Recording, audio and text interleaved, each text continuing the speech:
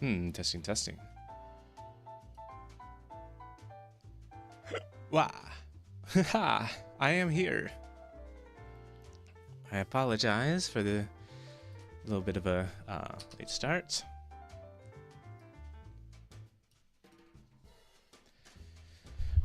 Welcome, welcome. How is everyone doing today?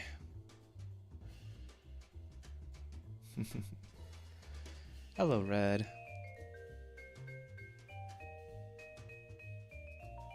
Oh. I seem to be dropping frames almost immediately. That's such a shame.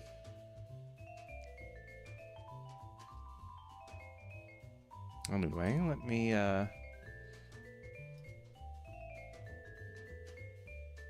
remember that I need to send out the announcement on the stream live. As soon as I do that, I think I'll start by jumping right into it then. Today I wanted to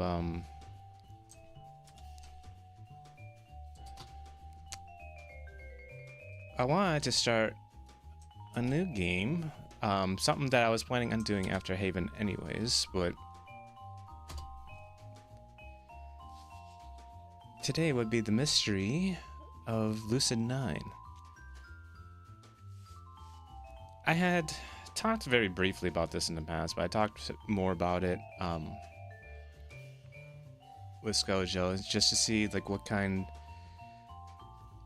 of game would probably work for some of my solo streams. He had recommended Lucid9, and so I am going to jump right into it pretty much as soon as I get it to work.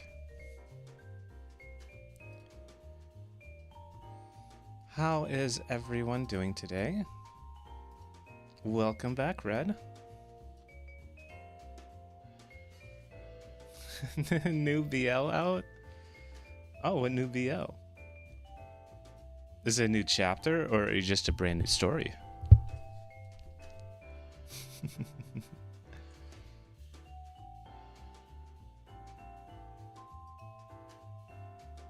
I am actually quite curious. Yeah, tell me about it, Red.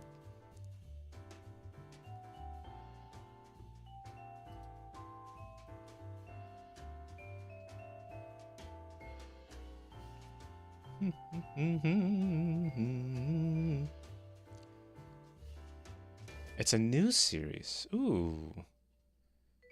What is it called?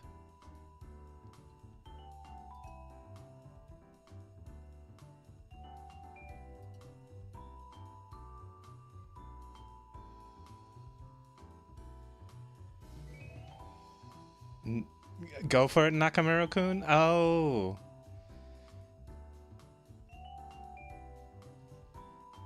Nice. I think I remember. I don't remember like reading about it. I do remember seeing it though, pop up on Crunchyroll.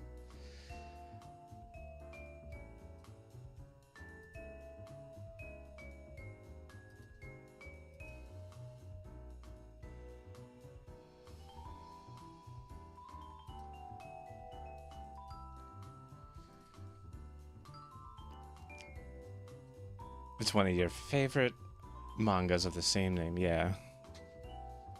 I remember like I don't know, I don't remember what I did, but like it must have. I'm just trying to think because I think I have actually read it before, but maybe not. I just recognize the title. That's really it. That'll definitely be something I want to watch together with Skojo.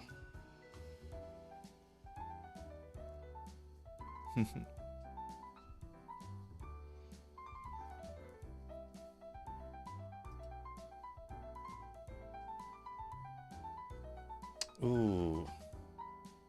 I'm going to I started up the game for Lucid9, and I think I'm gotta kind of do a little bit more of a setup around it so give me a moment. But I think I'm going to actually kind of start transitioning into the game. But yeah, I'm excited about that BL Red. I definitely want to check it out myself too.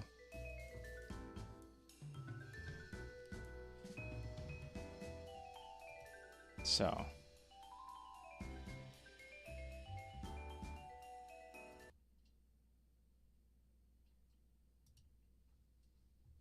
All right, let me see if I can get this to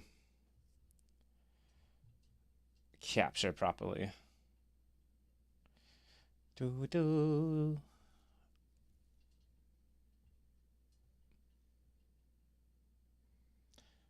I am going to do this.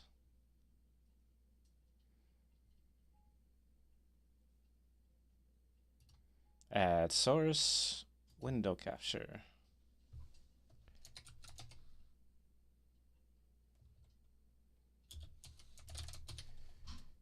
Game window.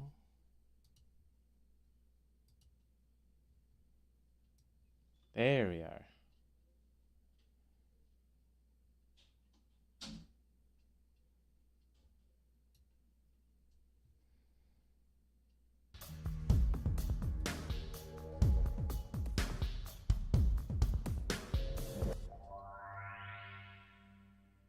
All right, let's see. I'm gonna do this. I'm gonna move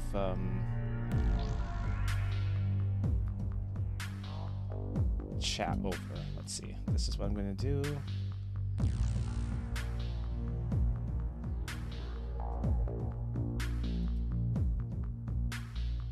I'm actually going to. I want to duplicate.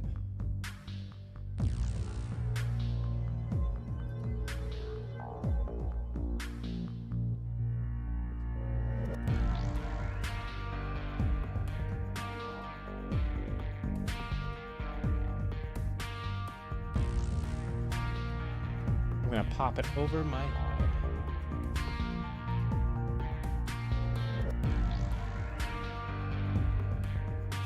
Welcome back.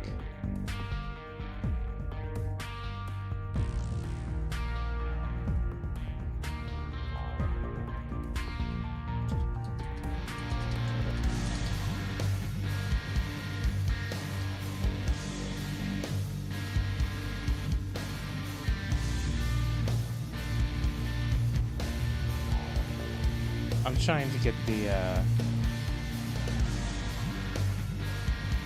this to blow up. Let's see if I can get it to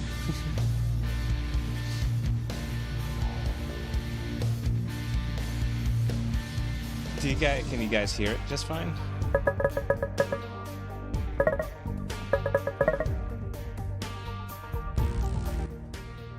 I'm gonna see if I can reduce the game is loud. Yeah.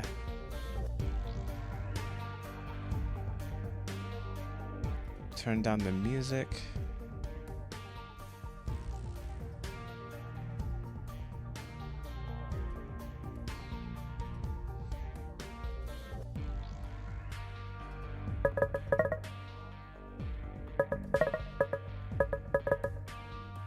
I think this works though.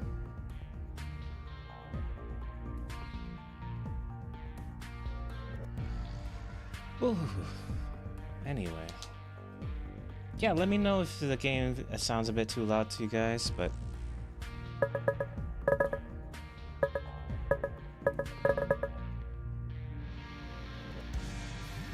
wondering if I should have it record my cursor on screen too as well. I like the music, man.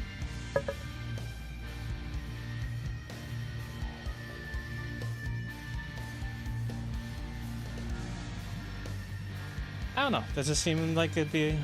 I feel like the setup is good enough. Are we ready to dive in?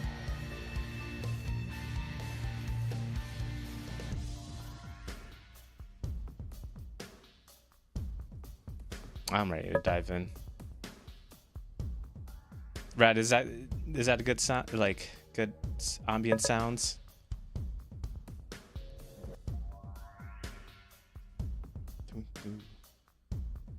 I can turn it down a little bit more too.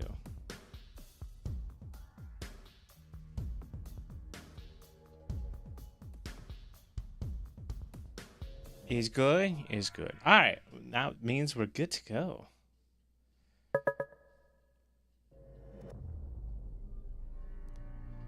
I don't know what the story is about.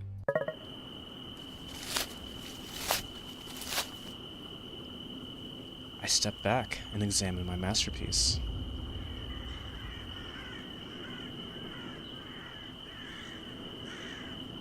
Perfect. My favorite color.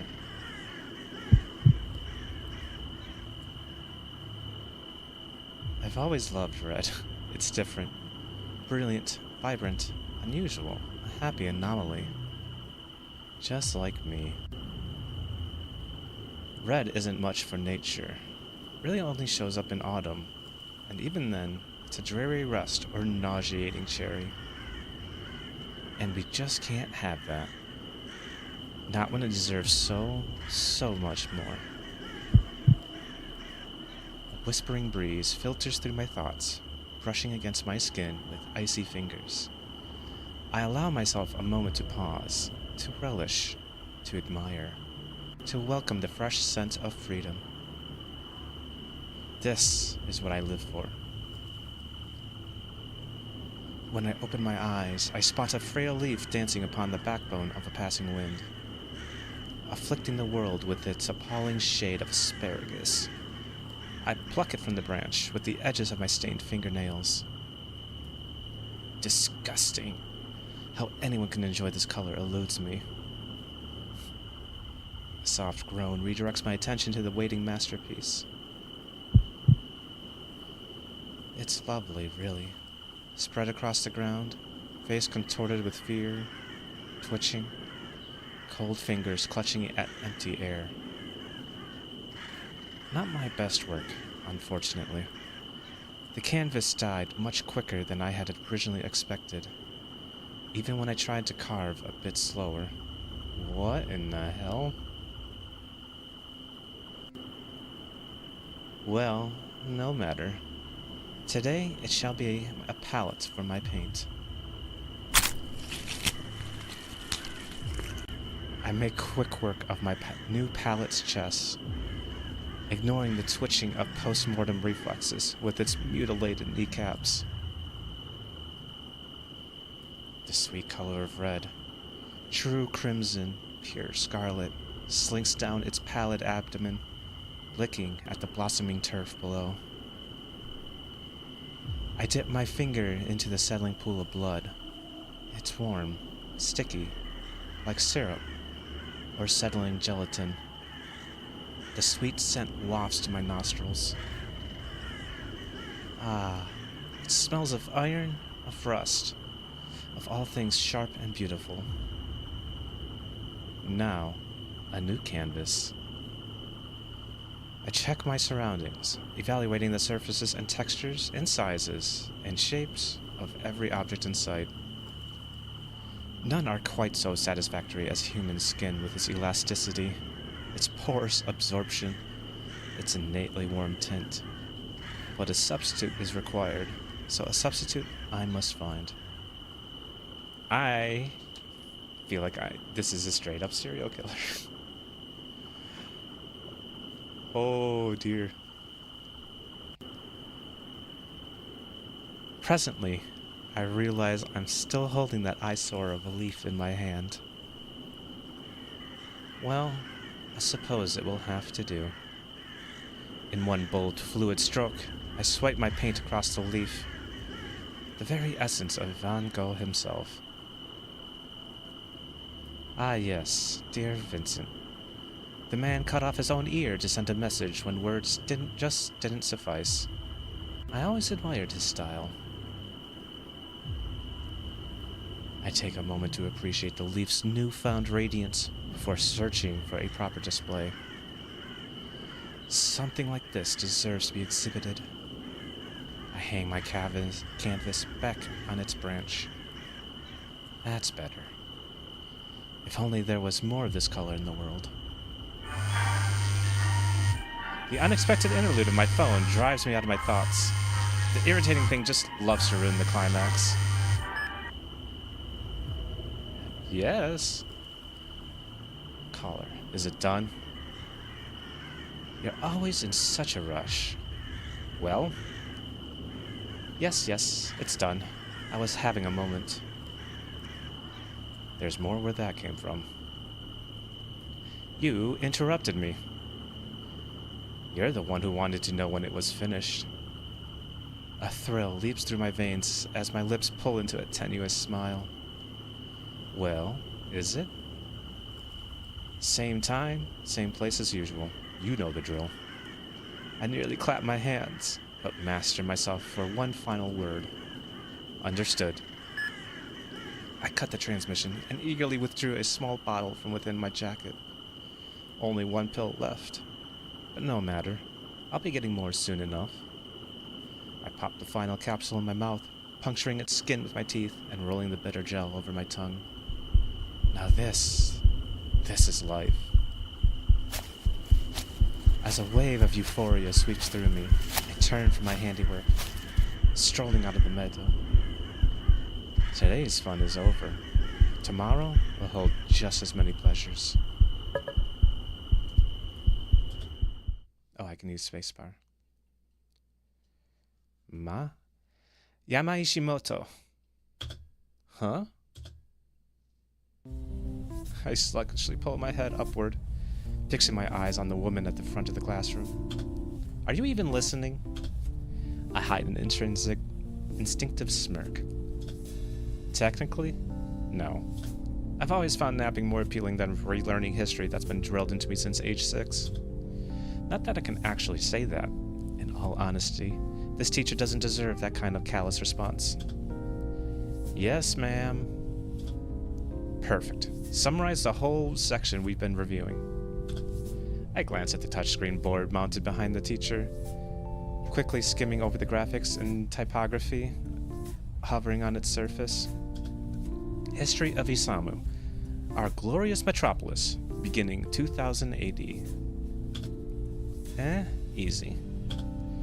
Life was really boring for a while. We weren't in debt, weren't at war, and we're basically doing nothing interesting. The teacher's lips purse into a thin line as the classroom erupts into snickers. I feel the slightest tinge of regret and rein in my sarcasm.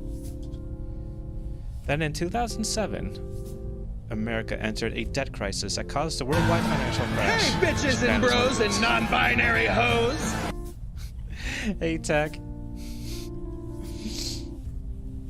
Aww.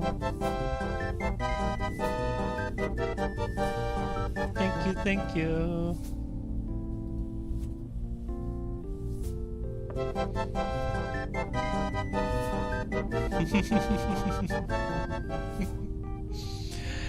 More pats. And lizard. Lizard. Oh, thank you so much.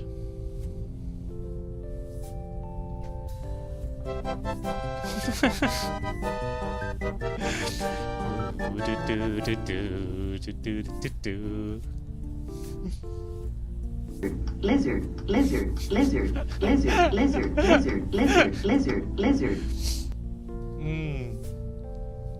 You missed the beginning part of this.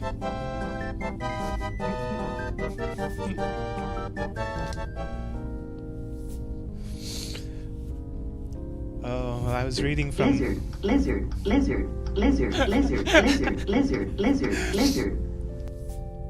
She's trying to break my buttons.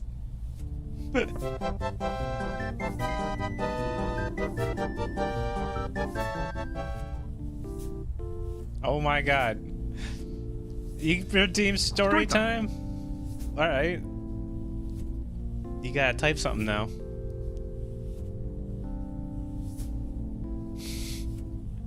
Lizard. You're breaking my buttons.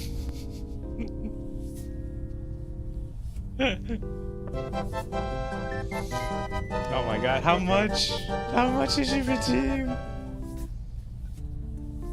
Oh dear. 1, 2, 3, 4, 5, 6, 7, 8, 9, 10, 12, 13.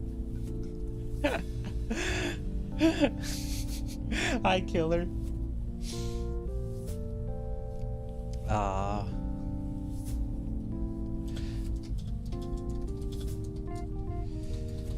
Ooh.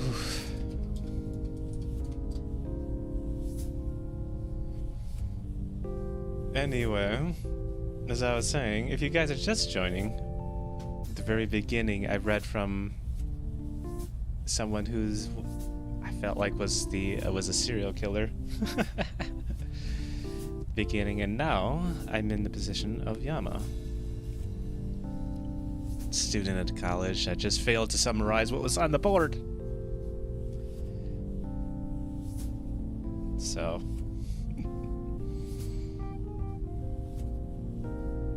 story time was accidental, but oh well. Here is today's story. The other day, I went on a 2.5-mile walk and picked a fuck ton of dandelions. And then spent about 8 hours on a call with the person I absolutely adore, making dandelion honey. Ooh. That's awesome, Tech. I'm so happy for you.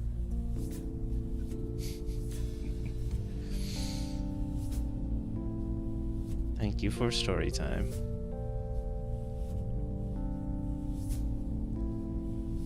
Ooh, stretchy stretch. I'm going to, that does remind me of one thing that I need to set up just before I continue here.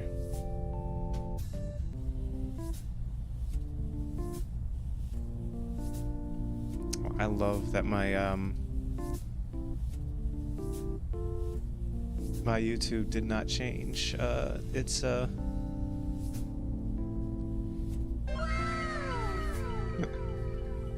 live. Oh well. Would I like to see a jar of it? Sure.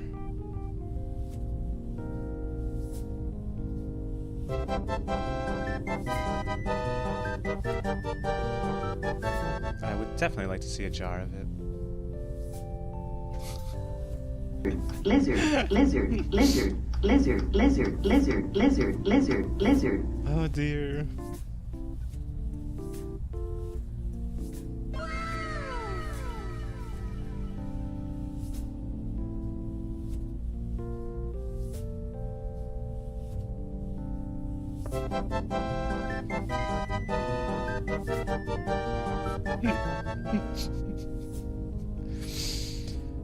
Oh, thank you.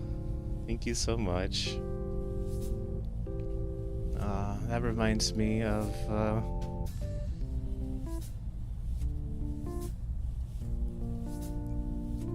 Ooh. I was gonna say, it reminds me about, like what's happening with Skojo right now. Yes, you did. I'm going to,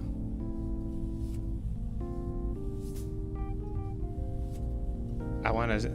Can I show it on stream?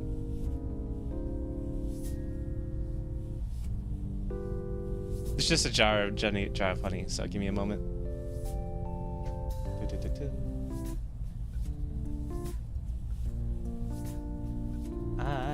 Let's see. Display capture, window capture. Here we go.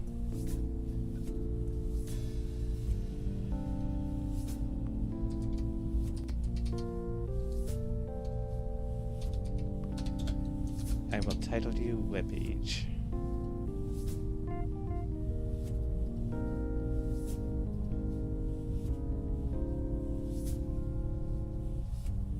There it is.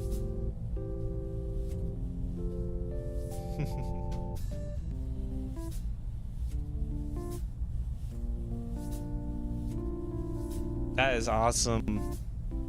So dandelion honey just is it because there's a ton of dandelions where the bees trying to get their honey and that, or is it made in a specific way?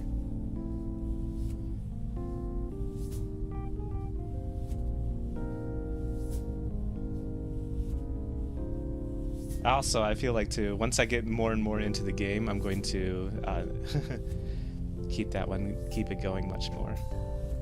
But I love honey.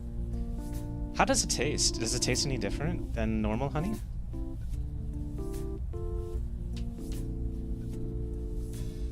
I wonder what it could be used for. No, dandelion honey actually has nothing to do with bees, and it's actually vegan. You just have to boil the dandelion petals into a tea and add a fuck ton of sugar and caramelize it. Oh. It's so much sweeter. Oh, that's interesting. Okay. If it is so much sweeter, then you need to use less of it. Might work in barbecue sauces, can work in a lot of different applications, actually. That's cool. Thank you for sharing.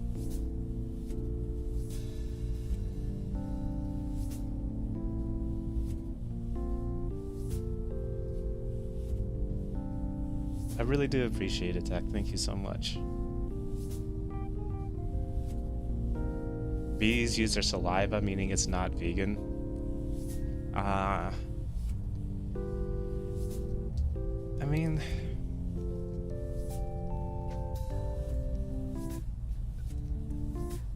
I'm pretty much an omnivore myself. Wanted to make a jar for a friend because they are vegan, and I ended up with 2 jars. Ah, okay. Do you know what you want to do with that dandelion, honey? You can stir it into tea, and actually just make a sweetened black tea, sweet green tea. Actually, it sounds kind of amazing. Does it dissolve well in hot water?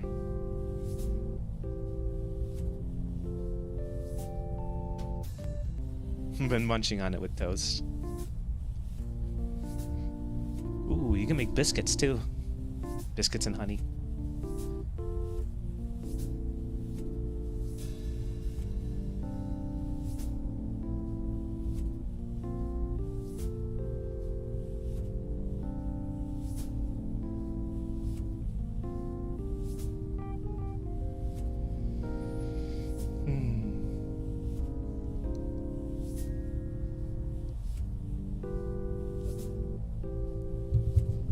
I have quite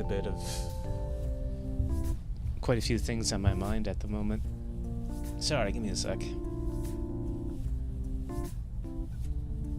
Anyway. How about we continue then?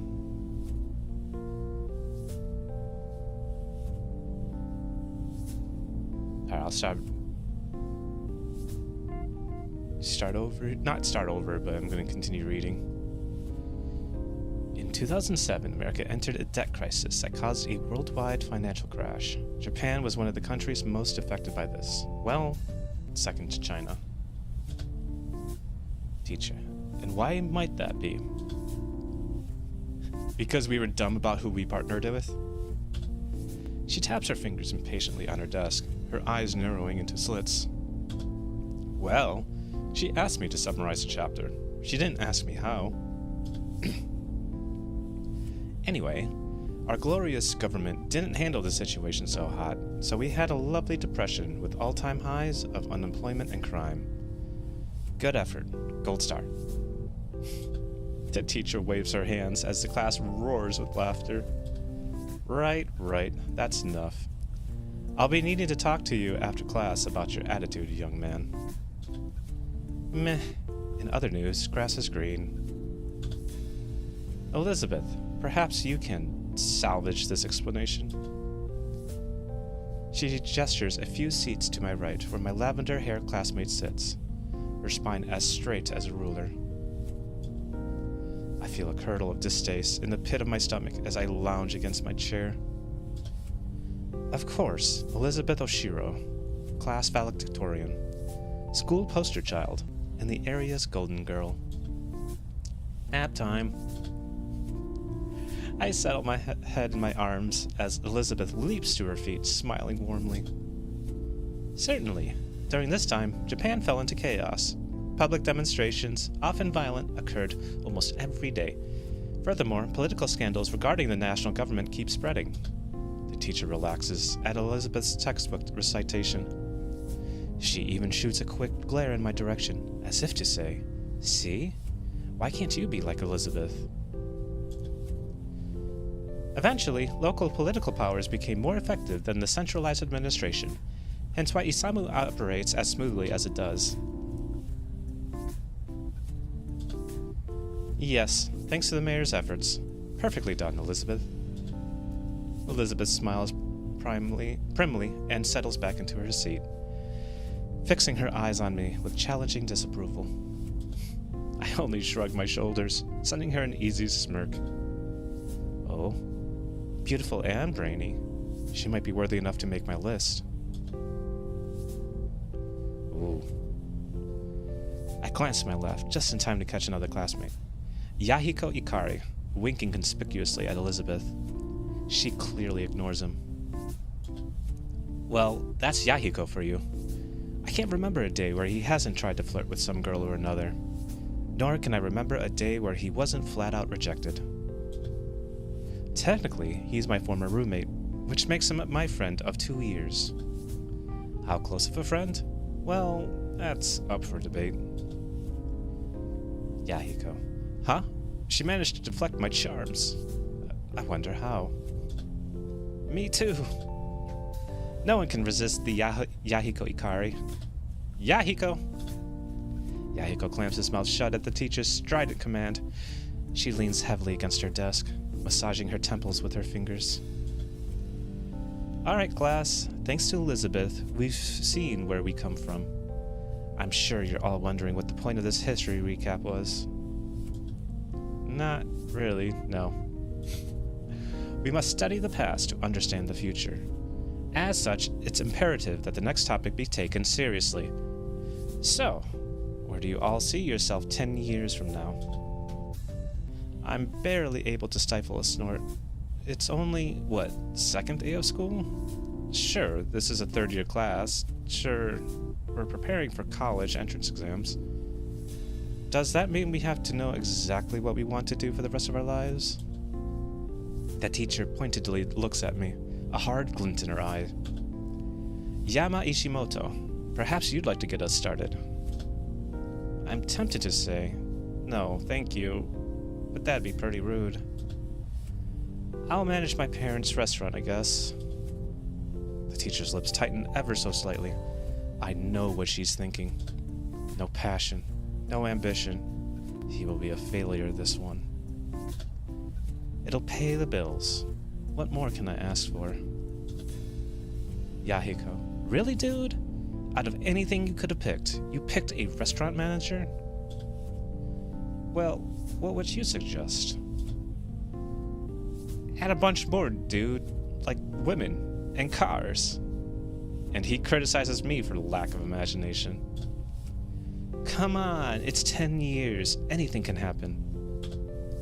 The teacher shoots him a disapproving glare as his voice raises dramatically in volume. Ah, Yahiko. Thank you for volunteering. Where do you see yourself in 10 years? Yahiko beams, and I feel a sudden sense of dread.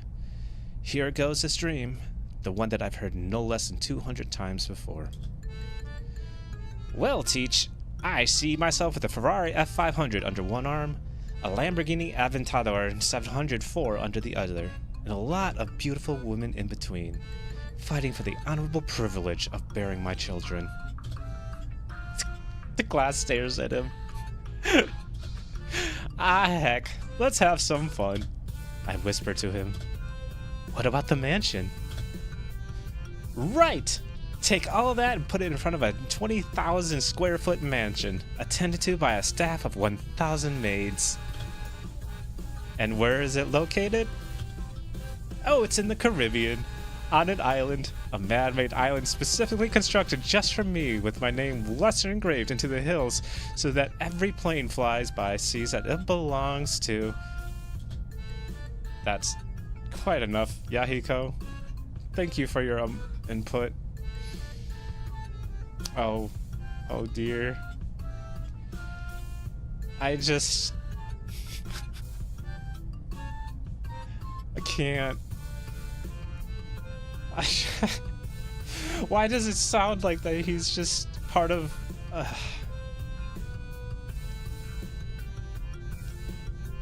I can't think of what he just said and not think of, like, the Epstein Island.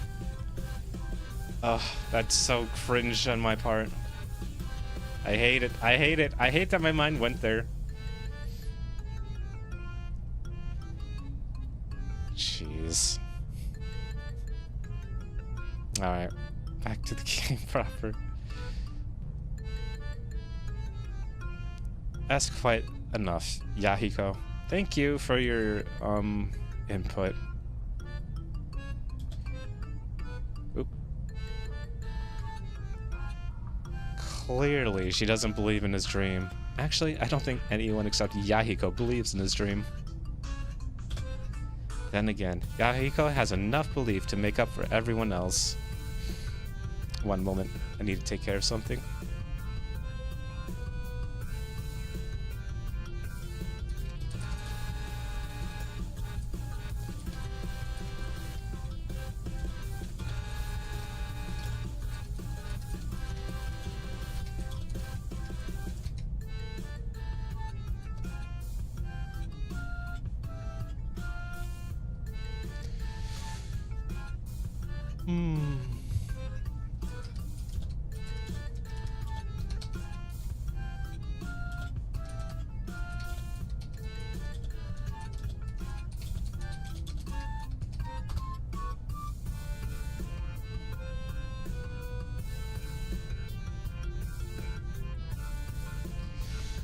Alright.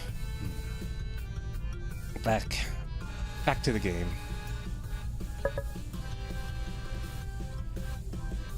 Now, Umeko. What about you?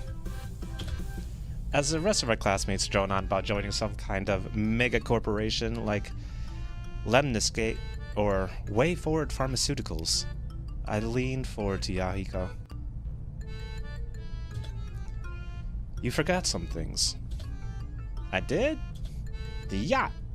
I walked the walk-in closet just for designer shoes, the private jet, a second mansion in Tahiti. Oh crap, I did! Hey, teach! Fortunately for the teacher, the school bell rings before he can grab her attention. That's loud. Give me a sec. I am going to reduce the sound effects. Maybe the ambience a little bit too.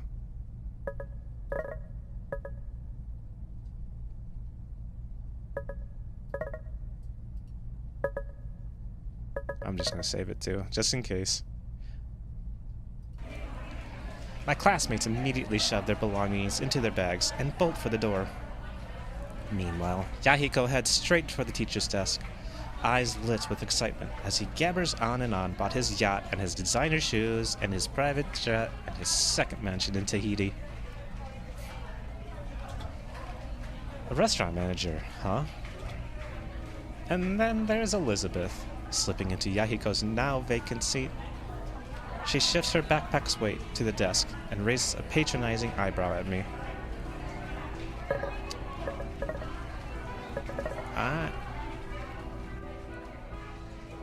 Let's turn down the obvious just a little bit more.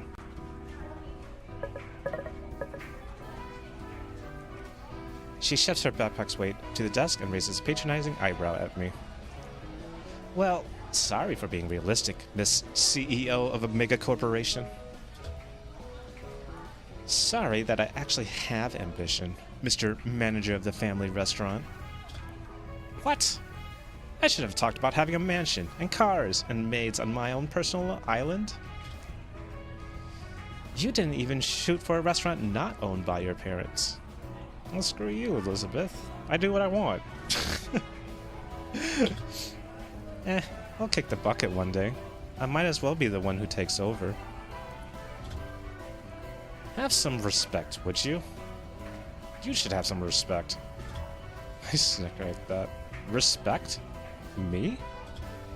I flash her a bright, overly friendly smile. See you around, Lizzie. She fumes, but forces herself to take a deep breath until her expression stills. Unfortunately. That was a pretty nice comeback. I'll give her that much. Beth, still up for lunch? A student slides through the door with a warm smile and a wave. I recognize her as a girl who is always with Elizabeth. Don't know much else about her. In the blink of an eye, Elizabeth's face softens into a friendly grin. I'll be right there. Yep, just in case it wasn't clear enough, her hate is directed exclusively at me. She's the queen of angels to everyone else. Particularly this girl, who I'd guess is the closest thing she has to a friend. Well, Ishimoto, it's been a pleasure. I bet it has. She lifts her chin and stiffly walks out the room, nearly bumping into a startled Yahiko on the way out. As a train of second years, probably her groupies, pull her away, Yahiko slips next to me. Why did she talk to you? Not me, the great Yahiko Ikari. Maybe because there's a limit to how many brain cells she's willing to sacrifice for conversation. Beats me. She's been doing that for a while. Really? We were in the same class last year. Really? I'm not surprised that he just learned about this. Then again, to be fair, I don't talk to Yahiko much about my personal life. Yeah, something like that. It's not important. Yahiko evaluates me for a second with an unusually stoic expression, but quickly shakes it off, his face melting into a grin. So, what'd you think about my dream earlier? This again. On second thought, maybe we should have kept talking about Elizabeth. Same as the other 200 times you've told me. It hasn't been 200... Has it really? 203 to be exact. Oh, I take count. Huh? So that means you think it's amazing, right? Totally. I think it's the best dream in history. And it's so original and realistic. Thanks, dude. But I don't think you're aiming high enough. Huh? What else should I add? Aim for the moon. He gasps as if it's the best idea ever. Poor soul. Forget Tahiti. A mansion? On the moon? You'd be the first. And probably the last. Just think about the possibilities. No one's even set foot on the moon. Imagine how famous I'll be if I build a mansion there. What? No one's even set foot... Seriously?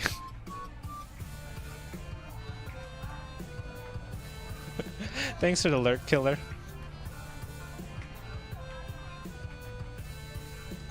Let me, I just realized something wasn't...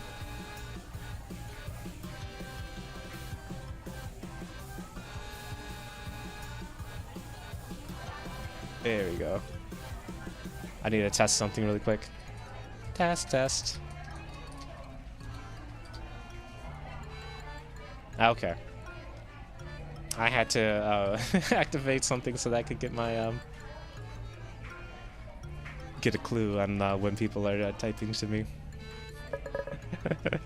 I like this character already. This is fun. Either I stepped into the conversation at the wrong time, or someone just came up with a really stupid idea. Chat so tiny? Yeah, I moved it over. I guess I need to have a separate source. I'll have to fix it for next time, because I didn't think about my setup today.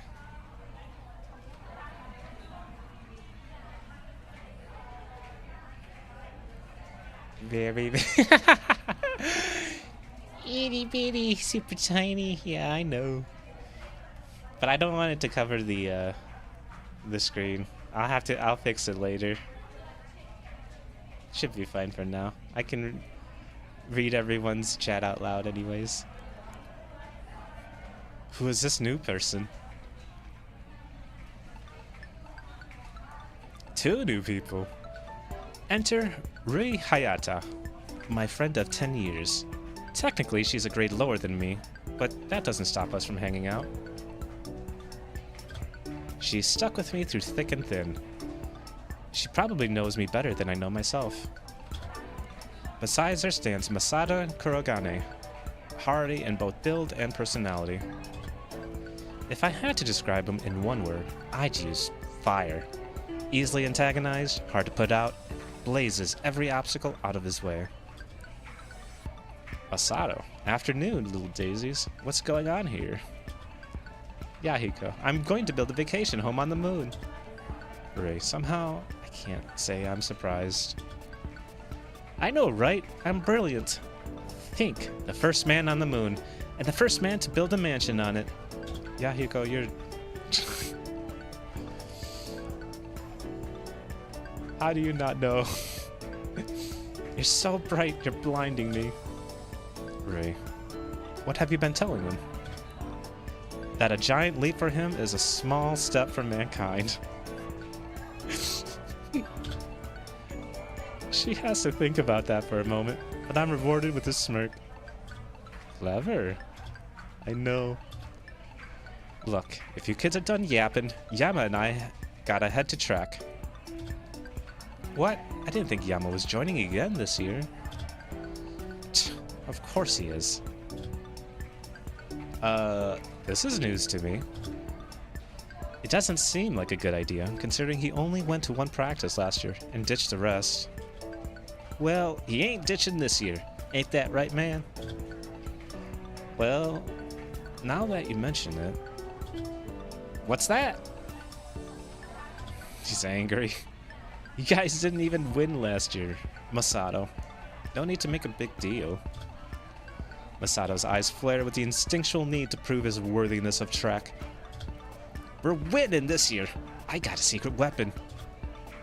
Really? Masato lights up at Rui's apparent interest. See? We lost last year because we didn't have good names. This year, I've got a great one.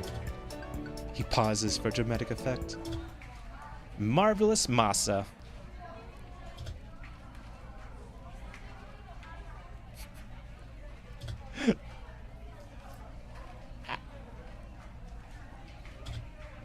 Well, at the very least, this is a pretty good opportunity to joke around.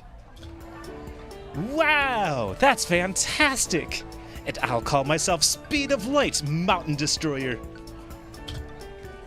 The hell? You should rename yourself to Streaking Shadow Dark Eradicator. Then we'll be unstoppable. Ain't no way I'm going with that. Yeah, he isn't great with sarcasm. I smirk at him. Before I can elaborate, the PA above us crackles to life. The club fair is officially open in the courtyard. Feel free to drop by and check out some of what your fellow students have planned. Already. At just the second day.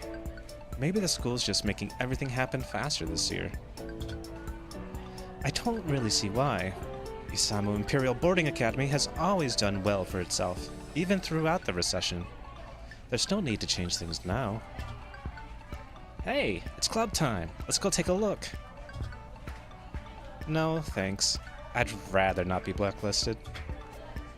What does that mean? It means she's afraid to go with you. You'll outshine her so much that the clubs won't be interested in her. Oh. Rui glares at me. I only wink back. Well, you shouldn't worry about that, my dear Rui. I'm sure I can use my substantial sphere of influence to get you a good spot. I'm already in a club, you know. Drama club. Oh, right. She's been in the drama club since last year, and somehow he is still forgotten. Then what was Yama talking about? Nothing. Just acting like an idiot as usual. Well, you know what they say. Like attracts like. Rui elbows me sharply in the ribs, but her lips are pulling up at the corners. They also say opposites attract. Yeah, And we know which one you are. She slaps me playfully on the arm as Masato and Yahiko watch with blank stares. Did I just miss something? No more than you usually do. Yahiko frowns for a moment, but eventually shrugs the exchange off. Well, I don't know about you guys, but I need to find myself a club to grace with my innumerable talents. They are innumerable, all right. So, without further ado, I bid thee farewell. He turns with a flourish of his hand, but Rui calls after him. You know that we'll be there, right? Huh? Club Recruitment Day. All the clubs will be here, including track and drama. Oh. Well, see you there. He whisks out of the room. You're coming to man the track booth, yeah? Me? Like I'm track's poster style? Poster child? Poster style. Bleh. I'm gonna take a drink of water. One moment.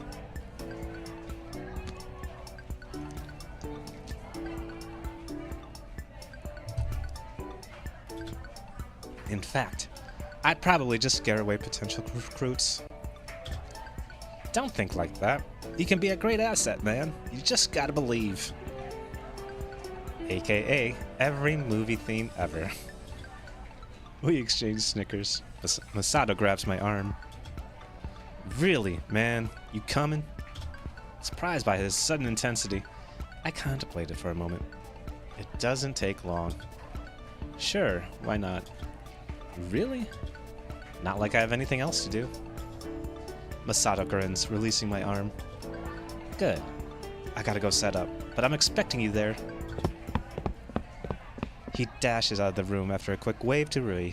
She smiles back and promptly turns to me. Have you figured out why he wants you in track so badly? Not a clue. She hesitates for a moment and glances around the room. You know, you could join drama club instead. It could be a valid excuse for Masato. I think he'd just ask why I joined a different club when I could have joined track. But still, I think you'd really like it. Honestly, it sounds like it could be pretty fun. Rui seems to enjoy it. She often claims that it's just like when we played make-believe as kids. And make-believe is one of the few things that I don't mind doing. But it's so much work. It's no more work than track, idiot. Besides, it could be really fun. I'll take your word for it. She rolls her eyes and shoulders her bag. Well, fine, Mr. Grumpy Pants. Some of us have club booths to manage, so I'm going to get going. I'll go with you. We walk in step to the door, almost into freedom, and then a strident voice of the teacher rips through the air. Ahem. Yama Ishimoto. Surely you didn't expect to escape so easily. Ah, yes. My attitude problems. I turned to Ruri, suddenly pleading. Bail me out? Not a chance. What? What? It builds character. I have plenty of character. Come on, throw up a distraction. For me? I throw in a shameless dose of puppy eyes. She only pokes my forehead, stinking her tongue out. You win some, you lose some. Just be glad it's with the teacher instead of the police. She darts off as I call flatteringly after her. But at least the police won't bore me to tears. What was that, young man? I turn to find the teacher hovering right behind me. Whoops. Nothing. Great weather we're having, huh? She doesn't seem amused. At this point... At what point? It's the second day of school. Unless you're referring to teaching me last year. Come to think of it, yeah, that's highly possible. It's clear that detention is doing nothing for your toxic behavior. Well, yeah, because I can nap in detention. Therefore, I've taken the liberty of recommending you for therapeutic mentorship. which will take place on campus at the discretion of our dorm manager. Requirements will be 1 hour, 5 days a week. The mentor will need to sign off on every visit. The what now? Are you scheduling brainwashing sessions for me? Excuse me? You might have other ideas, young man, but civility and respect are integral cornerstones of our modern society. If it does result in scrubbing away some of that arrogance of yours, then I say, good riddance. I'm shocked by this unusually passionate outburst from her. She slows her breath, shaking as she jabs a book and envelope at me. Take this to Mr. Ryota's office. Ryuta's office. You know where it is. Ryota? Yeah, Ryota. Ryota. Yeah, that's how you say it. A tiny pinch of the tension releases. Mr. Ryota is the mentor.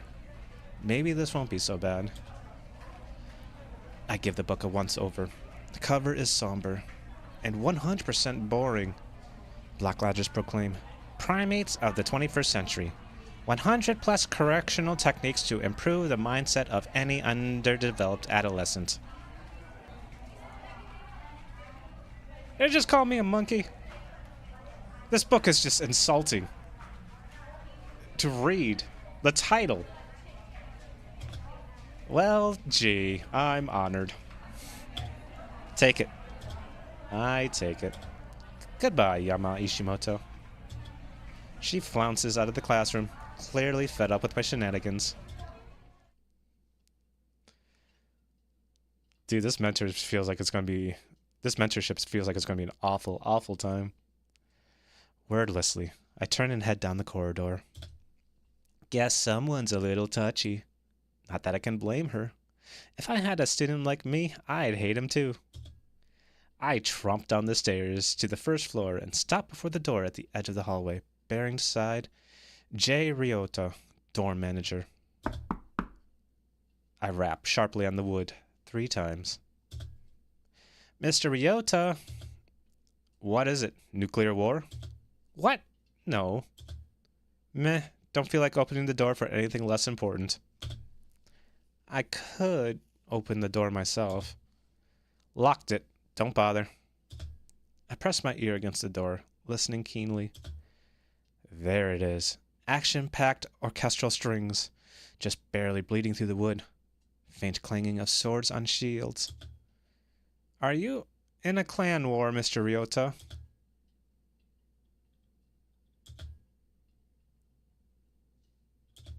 Bah! A moment later, the door lock clicks open.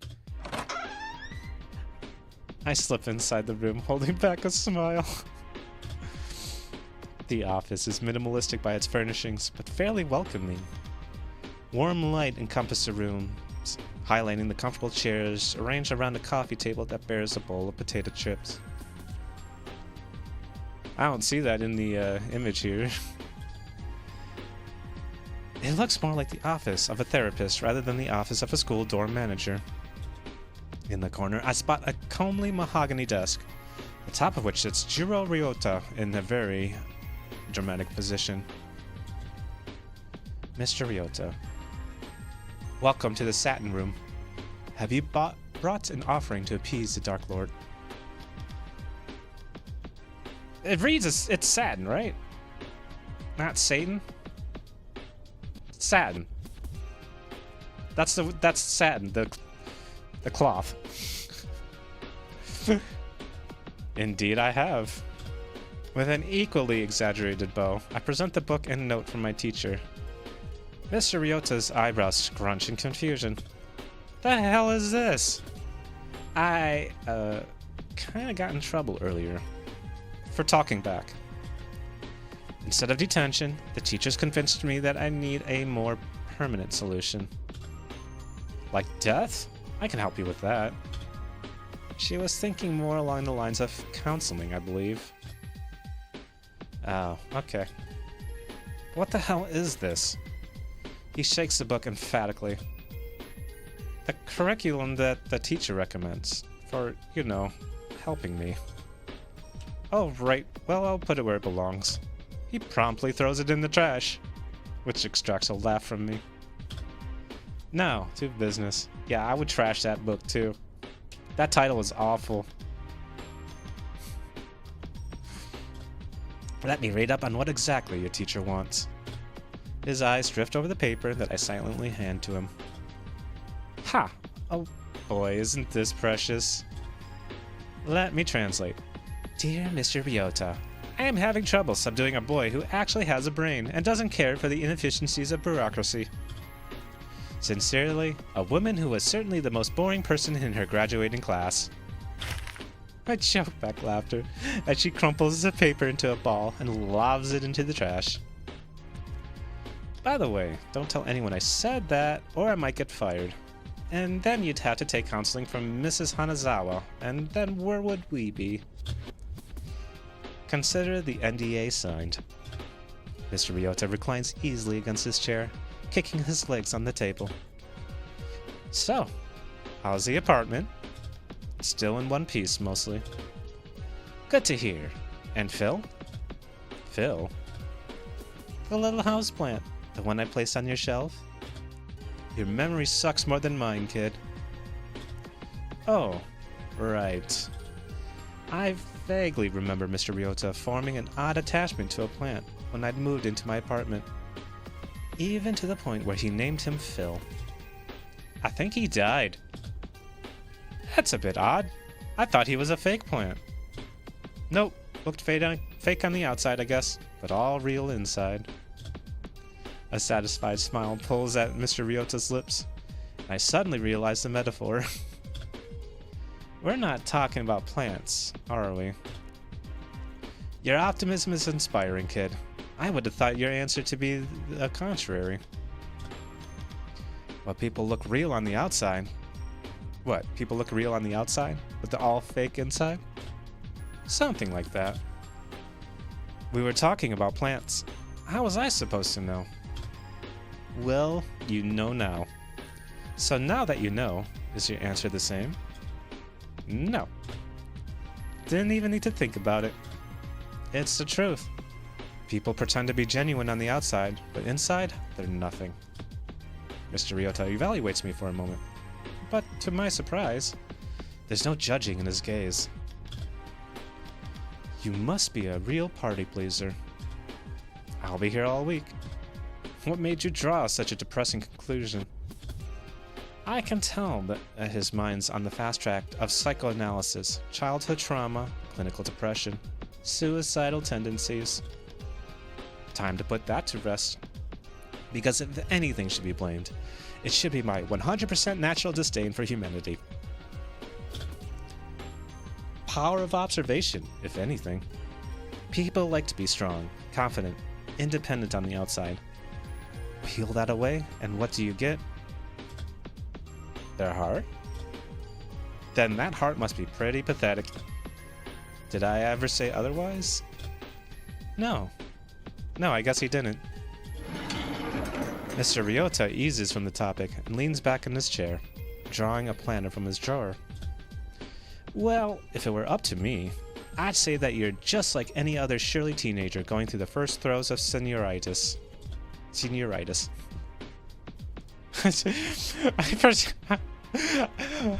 Senioritis. Senioritis. Blah, blah, blah, blah. I love that line. I need to get a drink.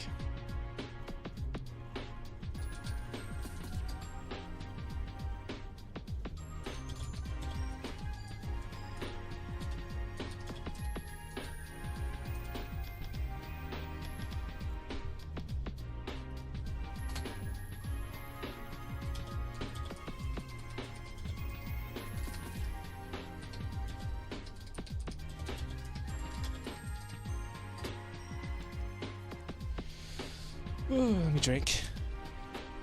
Doo-doo.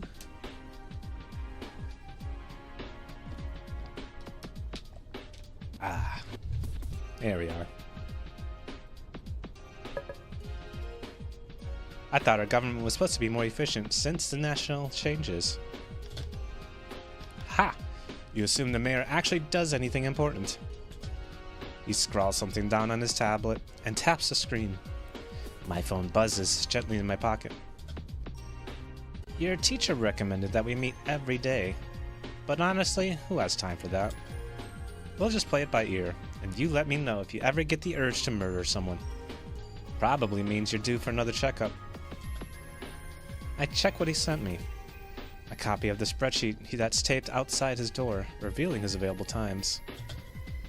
Wow, how do you have this much free time? Life as a dorm manager is just swell, isn't it? I thought you'd at least have some kind of job. I'll let you in on a secret. The kids here don't cause much trouble.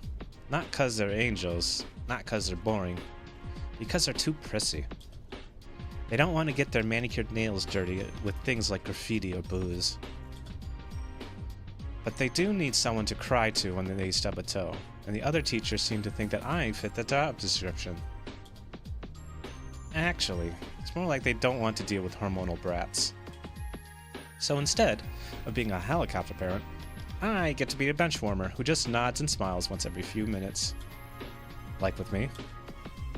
Well, you'll be more interesting than the rest of them, I hope. Yeah, that sounds like the Academy in a nutshell. Half the people are too snobby to be fun, and the other half are too lazy to care. What do you get to hear? Whining about grades? Toxic relationships? Sometimes, but not always. At any rate, I can't exactly complain. Makes my job easy. Thank you for your massive contribution to society. You're absolutely welcome. They seem to equal yours. I snort. He chuckles. Yeah, this could have been really painful if I hadn't gotten Mr. Ryota. Well, as your loving, caring, and awe-inspiring mentor, I can hardly keep you from the beauty that is Club Recruitment Day. Oh no, I'm fine. Really. Off you go, take a selfie and send it to me. Or I'll schedule an appointment tomorrow. But that's... you said...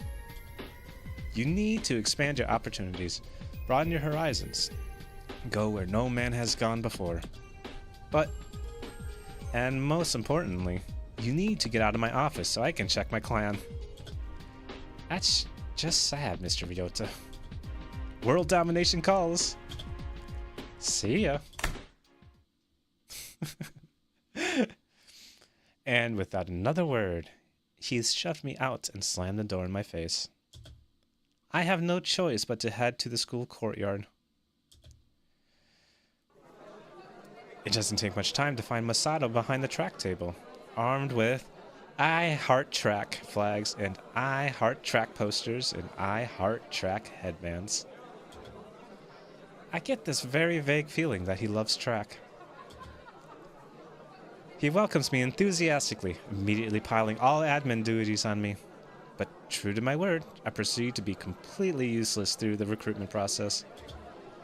Eventually, Masato seems to give up, handing me a simple sign to wave around. I amuse myself by coming up with the truly terrible pitches. Want a six-pack? Join track. Looking for health hacks? Join track. Get a knack? Join track. Rid your lack? Join track. Pick up the slack? Join track. For reasons unknown, Masato seems to love this. He grins and slaps me on the back. There you go. You just need to apply yourself, see? Man, the music is so intense here. I'm pretty sure that those glances we're getting from the underclassmen aren't looks of admiration.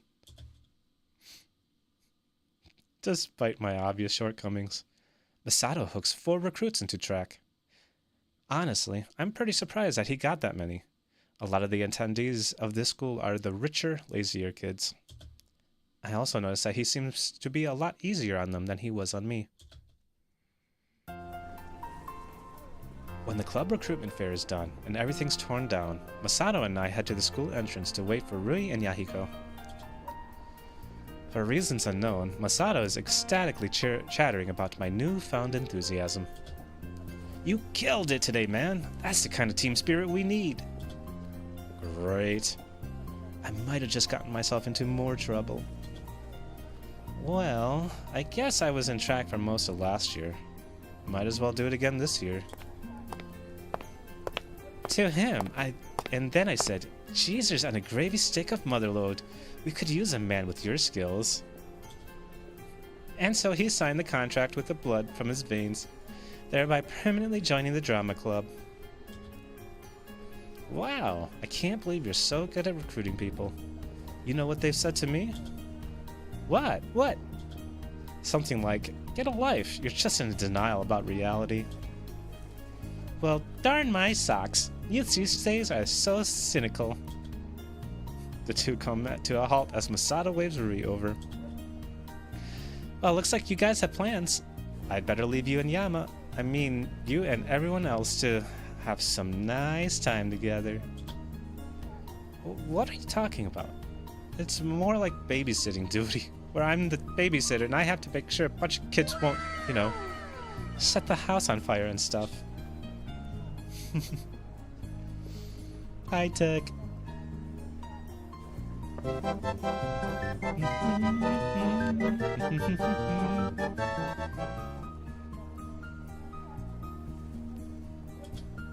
Aw, come on. He's your best friend, isn't he? And your childhood friend?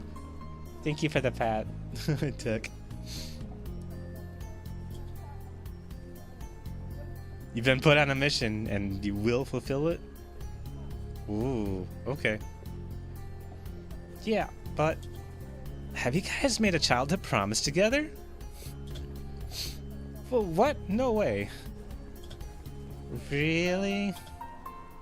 Really? Those kind of things are more cliche than explosions in an action movie? Exactly. Well, think of it this way. Although explosions may be cliche, they're also a staple. You can't have a proper action movie without proper explosions. It's the same with life. You can't have a proper childhood friend without a proper childhood promise. I wince. Does she have to mention romance? Really? Oh look. There they are. Guess I'd better get going. Have fun storming the castle. The girl cheerily skips away as Rui sprints to us for refuge. I try for a smirk. Looks like you and Akira have a productive recruitment day. Akira Karube, Rui's best friend, current roommate, and self-appointed matchmaker. Also, another person who I don't get along with. But let's be honest, do I get along with anyone? I don't know, you seem to get along with Rui very well. I mean, and Yahiko and Masato are still hanging around. I wonder if he actually thinks about that. Anyway, Rui. Akira was sure productive. I barely had any luck. I noticed that she's mastered herself surprisingly quickly. Well, I guess that 10 years of make-believe and drama club would do that to you. How'd you guys do? We got 4 new recruits, 15 liters of fresh blood. 15 liters? Did you just pull that number out of your head, or is it actually legit? Real, woman. Of course it's legit. Average weight's 55 kilograms. The average teenager has a blood volume of 7% his or her total weight. We got ourselves 4 new recruits. Rui's eyes are already swimming as she raves on, seemingly unaware of the curious glances from the freshmen who've pegged him as a rough thug. Assuming no one's anemic, we got 55 times 4 in total kilograms, which is 220. Multiply that by 0.07 of the weight of blood to volume ratio, and bam, 15.4. Round it down to 15 and for a nice round number, and we've got ourselves 15 liters of fresh blood.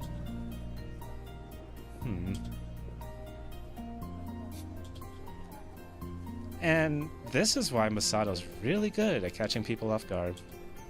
I can't believe you actually calculated that. Why? It ain't no trouble. It sure sounds like trouble. Hell nah. You should see what I do in Honor Society. Ah yes, Honor Society. Not only does he participate in it, he is the president. Oh, did I not mention that he's literally good at everything? Athletics, academics, heck, even probably art.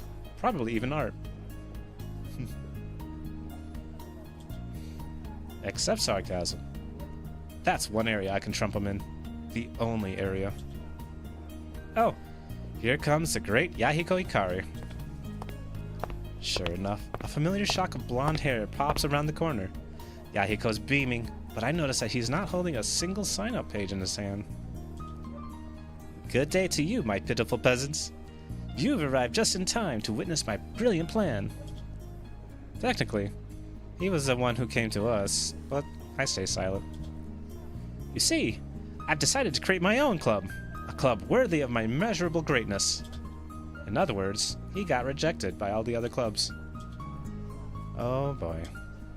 You making a club? Good for you. I know, I'm gonna call it the Happy Club, and it will be comprised of minions who will follow my every bidding. I think we just witnessed the creation of the shadiest club on campus. We will start by taking over the school, then Isamu, then Japan, then the entire world. Well, at least he doesn't lack ambition.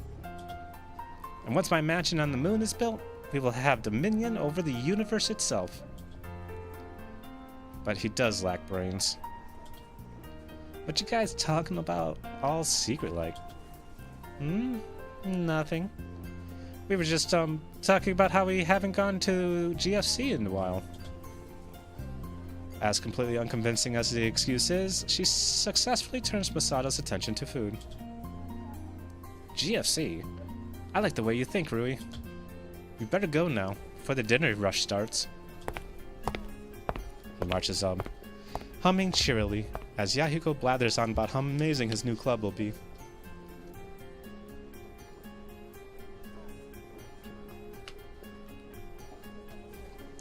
I'm gonna have to take regular sips of water in the middle of all of this.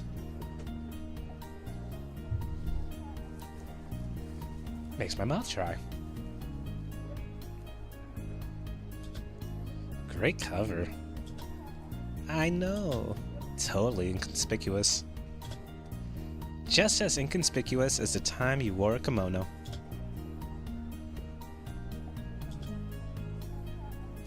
Of course she'd bring that up.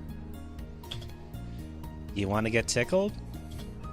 You wouldn't dare. Whenever you mention anything about kimonos, I feel the sudden urge to tickle the nearest person. We better get going. We should follow Masato and Yahiko to GFC, yeah. Hi, Liz.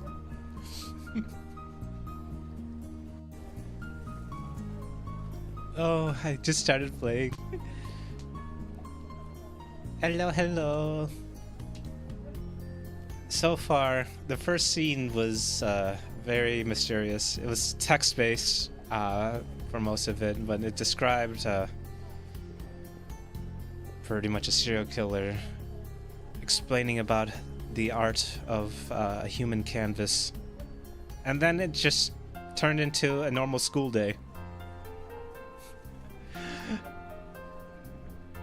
So, it's the second day of school, and right now I'm talking to Rui, a childhood friend.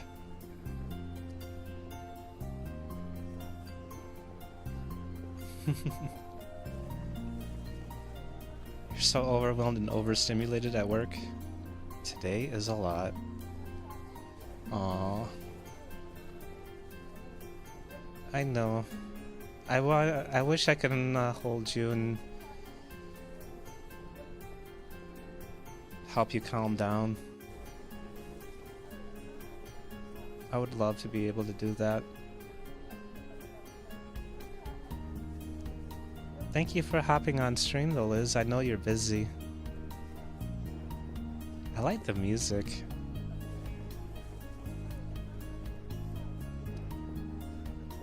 I like the story so far. I also kind of like reading it out loud. So, if you want, you can just keep enjoying. You're gonna go see the boys? Alright. Have fun. Hopefully they're doing good.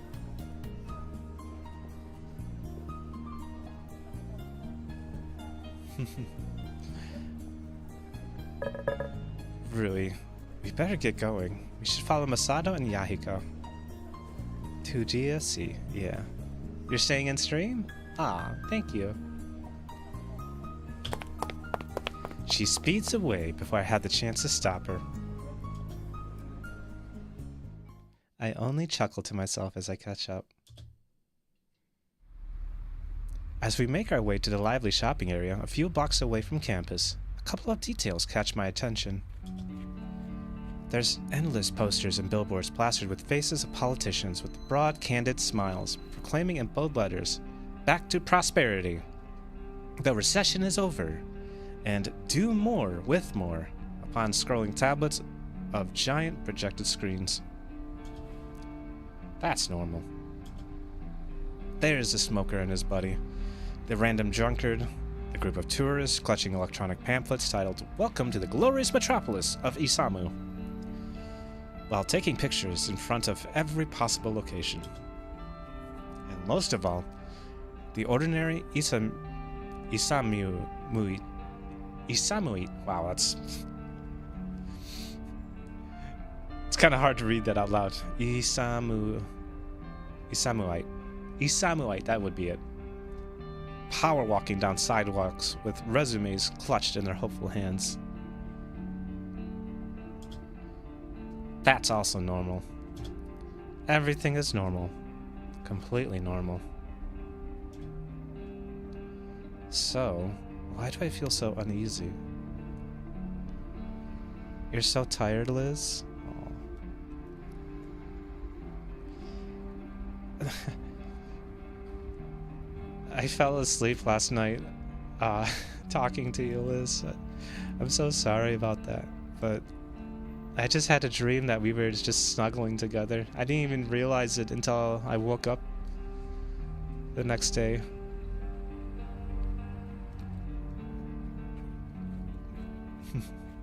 I had a very pleasant dream.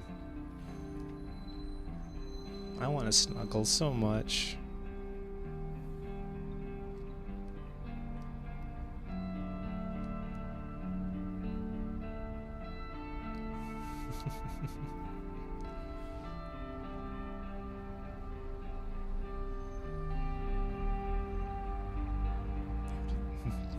Yeah, it's fine. I like that you can fall asleep, though, to my voice. I think it's especially good because of, you have insomnia. So, I'm wondering if I should, just kind of record myself today. Or, I mean, I am recording myself, but...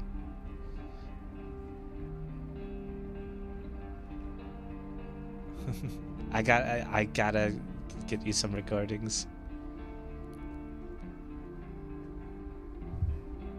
But I don't know, maybe I can turn this into like an audiobook as well.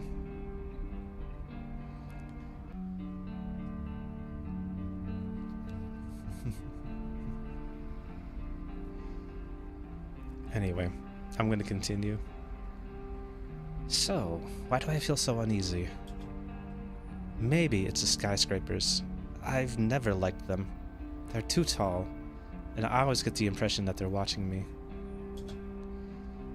Not like guardians either. Not some benevolent force that's watching over the city. More like staring, waiting for the right moment to strike. And then there's the smog, that terrible, musky pollution that sits on my skin like a coat of hard mud. Every breath is disgusting, but every breath is necessary. I hate this city. I really, really do. Too bad that there's nothing better. Not really.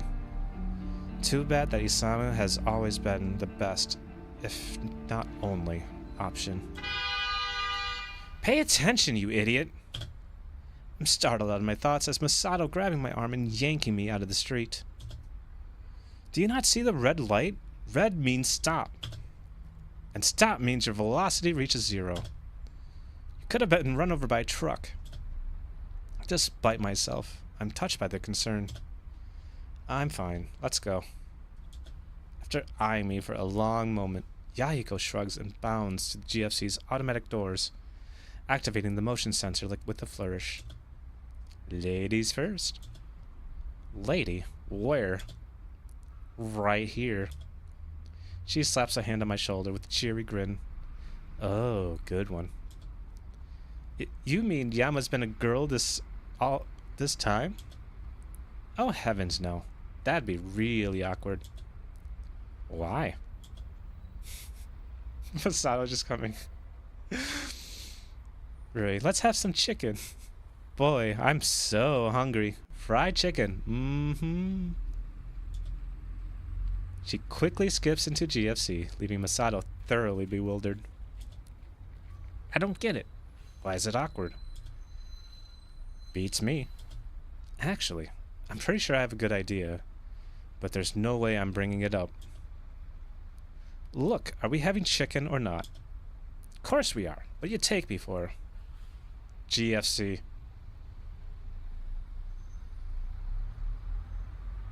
It must be like short for like something fried chicken. They haven't said what the G stands for, but now that I'm thinking about it, I think they mean like KFC, but it's named GFC instead. Oh my god, the they have to do that for the because they don't want to have like a copyright strike. That's funny as hell.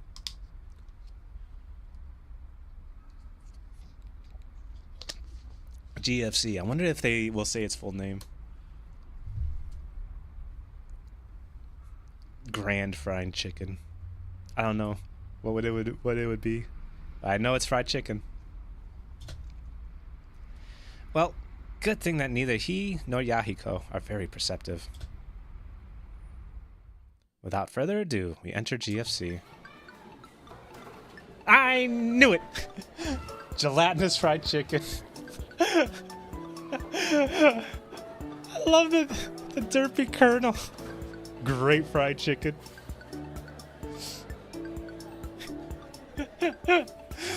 Oh my god, that looks so derpy. Oh, I love it. That's great. I know, right?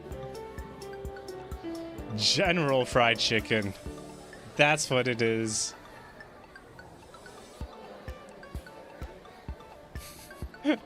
General. G fried.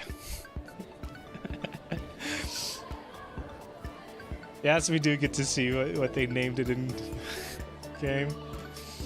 It took a moment for me to realize, but I love that I guessed it just before it popped up. General fried chicken has been a favorite of students from the academy. It's fast, it's cheap, and it's within walking distance. Green fried chicken. Chicken that's green. I like great fried chicken. Great fried chicken actually sounds like it's just... it'd be the best place. Because it's great. Good fried chicken can also work.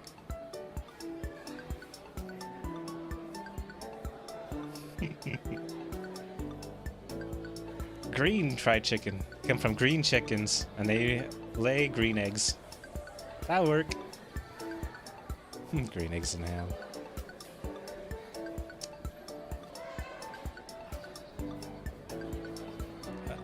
Dr. Seuss.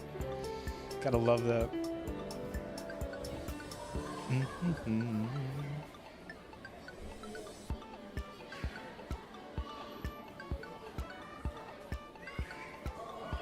Yeah. Ooh, can I read it to the boys too?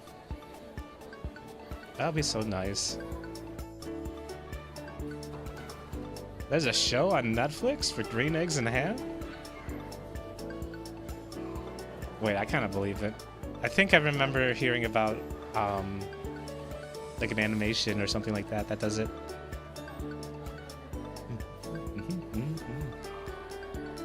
Your little cousin is obsessed? Oh, that's cool. Yeah. reading Dr. Seuss. I remember growing up with that. It was nice. There's a lot of different books. One of my favorite, though, while growing up, is how stuff works. But that was when I was. It's like an encyclopedia, but it has like mammoths, and it just taught you on how like technology had worked like in the past and current day, and even in like the future, or slightly futuristic, but not like. I mean, just things that like actually exist, so that you kind of know like how cassettes and VCRs work, but then eventually like how disk drives work, how like phones work, how cell phones work, stuff like that, how cars work, how levers work, and it was really cool.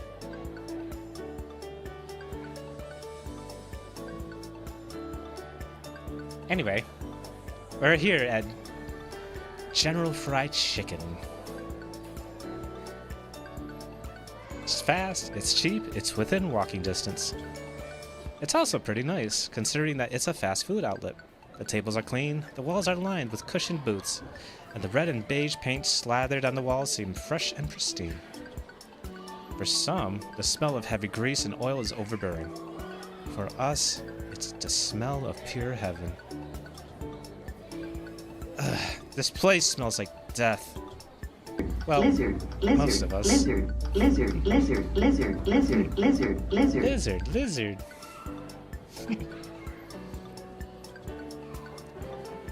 Weren't you the one who was such in a hurry to come in? Fried chicken. Shut up.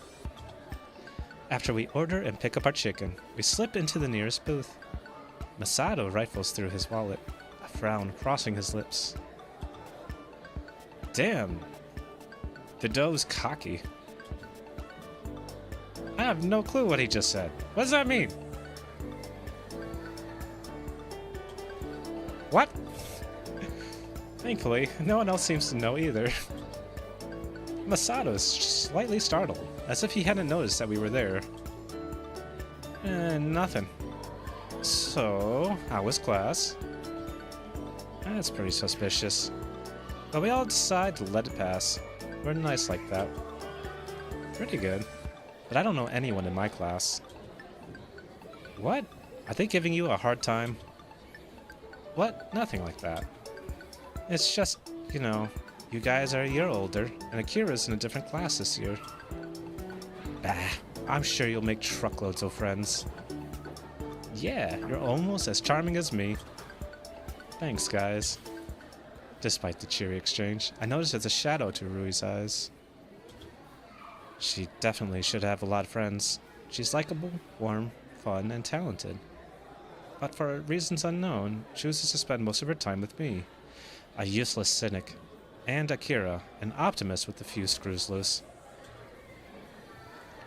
I've always wanted to ask why, but a small part of me is afraid that the moment I bring it up, she'll realize it and leave. No, I need to do this. It's the least I can do. Why don't you hang out with your classmates? The words come out a lot harsher than I intended. But Rui doesn't seem to be offended. Her expression darkens, but it's one of anger, not hurt. I don't want to hang around people like them. Why not? They're a bunch of fakes. All they do is judge me, or others in the class, or even one another. They're not outright mean, but I don't like it when people talk behind my back. And they pick on this shy girl in our class for no reason. It's stupid. You really hate them, don't you? Not really, but we don't get along. She picks idly at her chicken. The air feels somber and heavy. Hey, you know what we need? A competition. Now is not the time to bring up competitions, Masato. Actually, that's a good idea. Wait, what? She's never said that before. Generally, because Masato's never come up with any good ideas. I'll have to sit this one out. or it won't even be a contest. So, you and me, Yama. No thanks. You don't even know what it is. Fine. What is it? Who can eat the most triple S's in the short amount of time? No thanks. Hey. The triple S hot wings is GFC's most infamous menu item. An order of blindingly spicy wings. I don't particularly feel like disabling my mouth forever. Thanks. Rui wants to watch. I glance at Rui. The prospect of watching a competition does seem appealing to her. Probably because she can make fun of the stupidity of it all. Well, if it'll cheer up Rui. Gosh, I need some serious help. Fine. You're paying, though. Never fear. The generous Yahiko Ikari shall bestow you with the necessary funds. He shells some cash to Masato, who takes it with a nod and thanks. Boy, this'll be fun. For me. I can't believe I'm actually doing this. Why not? You mean, why wouldn't I want to participate in a competition that can potentially ruin my mouth and traumatize me forever? Yeah, exactly. This guy. Sometimes I wonder if he's trying to be this, well, stupid. Oh yeah!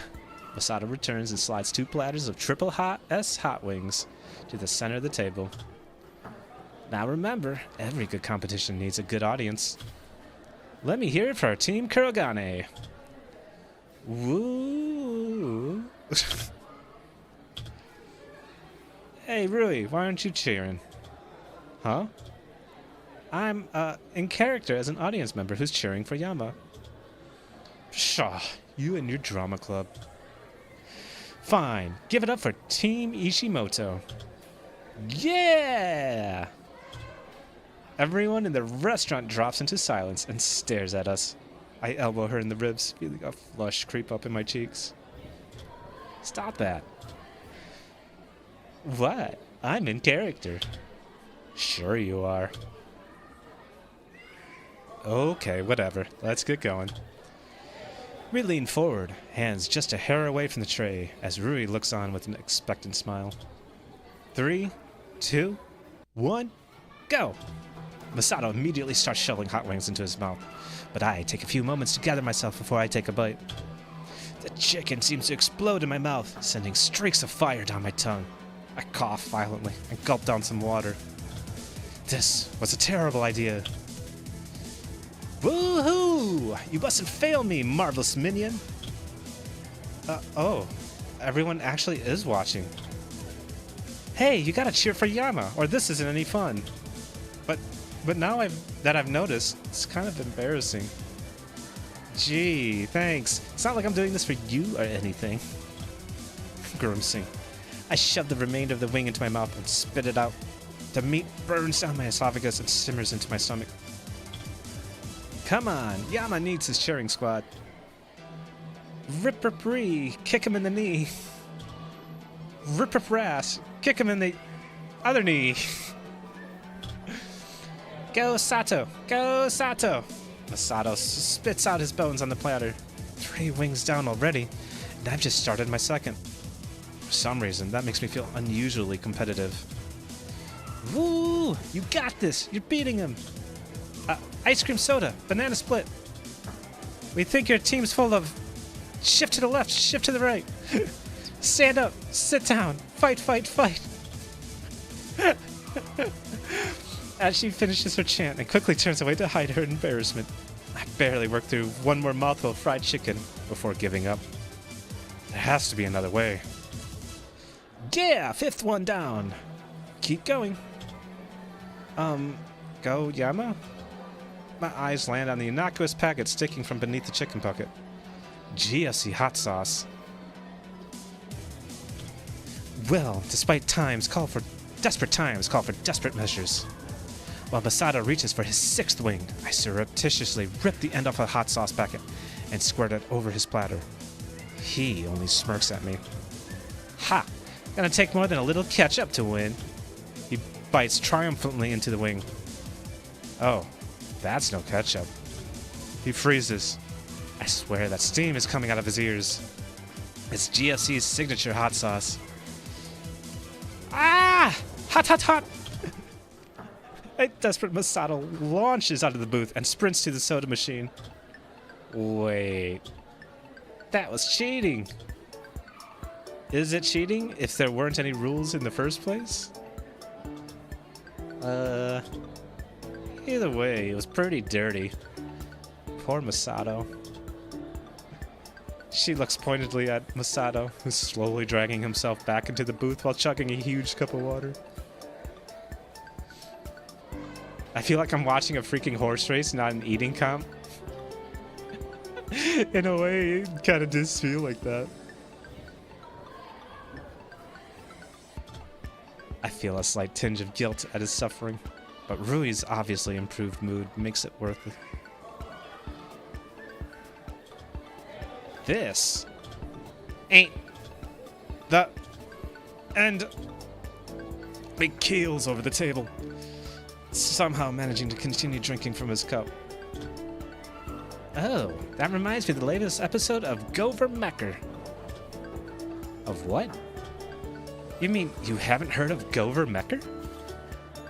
Do you have to yell so loudly? Honestly, I'm surprised we haven't been kicked out for causing a public disturbance yet.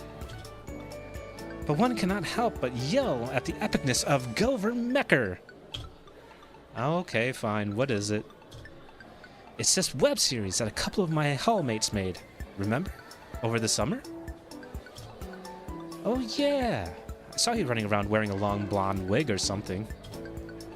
Great. That's a mental image I'm not getting out of my head anytime soon. Yeah, it's about the President of the United States. Well, it's called Akirima in our web series. Isn't that clever? Fighting other politicians to defend his country?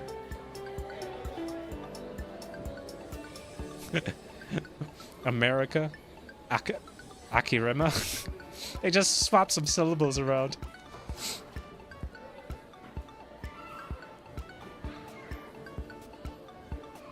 They just swapped the C and the M around.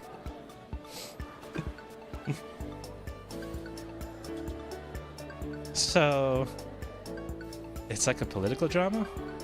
The red-haired one gives us Cinderella? There was one earlier. There was a character earlier, Elizabeth, that was much more of a tsundere. We haven't seen her though since the very beginning. But she's also was kind of like a know-it-all, prissy type of girl, teacher's pet type of girl. So Rui, I don't think I would call her tsundere. Maybe, I mean, possibly a little bit, but she's more like a childhood friend and kind of fits that trope a little bit more, in my opinion. Rui says. The red. Oh! I wasn't even thinking. I just saw her hair. It's like, oh, that's kind of peach. It's like, I don't think.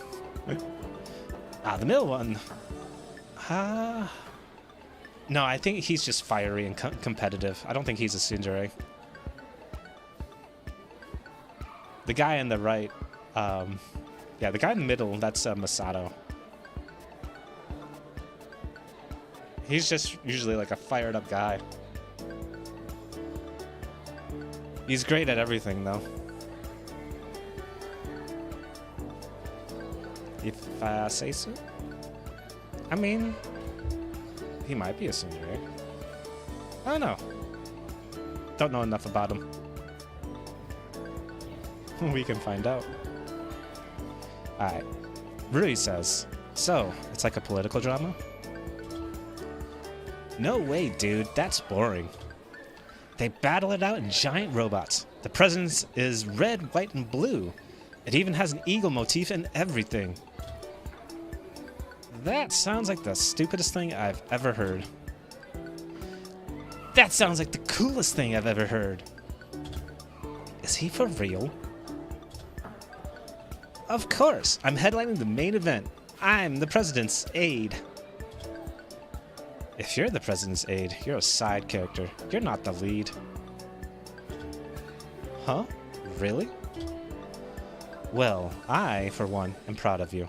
You finally found your calling. Being a background character. Hi, Liz. You shy?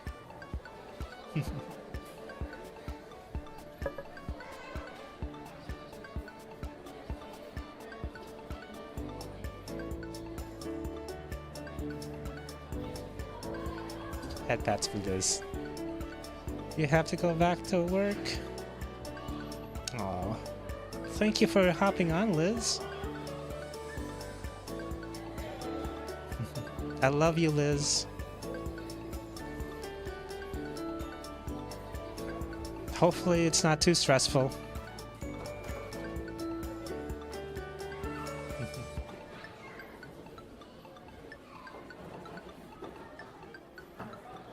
Aw, thank you.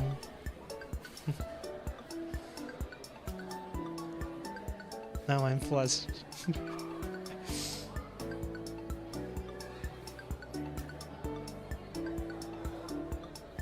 Yeah, me too. Aw, thanks, Tech. I hope you have a pretty easy time for the rest of today and tomorrow as well.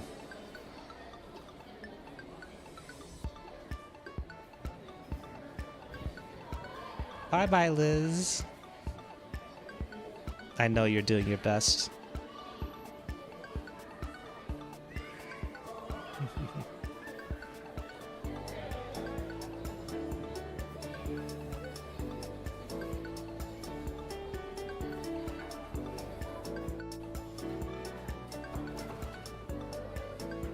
Sorry, I just... This makes me so happy.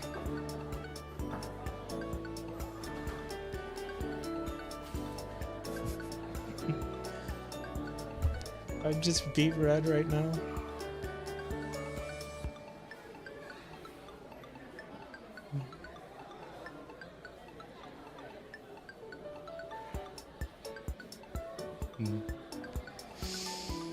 Okay, where am I? Time to keep going with the story.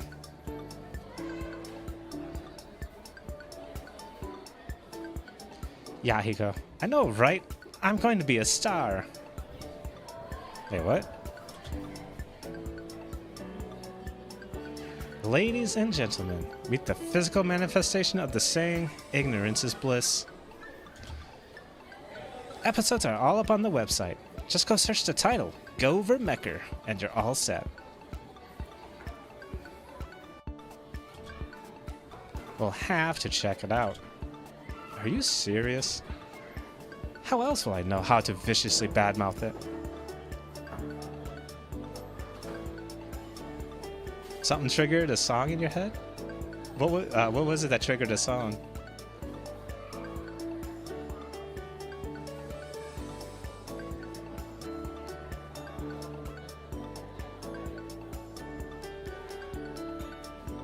Oh man, an old stem.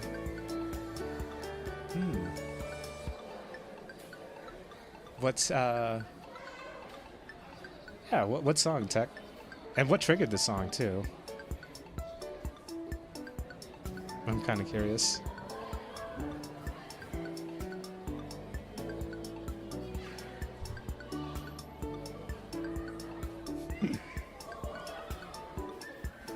The I'm gonna be a star triggered the I'm gonna be a star song. Okay.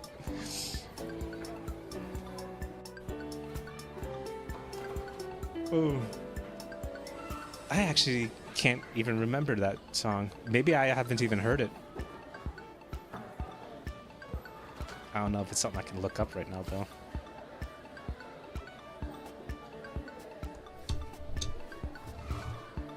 Is it stuck in your head, though?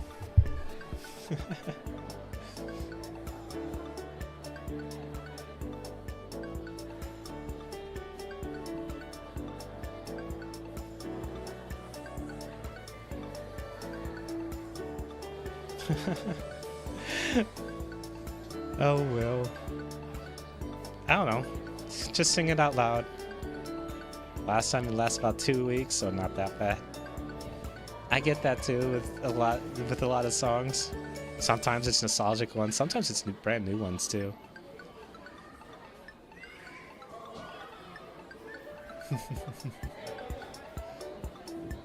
Alright, time to continue. How else will I know how to viciously badmouth it? I can't decide whether to be offended or be impressed. Why not both? Hey, are you two listening? Sorry, what? Nah, I was just saying I gotta go back. I briefly checked my phone. 6:10 p.m. Almost Masato's curfew. Yeah, he has this thing where he goes to bed at 9:30 sharp every night. Just one more way that he's completely crazy. Disciplined, but crazy. Still, it's best to honor that. The only thing worse than a normal Masato trying to drag me into track is a grumpy Masato trying to drag me back onto track. Then let's go. We head out of the restaurant and back to the academy right as the sun starts to set. It's kind of a ritual to walk with them, even though I don't live at the dorms anymore. I live at an apartment within walking distance. But since there's nothing and no one waiting for me at my apartment, I kinda just go wherever they go. Maybe it's because our stomachs are full, but we're completely silent on the way back. It's a comfortable silence, but still silence, and that means thinking. Overthinking, unfortunately. I almost jump as I see a group of 3 policemen race by on the opposite side of the street, approaching sirens, piercing the air with their incessant wailing, direct our attention to... Oh no. Whoa! A wave of nausea washes over me. The front of a city bus is crumpled against the back of a pickup truck. Thin trails of smoke mixed with the pungent smell of burnt rubber and scrapped metal. The scene is surrounded by a unit of police cars and a fire truck, along with a crowd of shaken people along the sidewalk. How awful. At least they all look okay. We can't do anything about it. Let's go. Masato and Yahiko nod hesitantly, but Ryu only stares thoughtfully at me. I stare at her. She tilts her head. I shrug. This seems to help her come to a decision, as she suddenly turns to Masato and Yahiko with a very convincing smile. Hey, Masato, Yahiko, why don't you guys head on back? I got something to do real quick. Masato opens his mouth, clearly confused, but Yahiko elbows him to the side and shakes his head ever so slightly. What? Say, we'd better get back before your curfew. Hold your horses. I was gonna ask. Come along, peasant. Your king demands it. Your king commands it. Hey, he at least can kind of read the room. That's actually a point for Yahiko. With a final wave, Yahiko drags Masato down the street. Rui turns her attention to me. I'm inviting myself over. Gee, thanks. That's what friends are for. Despite the smirk on her face, I catch her glancing at the ruined bus. I can't find it in me to argue with her. Sure, I guess. We switch our route to a different street, remaining silent as we pass by 3 more police officers. We reach Murad Apartments without much difficulty. It's a pretty decent place at a low price. A lot of Academy students are known to live here due to its close proximity to the campus. I see the little GFC plushie in the right next to the desk. Oh, it's so cute. I love it. I love the little plushie stand. Oh, it's a little green apple, too. And a little green leaf. There's a lot of green things in this room, actually. Green pillows. A lot of the books are green.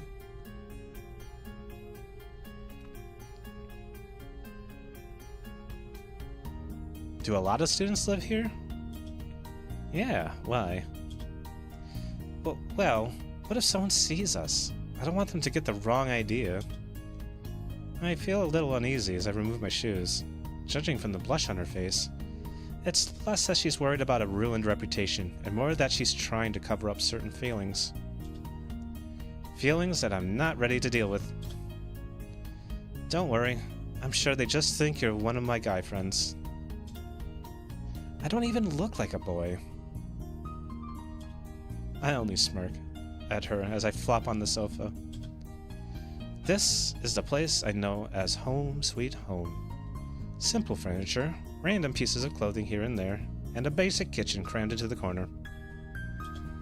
Not too fancy, but not shabby in the slightest. Comfortable. Rui doesn't seem to feel the same way. She gives everything a disapproving look as she proceeds through the apartment.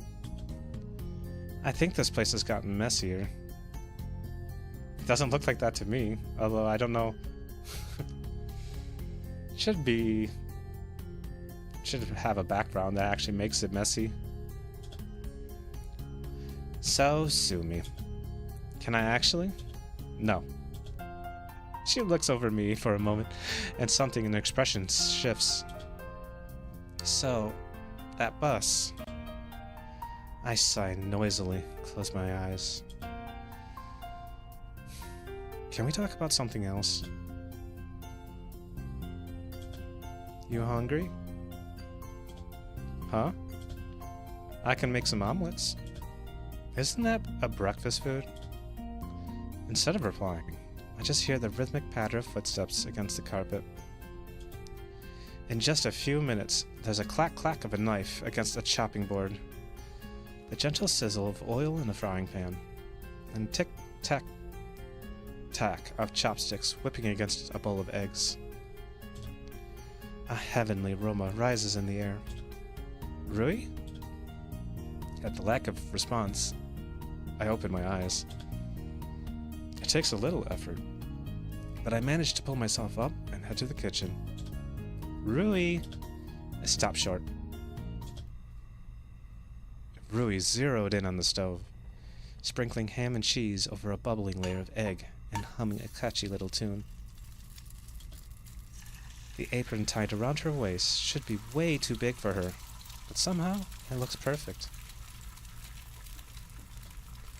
Wait, this is Rui. Rui Hayata. Get a grip, Yama. Get a grip. No, it's too late. Rui, welcome home, honey. You must be starving. I prepared dinner just for you. Oh my god.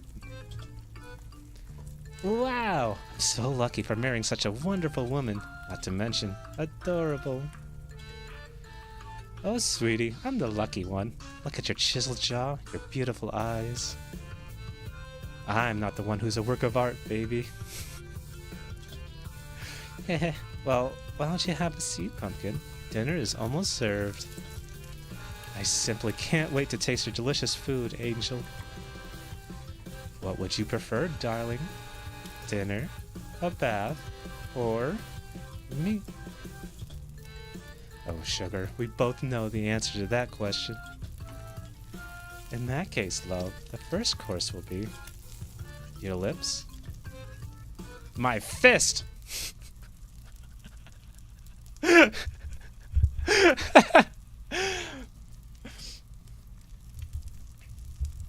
I immediately jerk back into reality, the terrible vision dissipating into thin air. Instead of cringing, you find that cute? I found it cute too. I can't cringe to that. But I love his reaction at the end. I immediately jerk back to reality, the terrible vision dissipating into thin air. Well, that escalated quickly. I don't even want to know what would bring such a terrible image to mind. Rui and me? Married? I shudder on the inside. Not that she's, well, bad or anything. We understand each other more than anyone else. But then we'd have to be in a romantic relationship. And romance in high school is just... well, we could end up losing our friendship entirely, which would suck. And is 99.99999% chance likely, given my great luck. Crap. What am I even thinking about? Back to reality. What are you making? Omelets. Are you sure? She nudges me in the side, but she's smiling. Plate, please. Huh? Plate, idiot. Yeah, your majesty. We keep things light and teasing as I reach into a cabinet and pass a plate to Rui. She freezes slightly when my shoulder brushes against hers, but I pretend not to notice. Just what the doctor ordered. One premium plate, imported directly from the mystical land of Denmark. I graciously accept this offering, O humble servant. May there be lasting peace between our countries. She deftly slides the omelet onto the plate in one fluid motion, tipping into a slight curtsy as I dig in. The delectable flavor of mozzarella, cheddar, ham, and mushrooms explode in my mouth. Am I in heaven? Rui beams proudly. That good? As if an angel made it herself. Oh wait, one did. Sometimes I swear that there's someone else in this head of mine. It's delicious. The genuine, heart-rending smile that spreads across her face just makes my stomach sink. That's not the kind of smile you make when you're complimented on your cooking by a friend. Just a friend, that is. She looks like she could jump over the moon. That kind of shining, beautiful smile that is only made when the smiler is utterly happy and completely ignorant that they're utterly happy. I want her to be happy, but false hopes. It's just too cruel. Maybe there's something I can do to put her down without hurting her. Hey, Rui, do you ever think that maybe we hang out too much? I don't understand this character. The character of Yama. I don't know. I think he feels like he just doesn't deserve it, or he just doesn't... or maybe he doesn't want it, but I don't think that's the truth either. I feel like he doesn't think well of himself at all.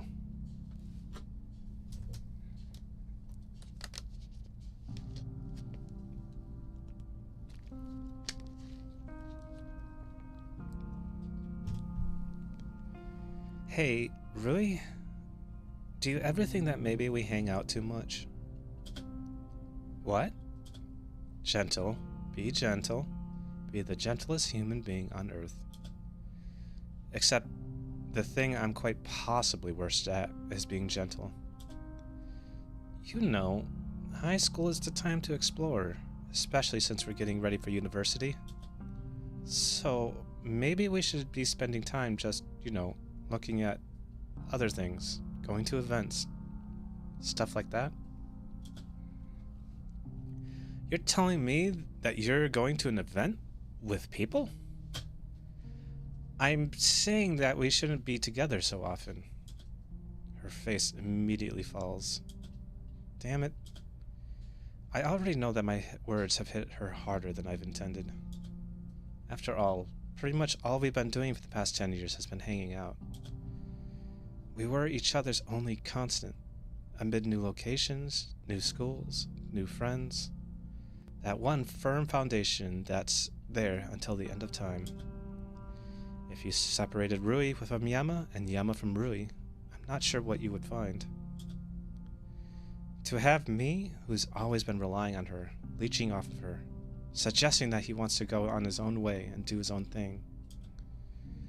Well, it's awfully short-sighted and ungrateful. But I guess that's what I am, really, because I'm too scared that Rui will truly, honestly end up falling in love with me. Not that I have any clue why she would, but insurance, Insurance is key. Look, I appreciate this, but I'm not a kid anymore, you know? I can take care of myself just fine. That's not true. Like, I know the place needs a good cleaning. I don't need someone else to tell me. I attempt to soften the blow as much as I can.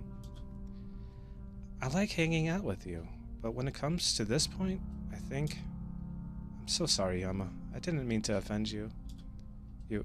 what? I wasn't trying to replace her. I freeze.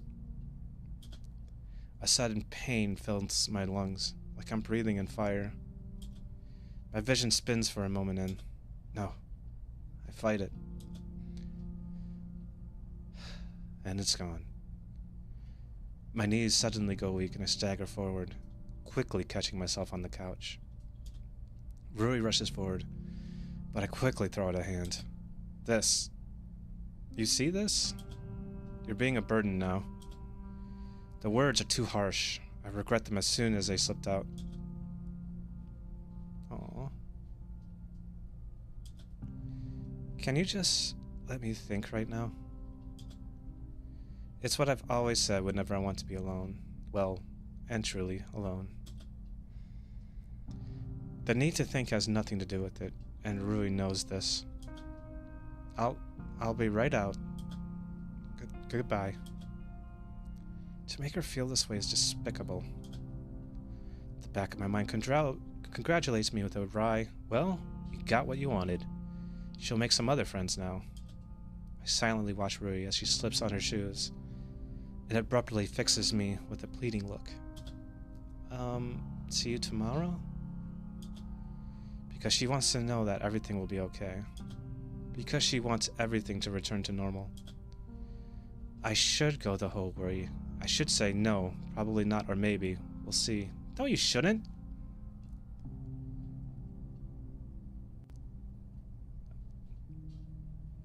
No, you should. Oh my god. I don't like... Why is he thinking like this? I'm actually unsure of at this point. Does he think like he doesn't deserve it? Does he think that it's just...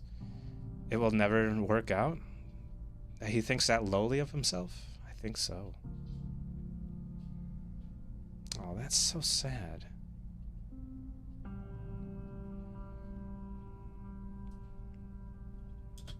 Instead, I send an automatic smile. Yeah. See ya, Rui. Hi, Ryder. Thank you for the lurk. I appreciate you. Thank you so much for joining my stream. Have a good night, Yama. The relief in her voice is palpable as she closes the door behind her. It takes everything in me to stop myself from catching up to her and offering to walk her back. Why is it that when it really comes down to it, I can't even push people away properly? Given my prickly personality, I would have thought that I could at least do that. Guess not, though. Guess it's just another thing to add to the list of things Yama can't do. I kind of wonder if there's anything that's not on that list. Yeah, he really doesn't think well of himself at all. I sit up, kneading at the tense knots in my shoulders. Technically, I need to study tonight, but before that, I should try to wind down.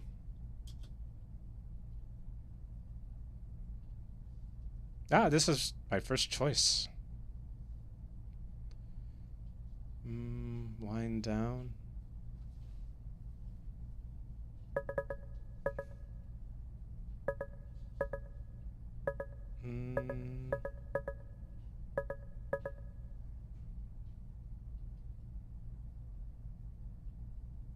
I don't know. What should I pick? Should I watch Governmecker? Yahiko's favorite web series. But I'd like to just read a book. It's like, what book? Can I at least know the title of said book? Just read a book.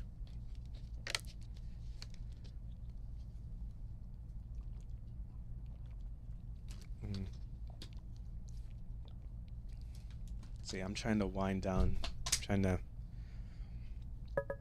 think about something. I feel like I would distract myself with Gover Mecker. Okay, I'd boot up the computer, open the browser, Gover Mecker. There we are. I am Jay Graves, the president. Many oppose me and my choices, so I must deal with their resistance the only way I know how. Gover Mecker, mobilize! The screen explodes into action as a teen in an oversized suit leaps off a building, landing in a flashy somersault into the open palm of a giant robot. The robot lights up and strikes a pose with notably jerky movements, as if animated by stop motion. The beginnings of an admittedly catchy opening song are abruptly cut short with sudden chanting. Give us axe, President San. We want axe, President San. And suddenly, President Jay Graves is on the ground, his giant robot pet nowhere in sight. Strange. Was that a dream sequence, or just bad editing? The president turns around. The camera pans over to reveal that he's standing in a broad field of wheat, reminiscent of old samurai movies. I like that they don't even give me the pleasure of looking at a background of that. At the other end stands a guy in some hideous recreation of 3 different cosplays. Swirled eyeglasses perched at the end of his nose in a flannel headband embroidered with a giant heart wrapped around his unkempt hair. What business have you with the fine country of Akirima? The guy lowers his picket sign, which is half in English, half in Japanese, and steps forward, pushing his glasses up his nose. Boku no name is Otakabu. Keep it memorized, ne, President San? Speak English, heathen. I am no gaijin. You just have no appreciation of foreign culture. Culture? Yes! Japan! Anime! Manga! Sushi! They are the world's Ichiban! Ha! Akirima needs none of your poison. It needs righteous gatherings. Hunting. Barbecues. Country fairs with extreme sports and golf clubs. America! Fuck yeah!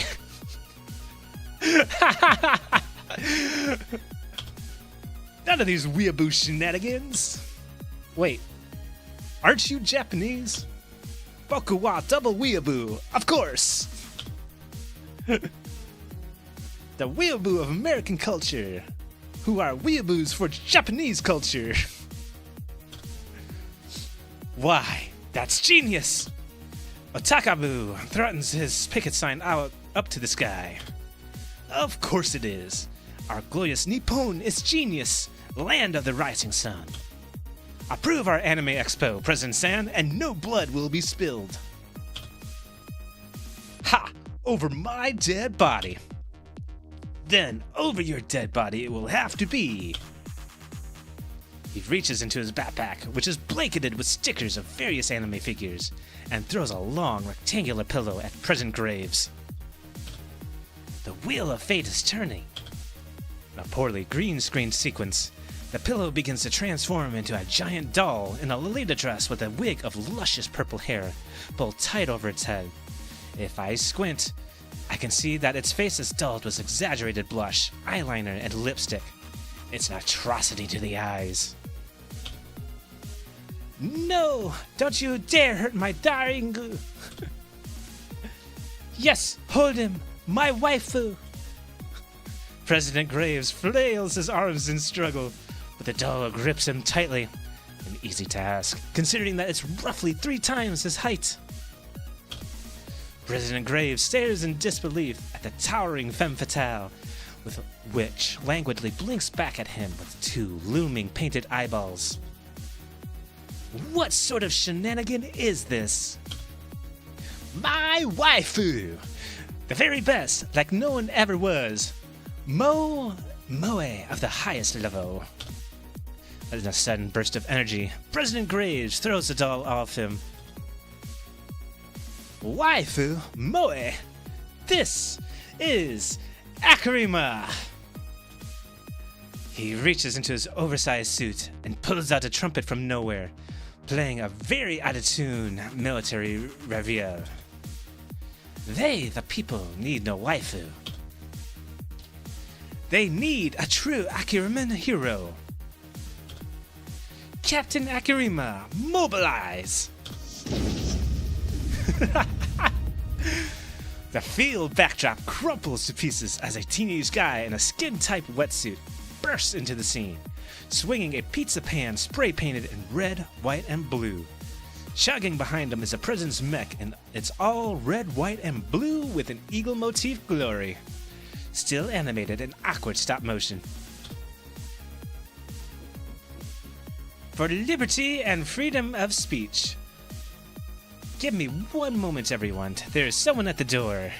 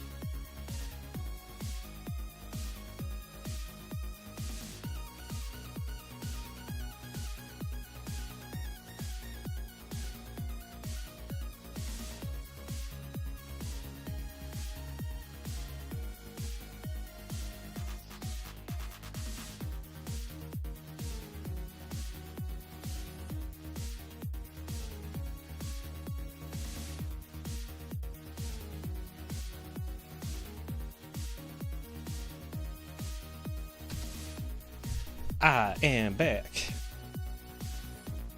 I was talking with Dex, and going to visit Skoja in the hospital later today.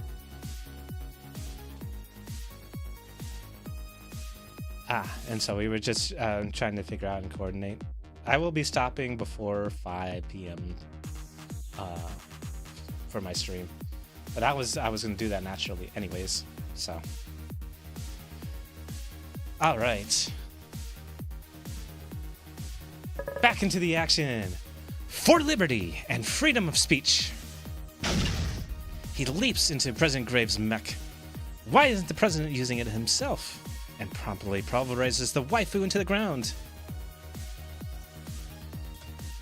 Then he suddenly stops. One fist of the mech still raised high in the air.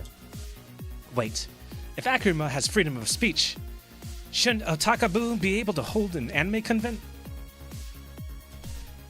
Why are you thinking? Public school should have whipped you by now. I gotta hydrate.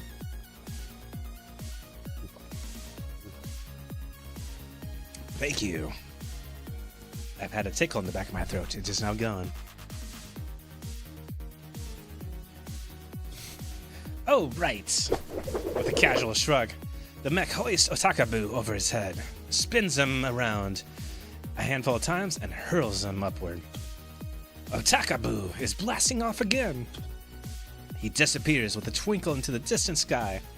President Graves nods triumphantly, clapping the dismounting Captain Akirima on the back with a steady hand.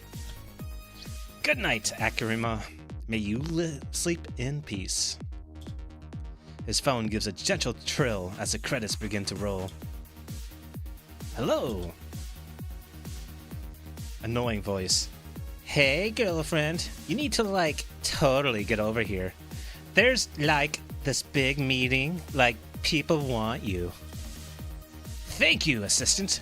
Farewell. Bye-bye.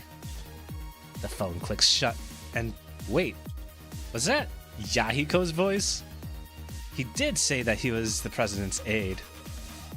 I'm never gonna let him live this down. Well, it's time to study. I dig through my backpack and crack open a few books. This year will probably be really intense, with the entrance exam coming up and all. Might as well do a little work. It'll be more of a pain to deal with nagging teachers than the work itself. After engrossing myself for some time, I check the clock. It's 11. Good enough. Maybe I should just apologize to Rui tomorrow. Indulge myself in our friendship. Let everything go back to normal. Selfish of me, again. But maybe this time, I should just be selfish.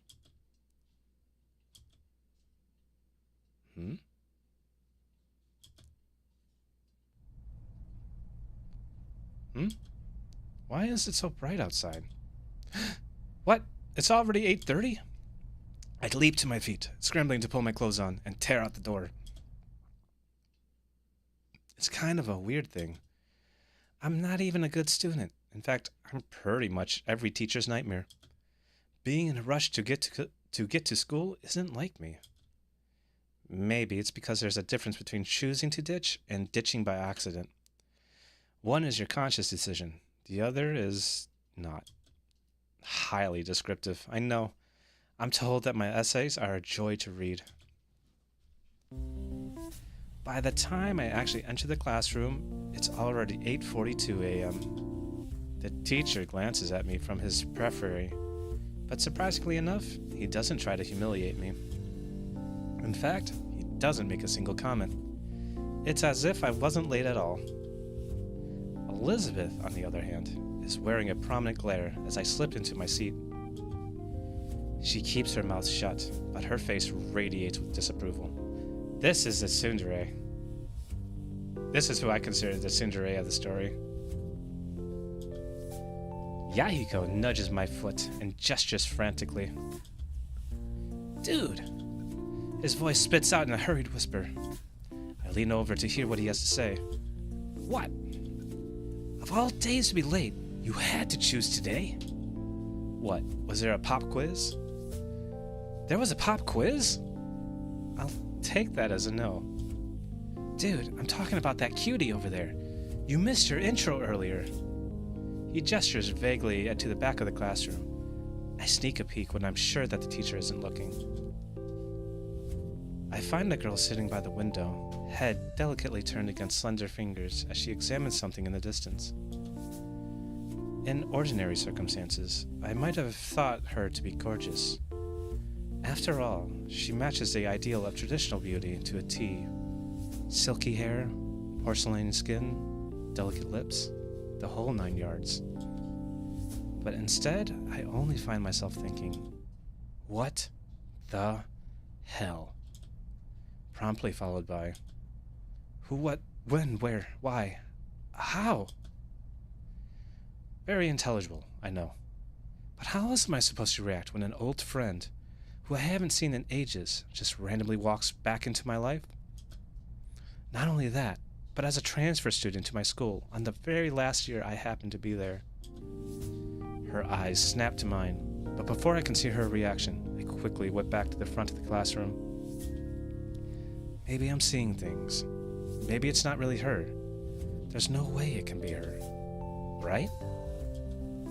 I've reluctantly tuned my hearing back to the teacher, who seems to be in a very enthusiastic rant about technology. Surprise, surprise.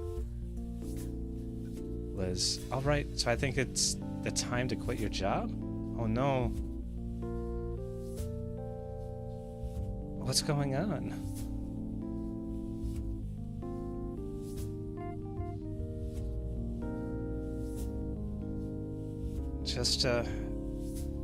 Just so much going on, happening.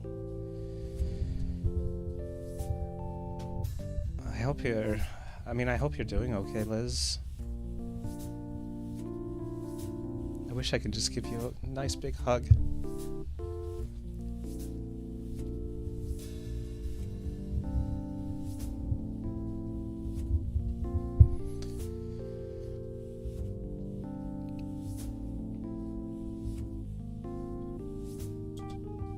This generation is wasting away from being glued to dead pixels every waking moment.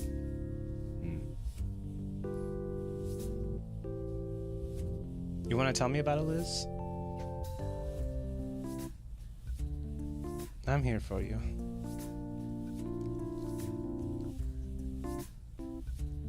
You don't have to send it over.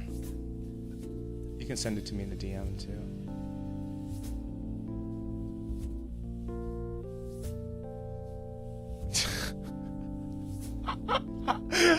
I'm sorry, what? We just had a guy come in because he was peeing orange. Then we found out that he shoved a Tic Tac up his urethra.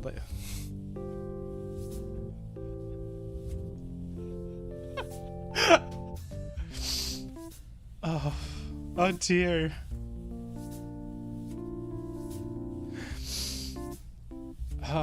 Let me guess, the Tic Tac itself was orange?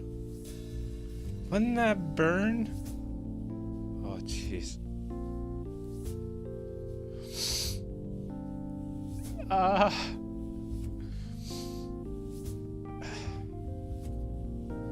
Amongst... Oh, gee.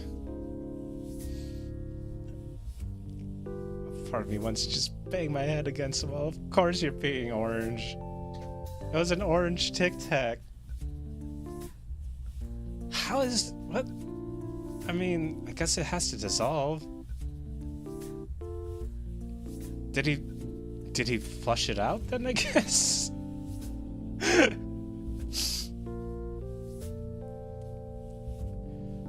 Oh, give me a moment. I'm gonna pause what I'm doing here in the game.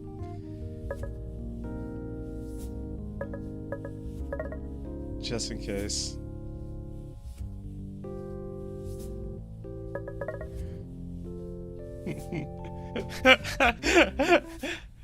Can I leave for 1 second and come back to this? I know. Oh. Well, I mean, you're helping him out, so Ah. You do get a biased viewpoint working in the hospital with people, though. Tic Tacs don't dissolve very fast, so we're giving him someone that will make him pee more. Oh, jeez. I mean, if it shrinks enough, I'm pretty sure you can give him a catheter. Maybe. And it would just kind of slip out of him. God, that sounds so bad.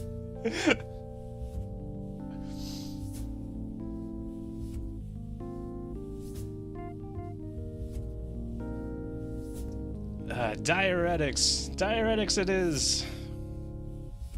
He's gonna have to drink so much water.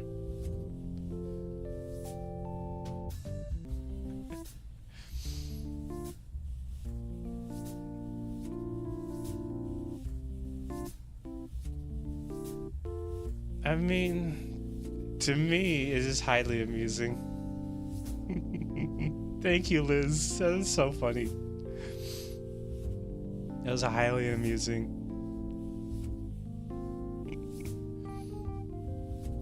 Thank you. You're doing such a good job at work. Have fun.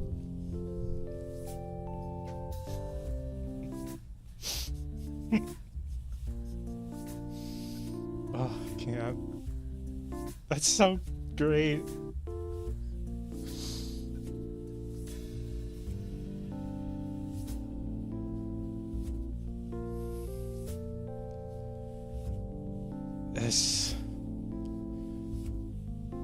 I will never do anything like of this sort to myself. I feel like it'd be just way too painful. Actually, before I go, you don't know how hard it was to not laugh when he was explaining.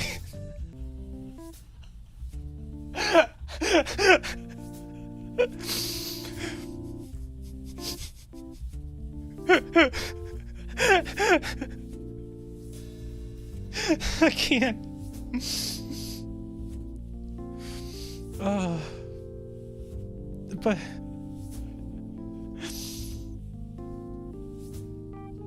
oh dear. You have to keep a straight face. Oh my, I can't. It'd be so hard. I can't believe it. I can't believe that happened. Oh. Well, sometimes you can have entertaining things happen at work.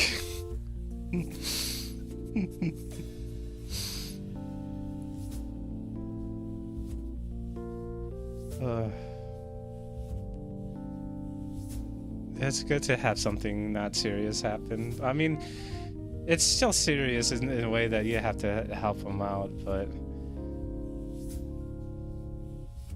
at least it sounds like it's something that like he'll make a full recovery from and learn from his stupidity. It's like, if you're gonna shove something there, you need to have a way to get it out. Either have it on a string or just have it at a, like, I don't know, a flared base, but that sounds like it would hurt so much. Oh yeah.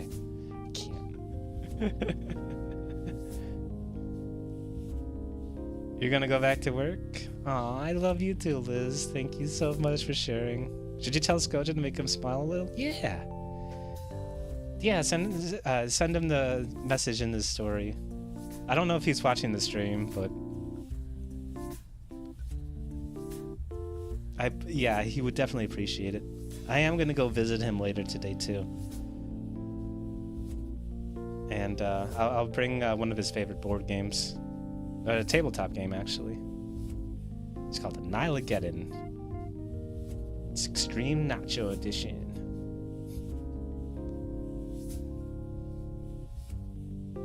Bye-bye, Liz. I love you. Have a good rest of the day at work. And allow yourself time to laugh, too. Just do it away from the patient.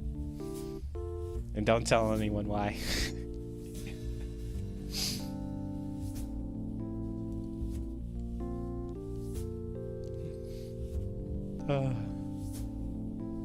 That's great. Alright, back to the story. Teacher, this generation is racing away from being glued to dead pixels every waking moment.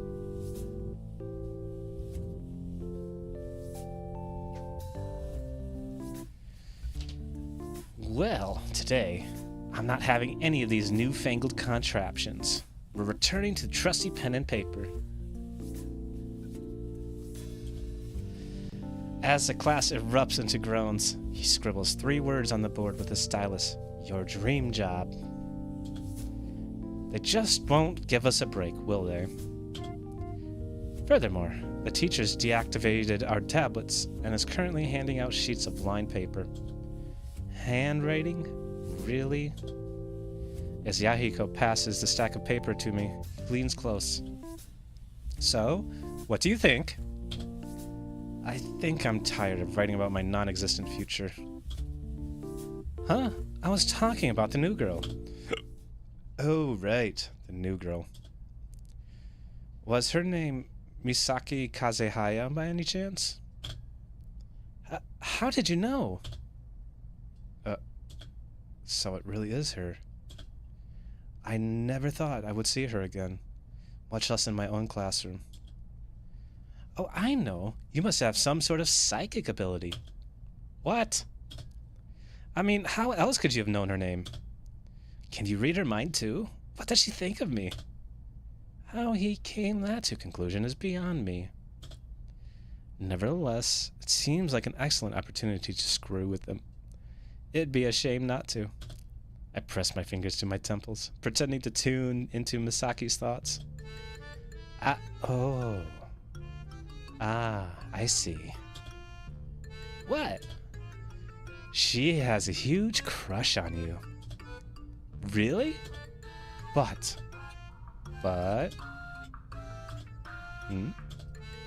Yahiko shakes his leg impatiently as I pause. Can you stop thinking for a second? I'm getting interference. Huh? Oh, sorry. He scrunches his face in concentration. Now you're thinking of not thinking. Whoa, you really can read minds. You doubt my abilities? No, I just... Shh, I'm getting something. Yahiko clamps his mouth shut. I rub my temples, mumbling under my breath. It seems she has a crush on you, but she doesn't think you have the courage to talk to her. Yahiko puffs out his chest, as if he were presented with a challenge. Ha! As if anything can deter the great Yahiko Ikare from approaching such a beauty. Yahiko, this is a writing prompt, not a discussion prompt. Focus on your own assignment. Right. Sorry, Teach. He immediately regains his composure and starts scribbling messily on his composition paper. That was oddly quick. I take a quick glance around. My classmates are hunched over their desks, some writing furiously, some staring awkwardly into space. The most avid one is Elizabeth, who's already on a second page, lips moving furtively as her arm blurs down her paper. I'm not surprised. She retains this naive belief that she can actually control her future. I can't wait for life to prove her wrong. Oh, jeez. Yama's just thinks so lowly of everyone and everything. Misaki, on the other hand, has completely thrown away any pretense of studiousness, choosing to text under the desk with one hand while simultaneously pretending to write with the other. That's pretty impressive, actually. I take a quick pinch on the arm to check my state of consciousness. Not dreaming, apparently. It's Misaki Kazehaya in the flesh. 5 minutes. Right, the assignment. What did the teacher say? Dream job. Write 1 page. I stare at the prompt on the screen, as if it'll provide an answer. I don't want to deal with this. I definitely set my pencil and paper and scribble my response. 1 page. As morning classes slug on, I feel a very prominent gaze burning into the back of my head. I refuse to turn around, trying to piece together my thoughts. Should I approach her or not? When the bell rings, Yahiko immediately tugs on my sleeve, his face shining. Dude, I'm going to talk to her. Who? The new girl, of course. She must be the shy princess type, waiting for her Prince Charming to sweep her off her feet. Who better than me to make her dream come true? I think you mean nightmare. Well, good luck with that. You're not coming? Why would I? Surely Yahiko Ikari wouldn't be suggesting that he needs help from me. To learn, of course. I worry for you, my man. You may end up a spinster your whole life. You haven't snagged a single date in all the time I've known you. Well, neither have you, but I won't mention that. Or the fact that spinsters are exclusively female. So, are you coming? I am, I guess. At the very least, this will be a chance for me to see what kind of person she's become. Yahiko swaggers over to the side of Misaki's desk, expertly raising a single eyebrow as he flips his hair out of his face. Why, hello there. I brace myself for a slap or a headlock in response. But Misaki only tilts her head quietly to the side, regarding him with a single arched brow. Can I help you? This appears to fluster Yahiko for a moment.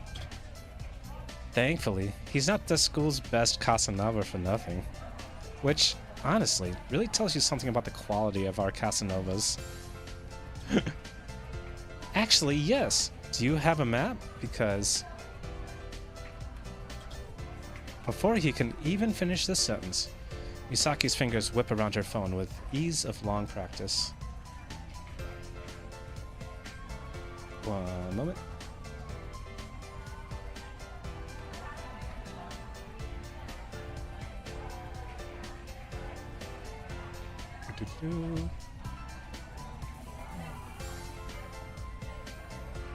In 3 seconds flat, she pulled a campus map into her screen and shoved it in front of his face.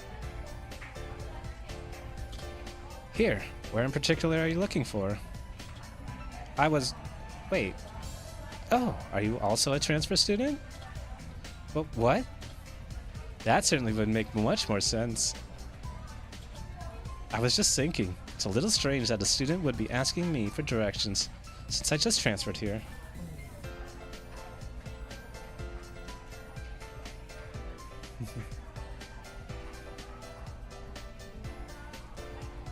One moment.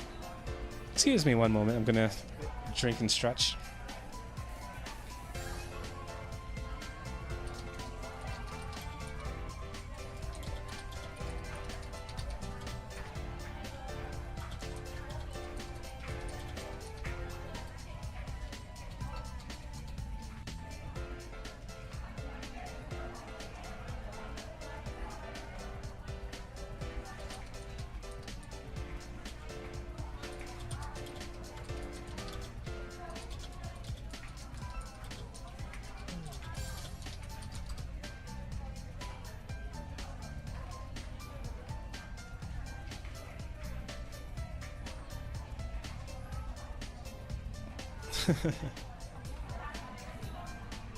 But I should have realized. You must feel the instant connection of a fellow transfer student. When did you come here? Wait, this is a big misunderstanding. I'm trying to hit on you. Oh, I see. 7 out of 10. Huh? I rated your approach. You didn't even introduce yourself. You're right. How careless of me. I am the one and only Yahiko Ikari. Surely you've heard of me. I highly doubt that. You wouldn't, by any chance, happen to be the Yahiko Ikari from Gover Mecker? The president's aide. That Yahiko Ikari? Yahiko's chest practically doubles in size. Wait, what? Indeed I am. Are you, by any chance, a fan? The biggest. I really enjoy the political satire. And the music is just amazing. Have we been watching the same show? Did you know that our patter tag is one of the top trending? And Isamu Times has listed us as a viral phenomenon. Viral for what reasons? Well, that must be a different story. Congrats! I was sure that would become a big hit. But of course, even the stars themselves are no match for an Ikari. Or the moon. Oh yeah, guess what my next dream is? Is it? To build a vacation home on the moon. Yes. A vacation home? I wonder what would happen if you jumped on a trampoline while on the moon. How high could you go? I don't know. I'm definitely going to test it. Yahiko and Misaki are new besties, apparently, which is nothing short of absolutely terrifying. Meanwhile, I'm being completely ignored. Maybe she doesn't recognize me. Hey, Mickey. She tilts her head in my direction, eyes bright. Hi. Do I know you? Wait, what? She doesn't remember? Come to think of it, she hadn't spared me a single word, or even a glance. She doesn't...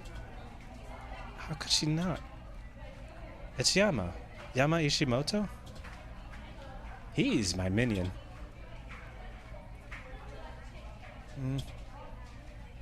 I'm sorry. I don't think we've met. Oh, you've got to be kidding. Childhood friend? 4 years back? You, me, and Rui. We all hung out together. What? Total blankness. She's honestly forgot. Words are pouring out of my mouth as I frantically search for something to get a reaction out of her. We all lived in Seto? Small town 3 hours drive away? Yes? No? I'm sorry. I don't think... We all played together. We were inseparable. We met at that festival, the one with the lanterns. Misaki's expression gradually turns from polite to more and more skeptical. Of all the ways I'd managed to reunite, this was definitely not at the top of the list. Do you really not remember? I'm really very sorry. This can't be it. Rui and I bawled our eyes out after she left. We hovered by the phone for hours, waiting for a single call. When nothing came, we even resorted to hovering by the mailbox, in the vain hopes that we'd receive some snail mail. Is she saying that during that time, that 1 month, which turned into 6, which turned into 1 year, which turned into 4 years, she'd just forgotten us? How could that be possible? Unless... By any chance, you haven't gotten into a tragic car accident and ended up with amnesia, have you? That's why you haven't called? Not in 4 years? She backs away slowly, eyeing me like I'm an insane psychopath. Okay, this is bad. This is really bad. I wore a kimono. You really don't remember? She stops at that, a flash of recognition catching her eyes. Got her. I wore a goodbye kitty kimono and ran around calling you a tooth fairy. Yahiko. Huh? You did? On second thought, I really should have talked to her with no one else in the classroom. I was a kid, but you wore a kimono and called her the tooth fairy? Well, yeah, but... About time you admitted it, Yama. I'm struck speechless as the situation begins to dawn on me. You know who I am? Know you? How could I not? It's only been 4 years. Then you are faking it, of course. Why were you pretending not to notice me earlier? I knew you'd recognize me. Well, it's not every day you see an old friend who just decided to disappear one day. She stops at that, a flicker of irritation crossing her eyes at my cutting tone. It's not like I wanted to leave Seto Yama. So why did you? My mother didn't leave me with much of a choice. You mean Satomi? She nods. You could have at least told us you were moving. I couldn't. I wait for an elaboration, but it never comes. That's it? You just couldn't tell us? Why not? Do you mind if we can talk about it later, Yama? I'm not very comfortable discussing it in class. I open my mouth to object, but something about Misaki's expression prevents me from pursuing the issue further. She genuinely seems distraught. Wait. Yama wore a Goodbye Kitty kimono and called Misaki the Tooth Fairy? Luckily, Yahiko manages to change the subject. I decide to play along for the time being. I was a little kid, dang it. I hear excuses. All excuses. It's not an excuse. There's a legitimate explanation. I somehow fell and got my yukata dirty. And it was at the festival, and we weren't very close to home, and Mickey had an extra kimono. A Goodbye Kitty kimono? Yes. Somehow, having Yahiko mock me just makes the entire thing 10 times worse. I cast a half-pleading, half-indignant glare at Misaki, who only shrugs in response. It isn't my fault you enjoy cross-dressing. I don't. If only I had Patter at the time. I would have taken a photo. Wait, so what's this Patter you keep mentioning? Judging by the reactions I'm getting, I just committed a huge faux pas. You don't know what Patter is? I'm guessing it's like, what, Twitter? Or like, Instagram or something like that? Where have you been living your whole life? Under a rock? Well, technically, that's what my name would imply. What? Is it like a Secret Service database or something? Far more important, it's the most popular social networking website in today's society. I really question your priorities. Through Patter, you share posts with 90 characters or less. It allows you to spread important news, demonstrate your support, provide instant feedback to questions, or just blog about your day. Gover Mecha got big because of Patter. As for me, I'd like to give updates on the progress of my day. Okay, fine, but does anybody actually care? A sudden deathly chill pervades the room. My second major faux pas of the day, apparently. People care. Are you sure? Because the way I see it, tapping 2 buttons doesn't exactly make you... They care! They care, damn it! Don't say nothing different till you pat yourself. Don't say nothing? Intense Misaki? Wait, what? But the conversation grinds to a halt when Misaki's phone trills in her hand. She immediately regains her composure. Kazehaya speaking. Yes. Understood. I'll be there in 5 minutes. She cuts the call and shoves her phone into her pocket, looking me square in the eye.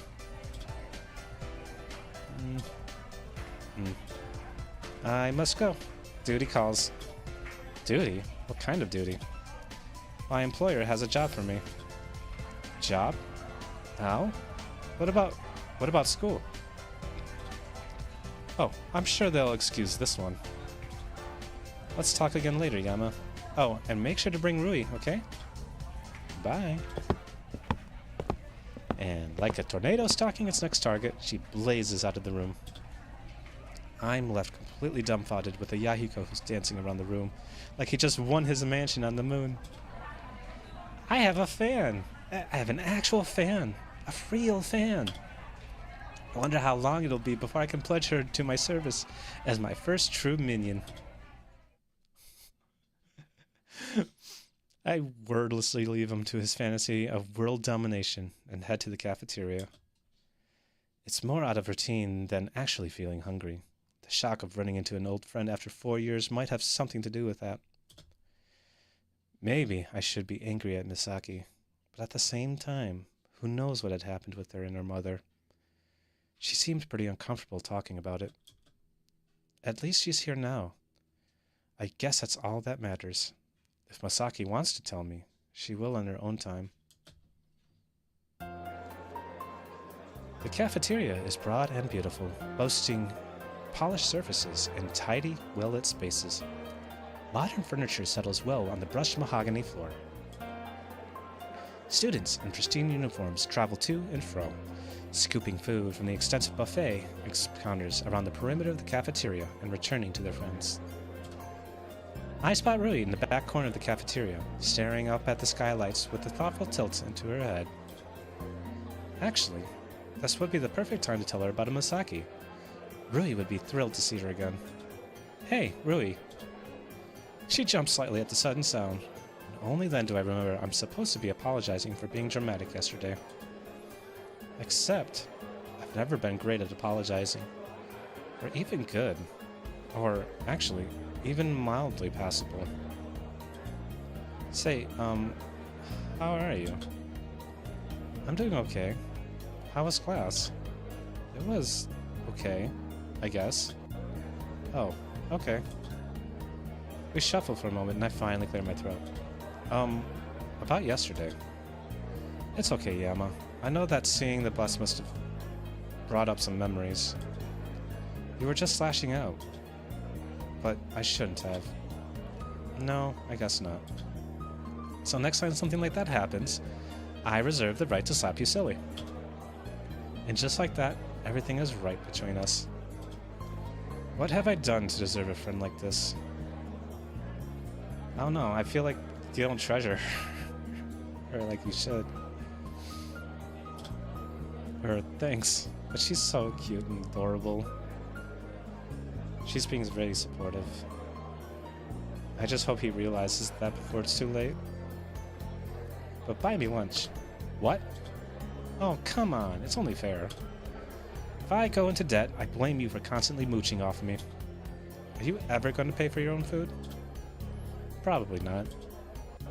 But you can't count those grocery trips, because I ended up cooking everything for you. And yourself. Labor taxes. Let's go already. I'm hungry. But just as she reaches forward and pulls my arm to her side, we hear a very familiar voice from behind us. Well, well, well. What have we here?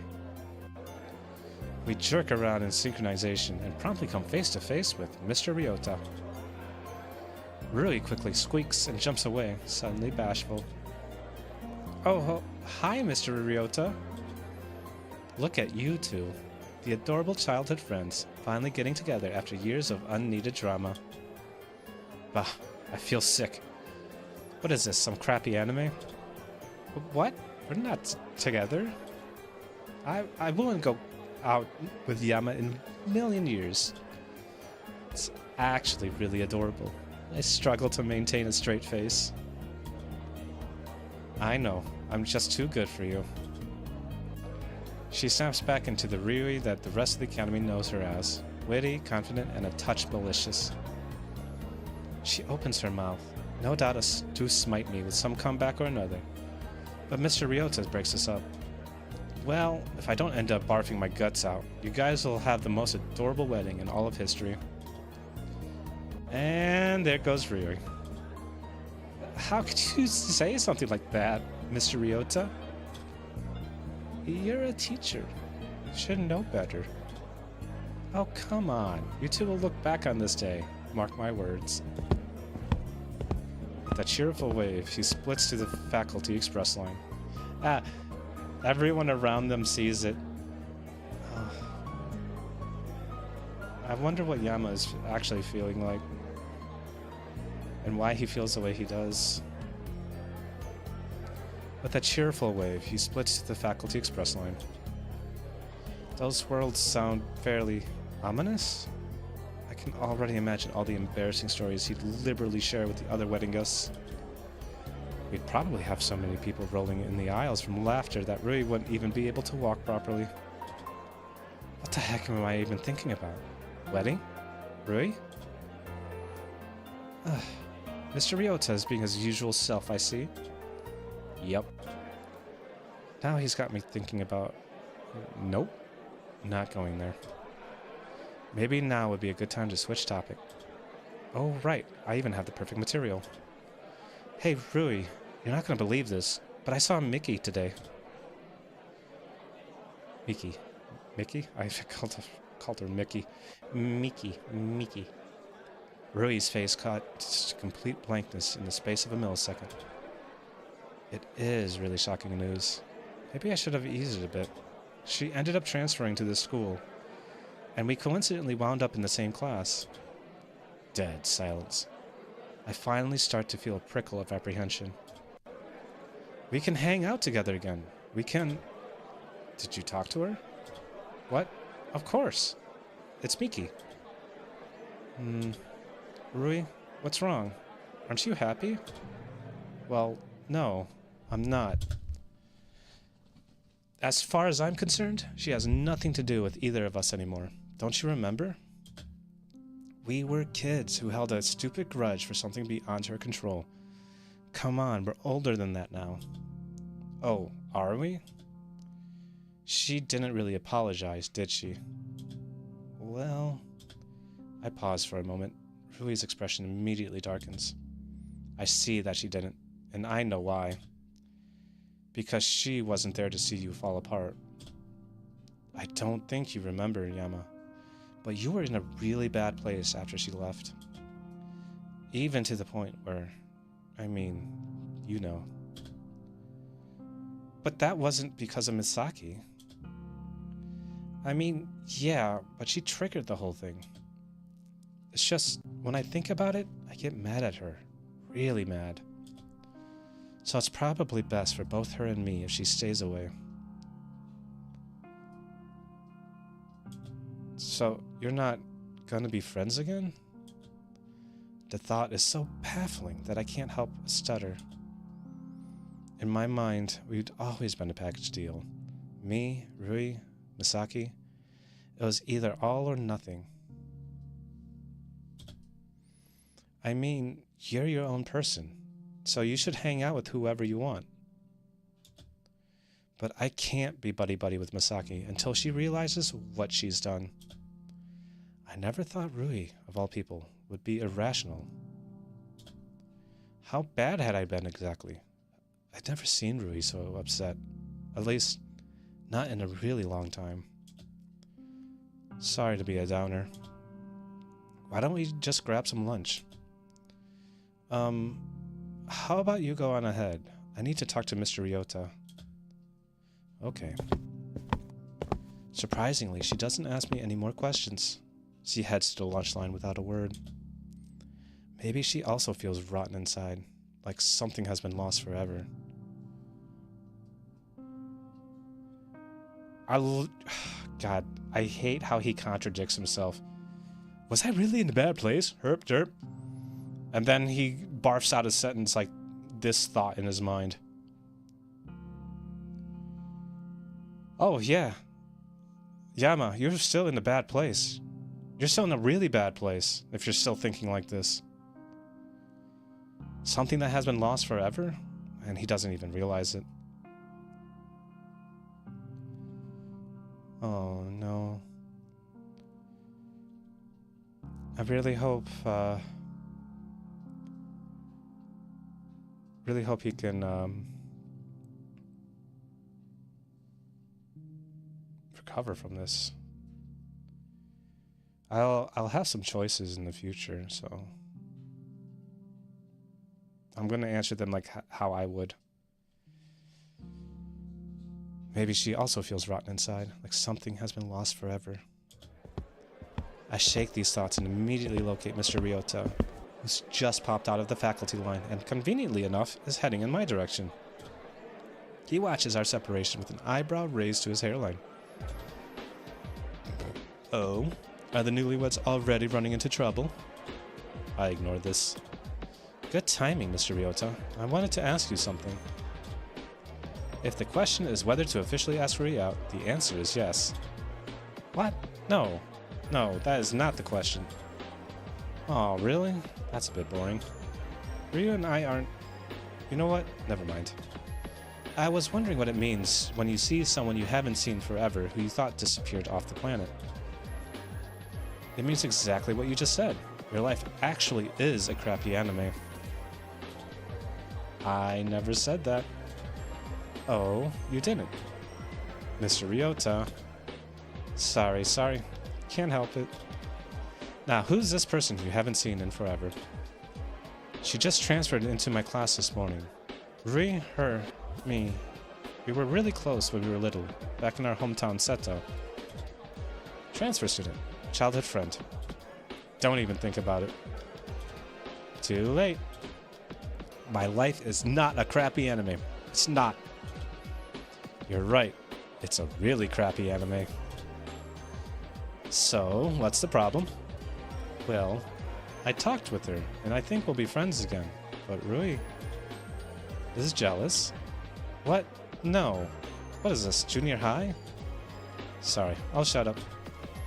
See, when Misaki, that's this transfer student, left, she accidentally triggered a giant depressive state that basically left me in the dumps for a year. I don't remember much about it, to be honest. Rui claims it was bad. Oh, he just blocked that whole year out of his mind. Damn. Like a fog just in the back of his mind. He's just kind of shoved it down and never really dealt with it. Yeah, even Ryota knows what's going on. Yama, when can you come to my office today? I want to listen properly to you, and the cafeteria is not exactly an ideal environment. Well, I guess that Mr. Ryota got hired into his job for an actual reason. Okay. Guess I'll drop by after school? Or during, really. Either way works. Now, off to lunch. You gotta eat before the bell rings. Young, growing boys need all the nutrition they can get. He can't sound like the wise, all-knowing teacher when he just implied it was fine for me to ditch school. See you later, Mr. Ryota. He just knows what's important. Ryota does sound like someone who is looking out for you.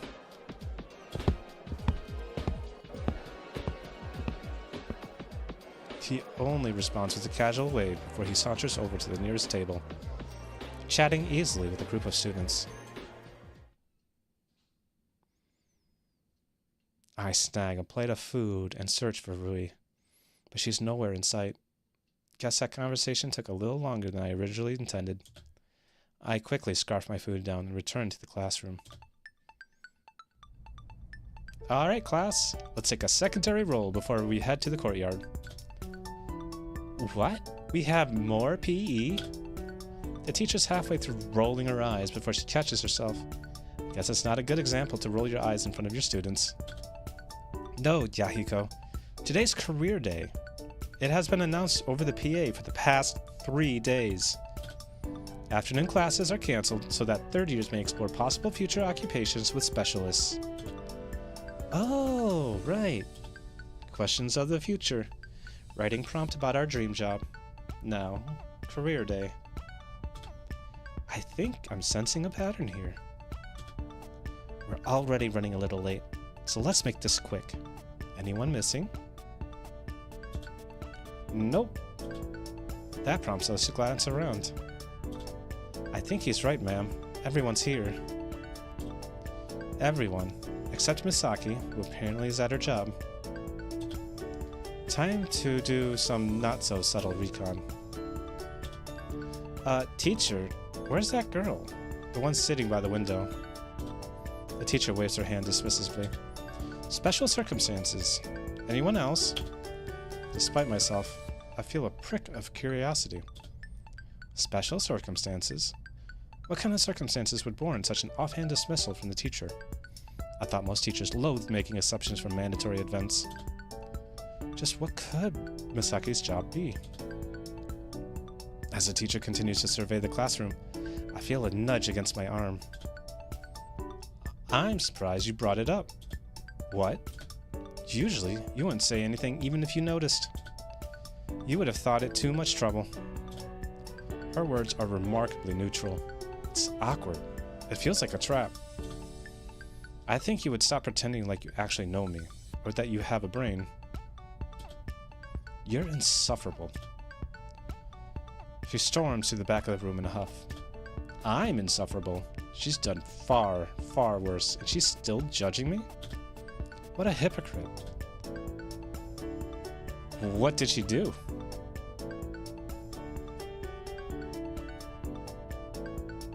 Yeah, Emma, what did she do?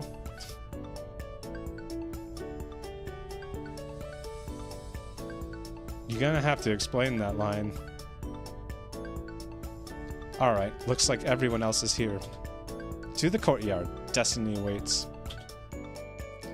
There are more than a few rolled eyes, but everyone obediently files out of the classroom. Our class pours into the courtyard, which currently resembles a crowded street market.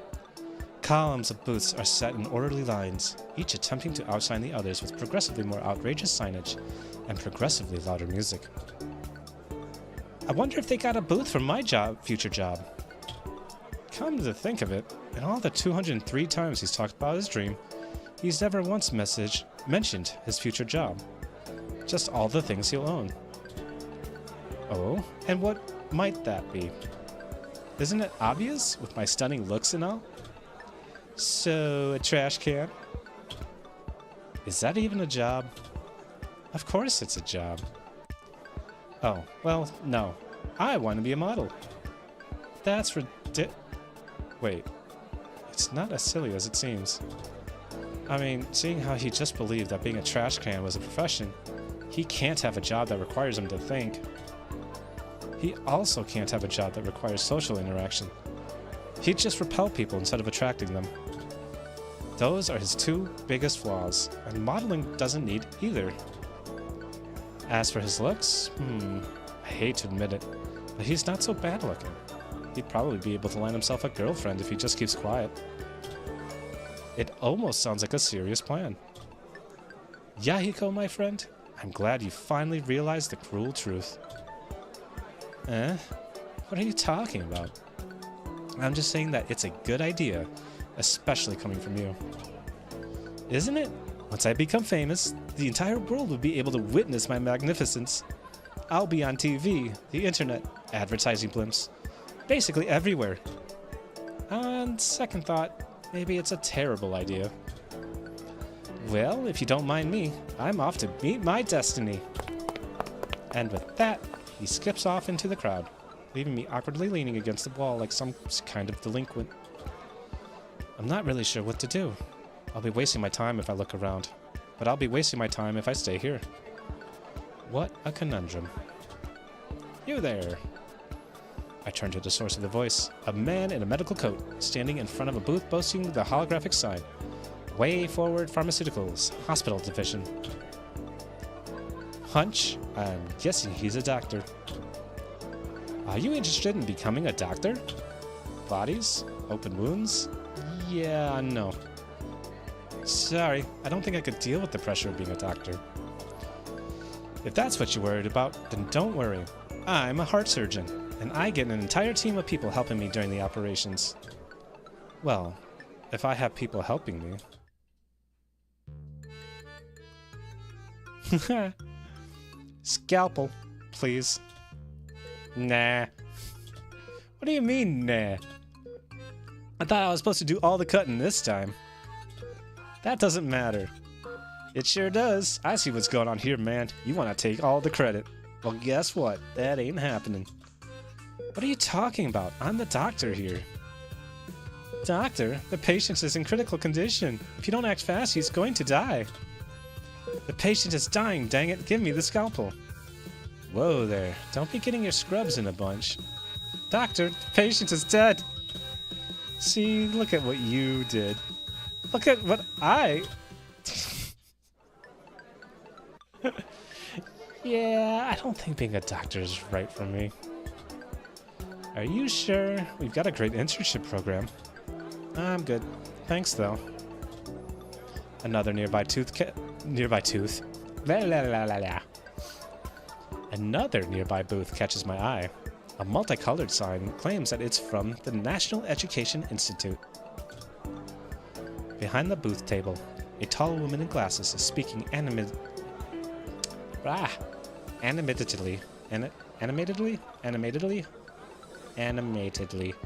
to a small group of students. Don't you feel that we have a duty to equip the next generation? In this society, knowledge is power, and we need to ensure that our successors have the power to move forward. My job is the best and most beneficial, and there are no downsides whatsoever. Yeah, been there. Heard that. Don't your students annoy you or tire you out? Well, I've had some ups and downs in my career, of course. The more difficult students may be perplexing at first, but when you persevere, you always end up getting those students back on the right path. Is that so? Teach? What's 5 plus 7?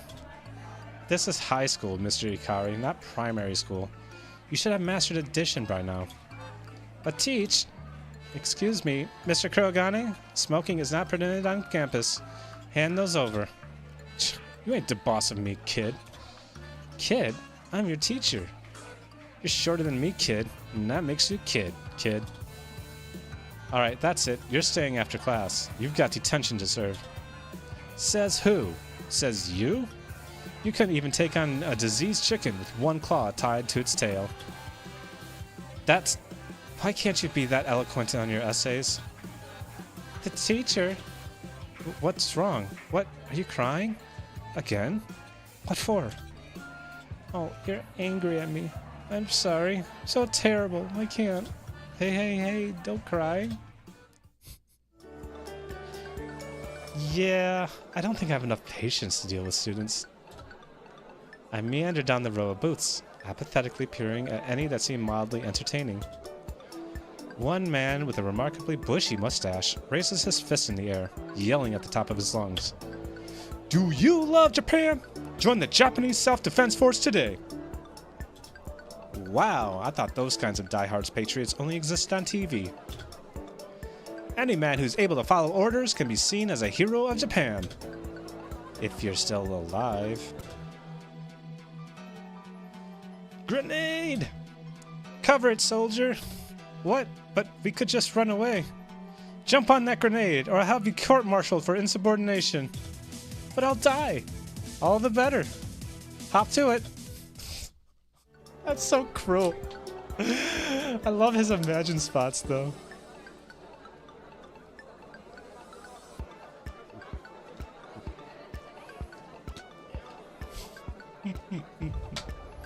Yeah, not happening. I turn away from the booth. Everything I see is equally unpromising. Chef, do you have a knack for cooking? Why not apply to Leon Culinary School? Gather here, engineers, mathematicians, fellow countrymen. The biggest digital corporation in the world, Lemniscate, has positions open for you. Have you always wanted to help the hurting?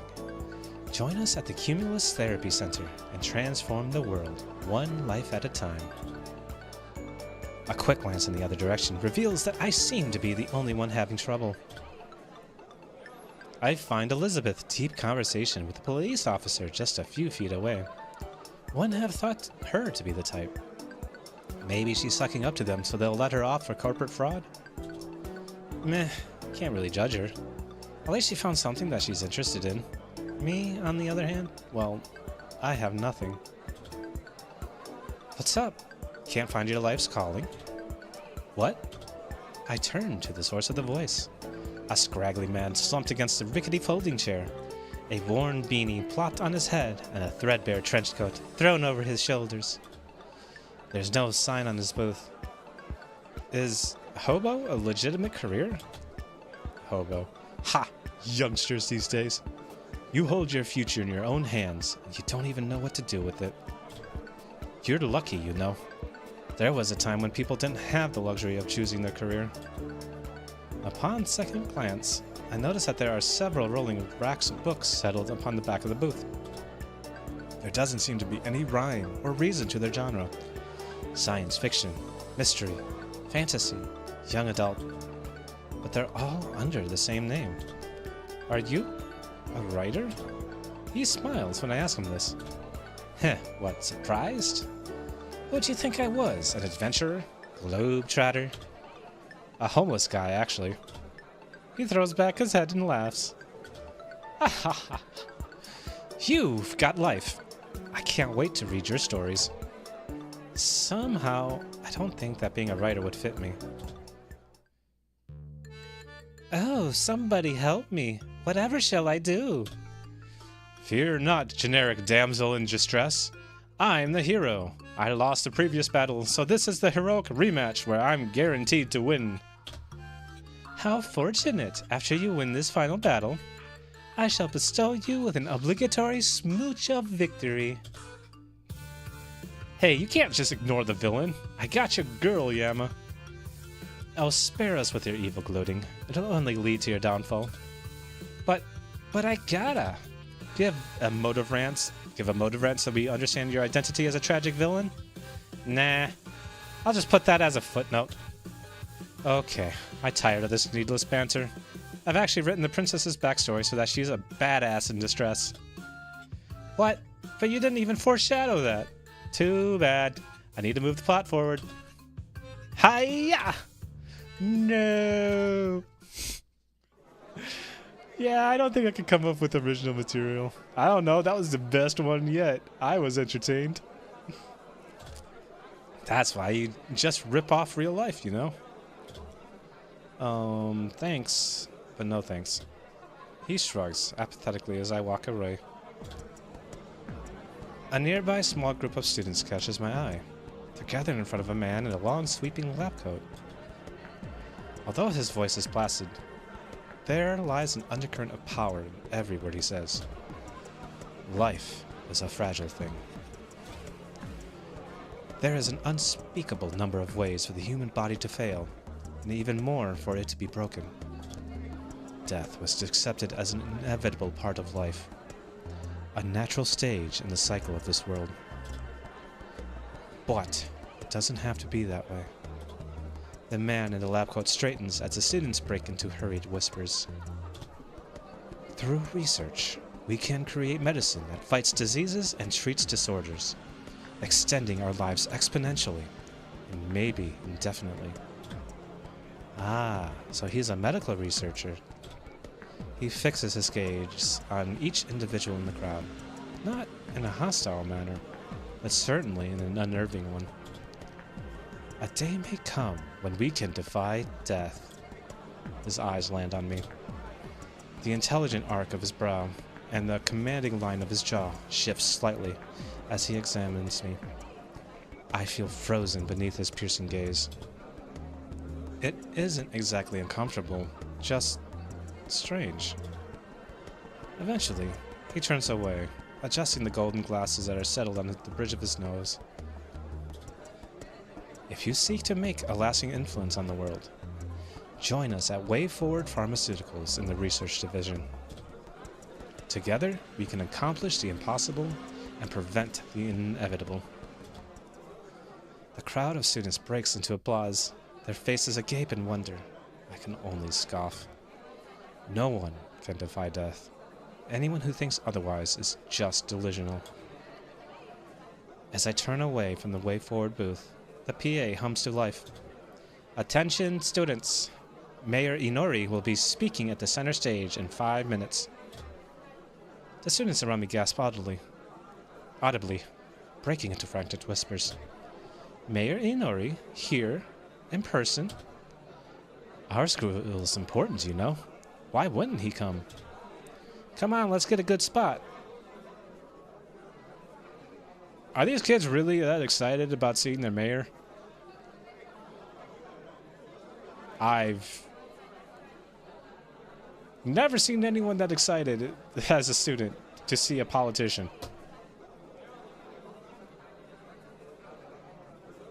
Oh, wait. Never mind. I can remember a few stories.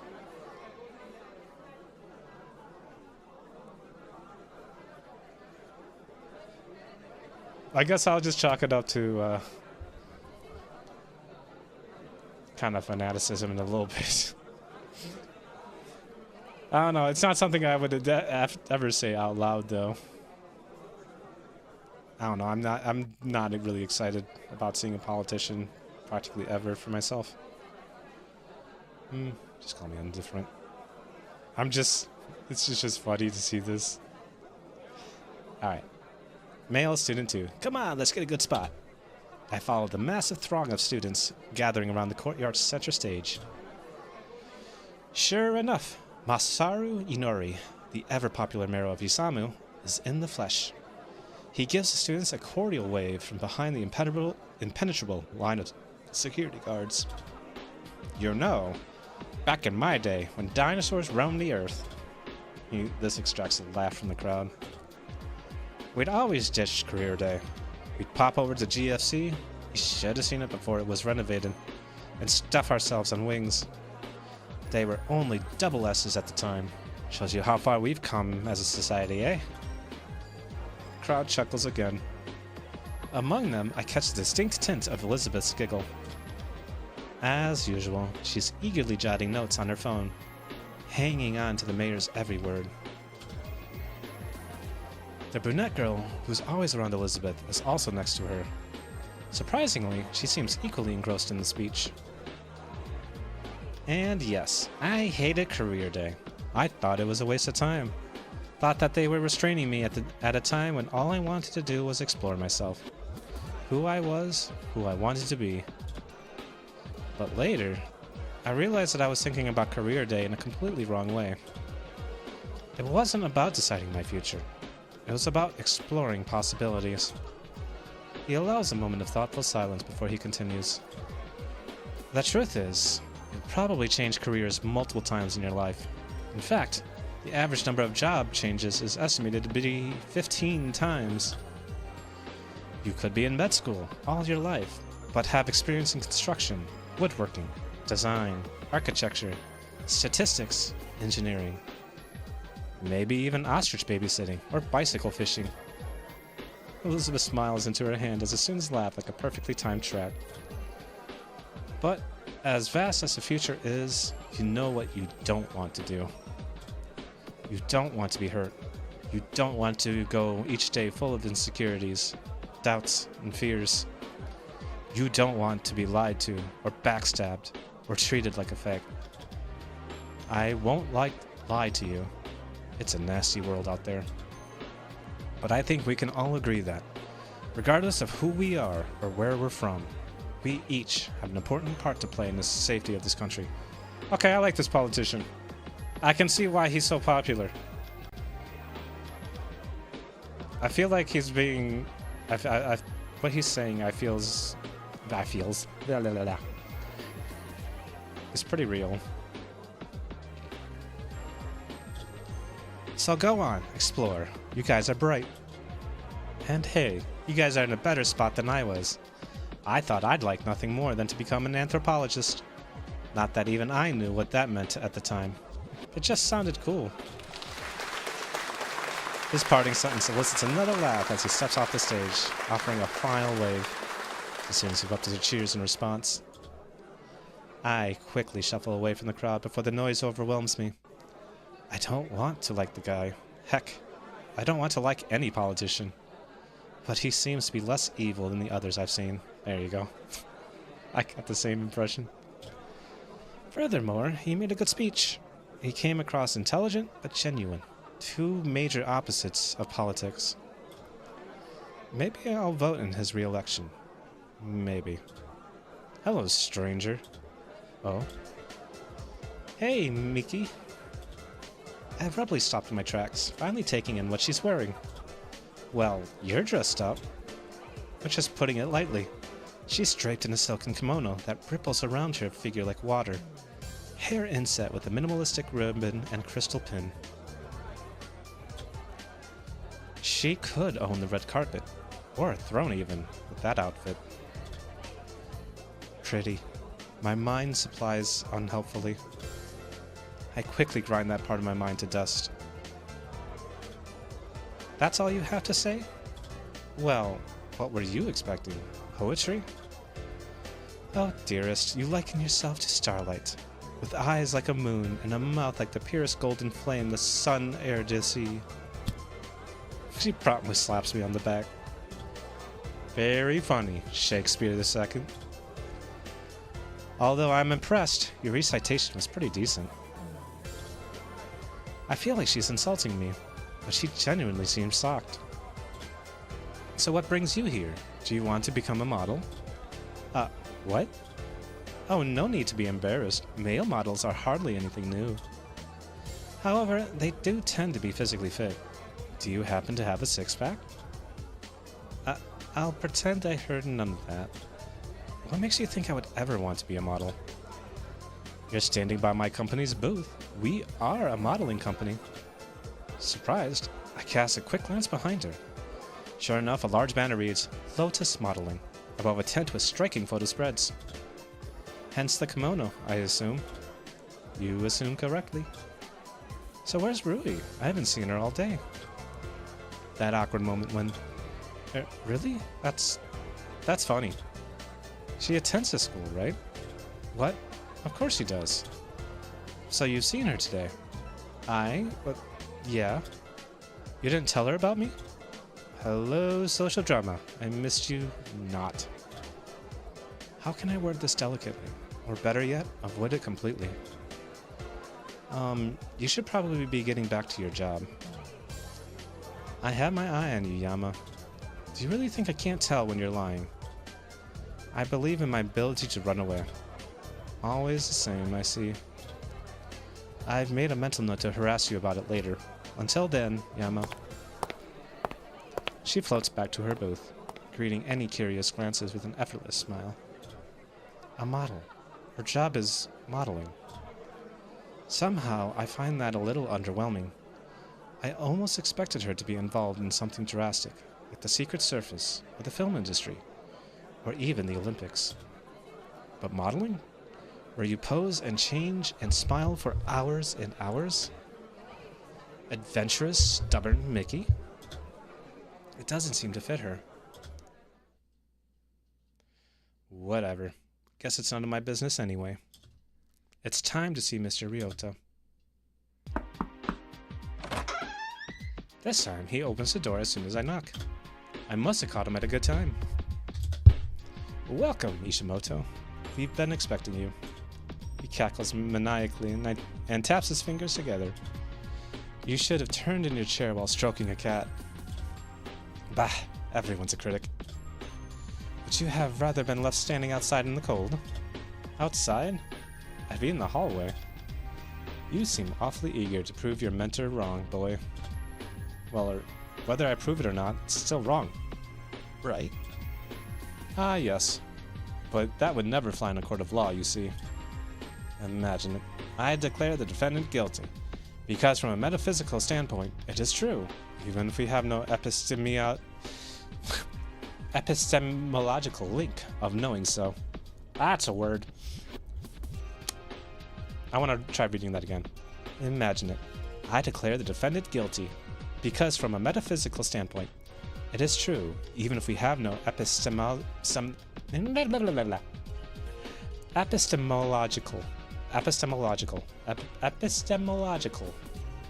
link. It is true, even if we have no epistemological. I can't believe I'm stumbling over that word. It is true, even if we have no epistemological link of knowing so. That's the closest you're getting. I just lost you. I get that a lot. Go ahead and take a seat. We've got more important things to discuss now. Welcome back, Red. Just in time for me to stumble over some words.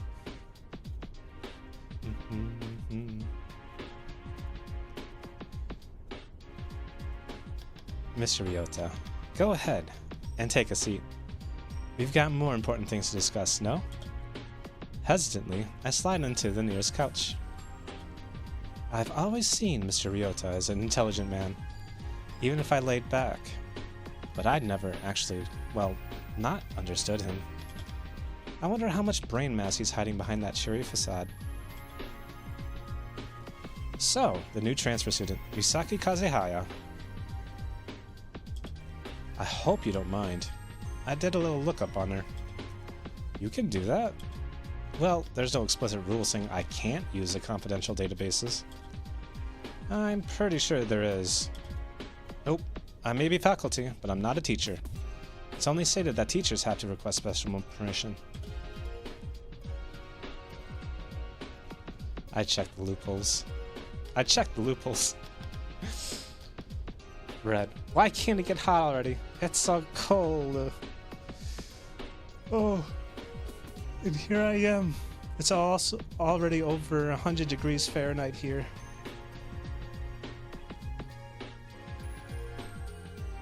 What is that in Celsius?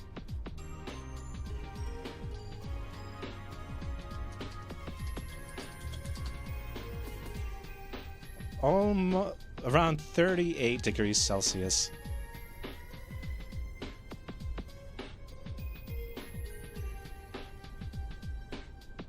That's how warm it is by me.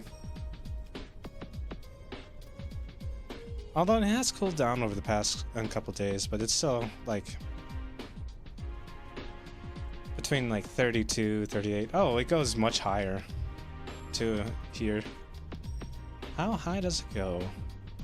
120 degrees Fahrenheit. Let's go.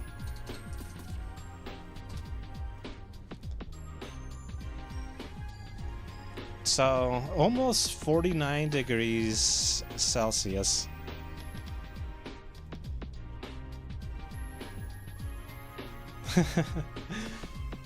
Yeah, 10 more degrees Celsius.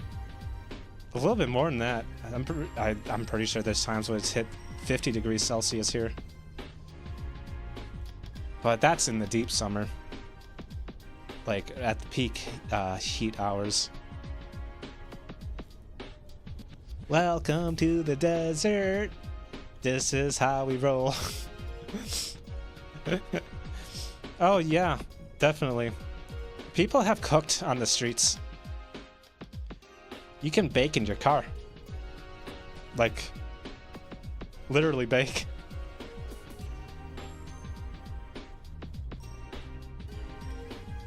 That's why we like it indoors here in the summer. Everywhere else shuts down in the winter, you want to stay indoors. Well, here in the summer, that's when you want to be indoors. In the winter, early spring, late fall, outside is quite nice. 48 degrees Fahrenheit. Wow. That is quite cold. And it's almost to that bitingly cold. But it's still above freezing, so there's places in the U.S., especially up north, that have been getting into the negatives in the Fahrenheits. We've been having some wild weather here in the States. It seems like. It just seems like more and more storms have been building up, and the weather has just been far more active. So, one of your friends in Europe had snow in late May. I remember in the Midwest we had tornadoes in like the beginning of February. That's not usually a weather pattern that you see, because it requires the ground to be warm and the air to be upper atmosphere to be cooler than the ground.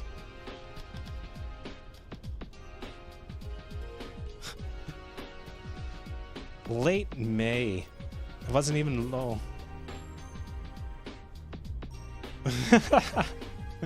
Oh, okay. Yeah, late May. That is so close to summer. I can only expect that in like Oh man, I don't even know where to expect that. The Arctic? That's what I would feel like. But in March, yeah. It's still quite cold in a lot of places in the US, even now.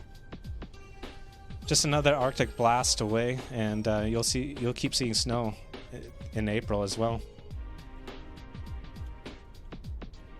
If you live by the Great Lakes, it's much more likely around there because the lakes take so much energy to heat up.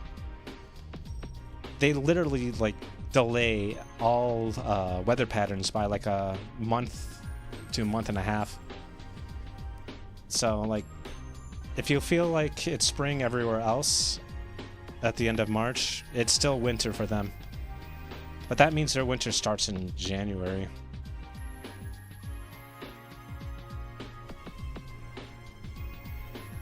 The water ends up being a huge regulator. If you live by, especially if you live close to large bodies of water. Not as much the ocean because of how it's regulates, how the ocean regulates itself with currents, but especially by lakes. Lakes, rivers having a lot of like water and like wet weather patterns. At least that's what I've noticed. All right.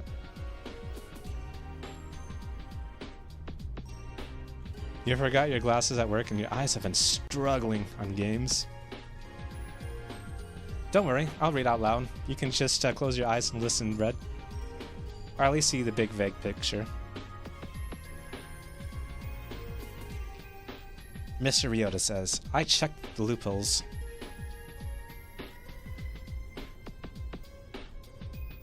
I'm just saying, if you're struggling because you just can't see right now, it's fine to give your eyes a rest. Oh.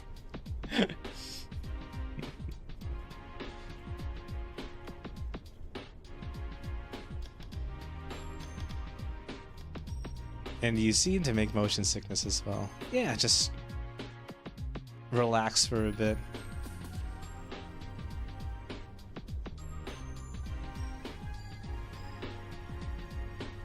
Seem to have motion sickness. Okay.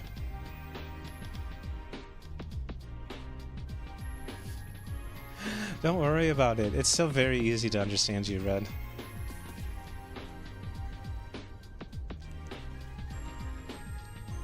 I've read much more broken. There's a lot of people out there that will type in text in broken English, even in the professional setting, which is kind of sad. But it's, I mean, they weren't hired for needing to write out like eloquent sentences anyways. They were hired to do a labor position, so, and they still do a good job with it.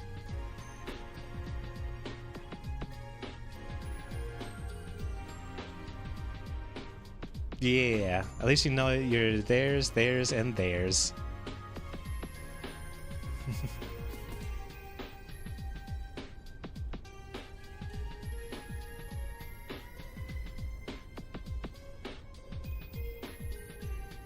I'd like to make sure that I use it right there too. Every time I type it down, I have to cycle it in my mind to like give it a once over and make sure I'm using the right one.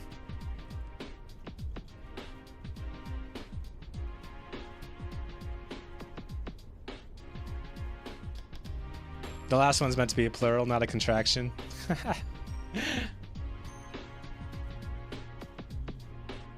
Yeah.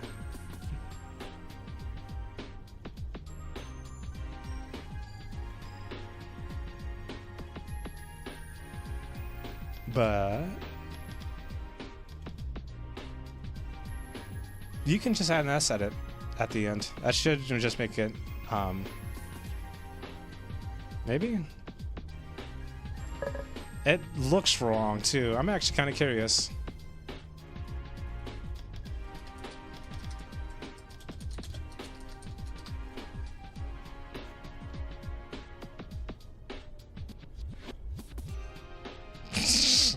AI overview.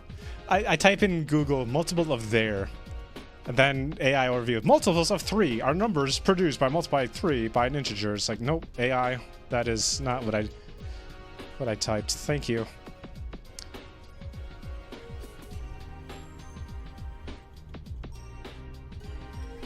There's.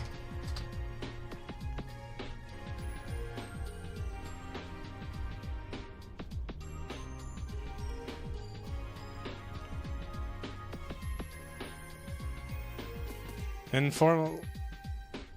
There's 5 people instead of there are. Informal plural. How many there's?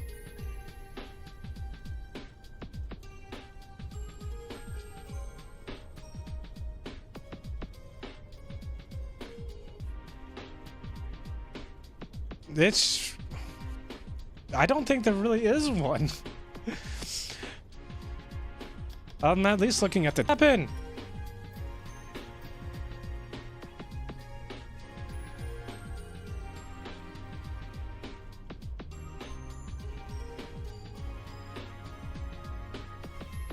No.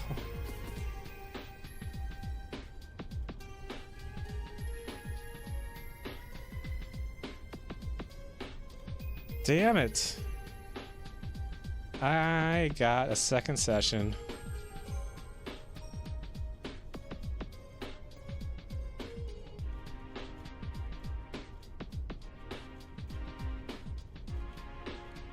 I am back.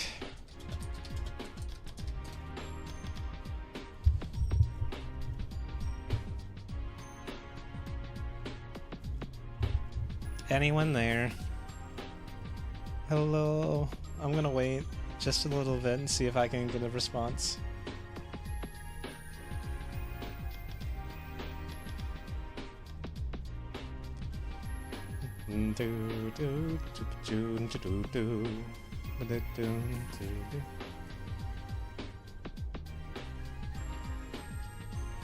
How is my YouTube doing?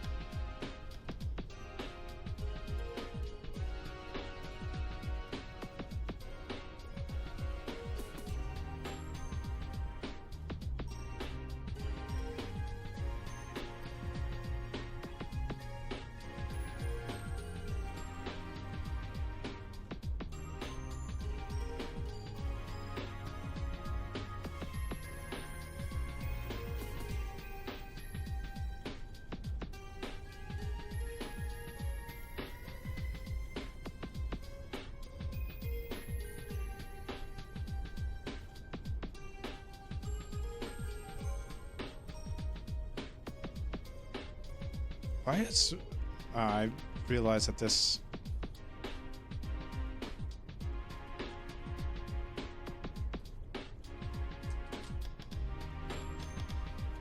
Oh, I can change my title on my YouTube video. Let me do that really quick. 'Cause I don't know why it did this. Let me go back to my Twitch. Anyone there? Just waiting for people to come back before I join, or before I keep going.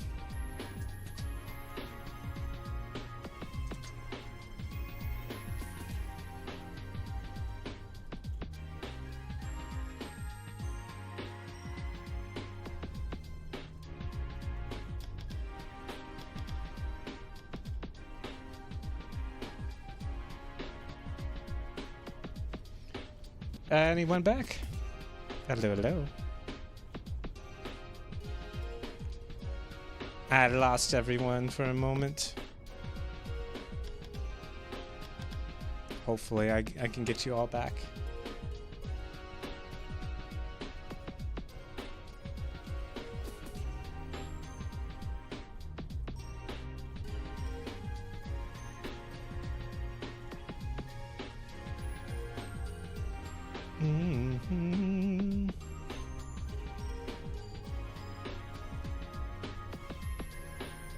Testing, testing, 1, 2. Well, there's my, I'm back live on Twitch thing.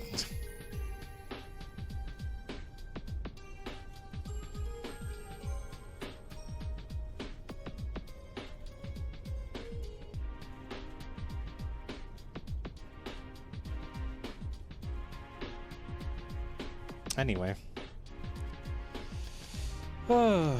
Hopefully, things are back to normal.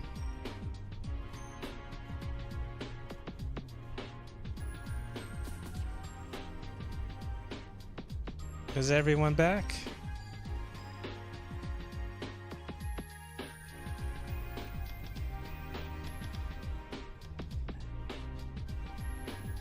Yeah, I feel like, yeah, I definitely have another video. This session's only been going on for about 5 minutes.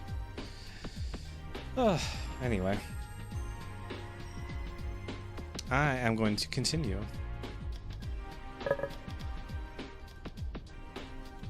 Something feels wrong about this. What did you find out?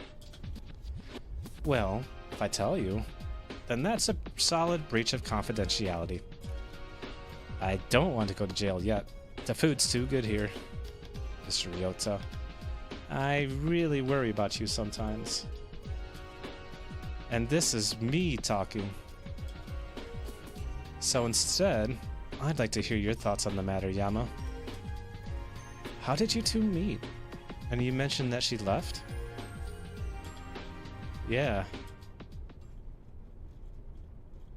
I close my eyes, letting the ever-constant hum of the air conditioner calm my nerves. Then I start talking. It's practically subconscious. My mouth dutifully repeats the train of thought running through my mind. Everything is calm, clear, slow. Therapy. Something that I've gotten used to over the years. So I easily turn my brain to the topic of interest. Misaki Kazehaya.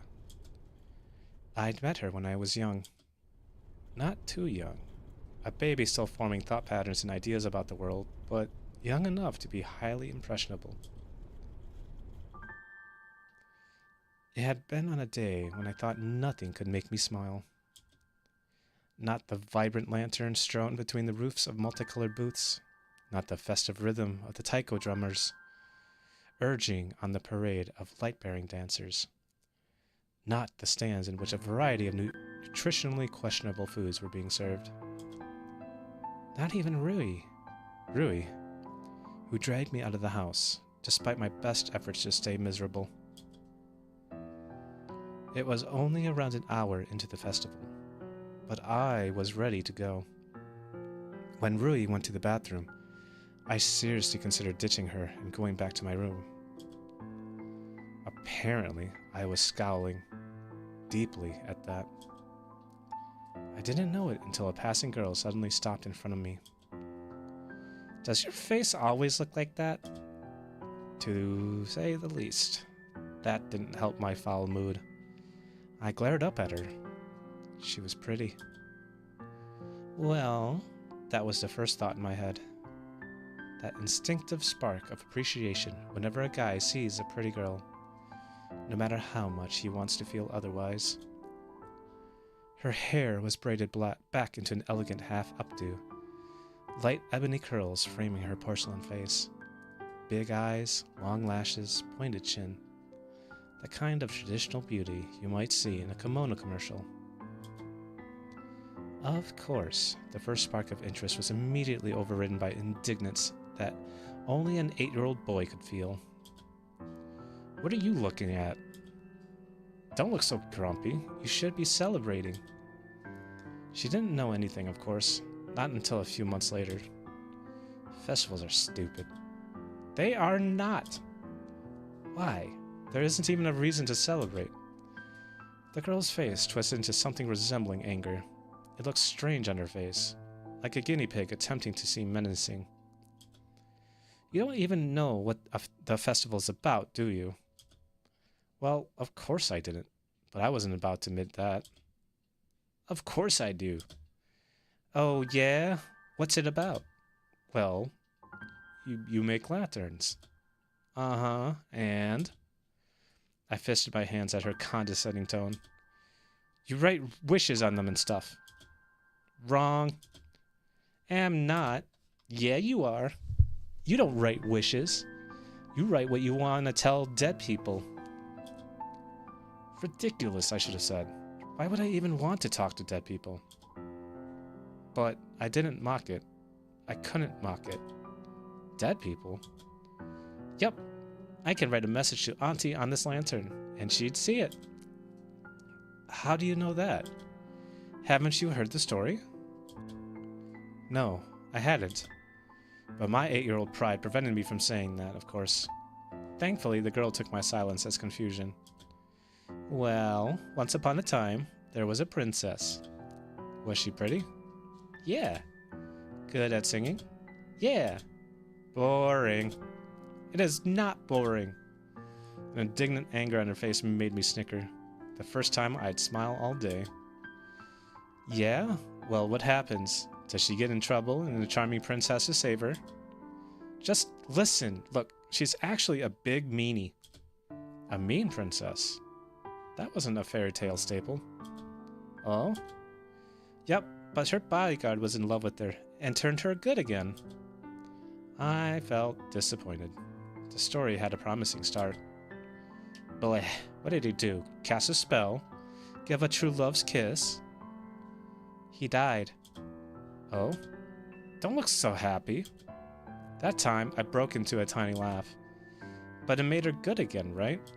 Well, yeah, she didn't trust anyone before. Thought they were all fake and stuff. It seemed that she was glaring at me at the point of the story, but before I could open my mouth, she was already continuing. Anyway, the bodyguard sacrificed himself to save her life, so the Heppens were super duper impressed and put him in the stars. Aren't stars really, really hot? That sounds like a bad thing. Child's indignation flickered across her face. They made him into a constellation, you poop. Bleh. Bleh times infinity. Bleh times infinity plus.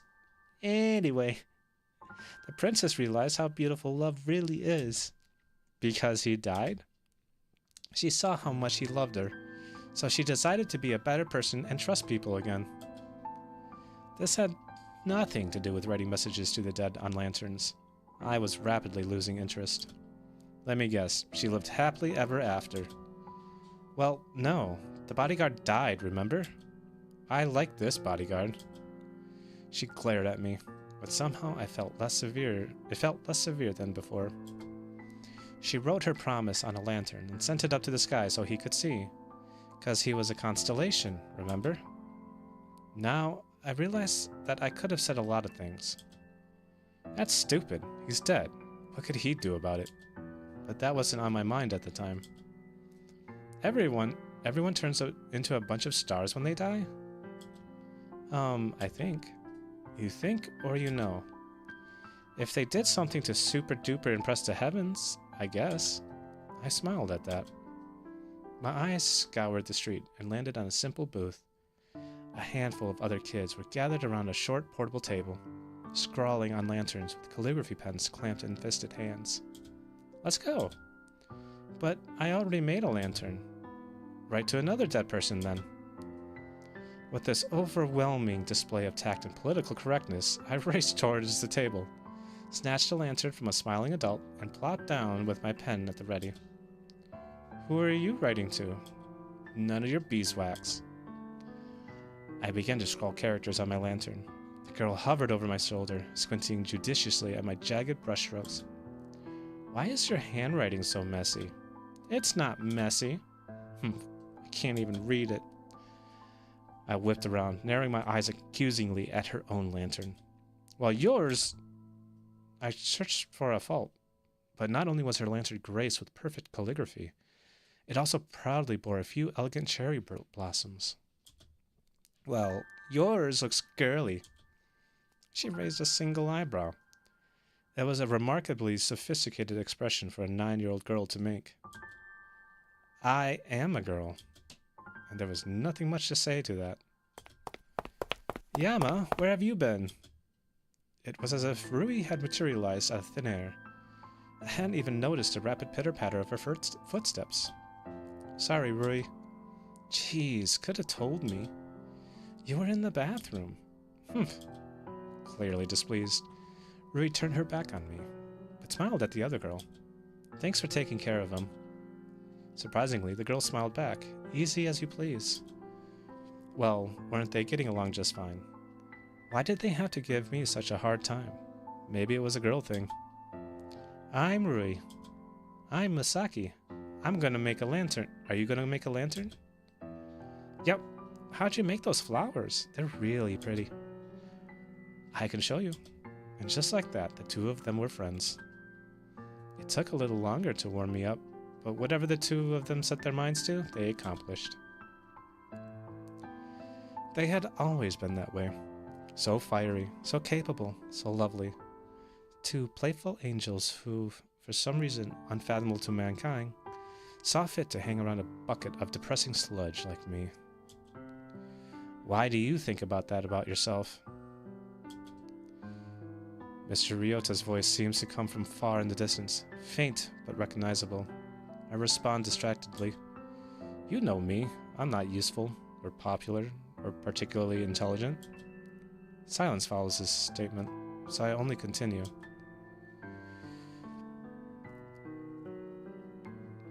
Why do you say that about yourself?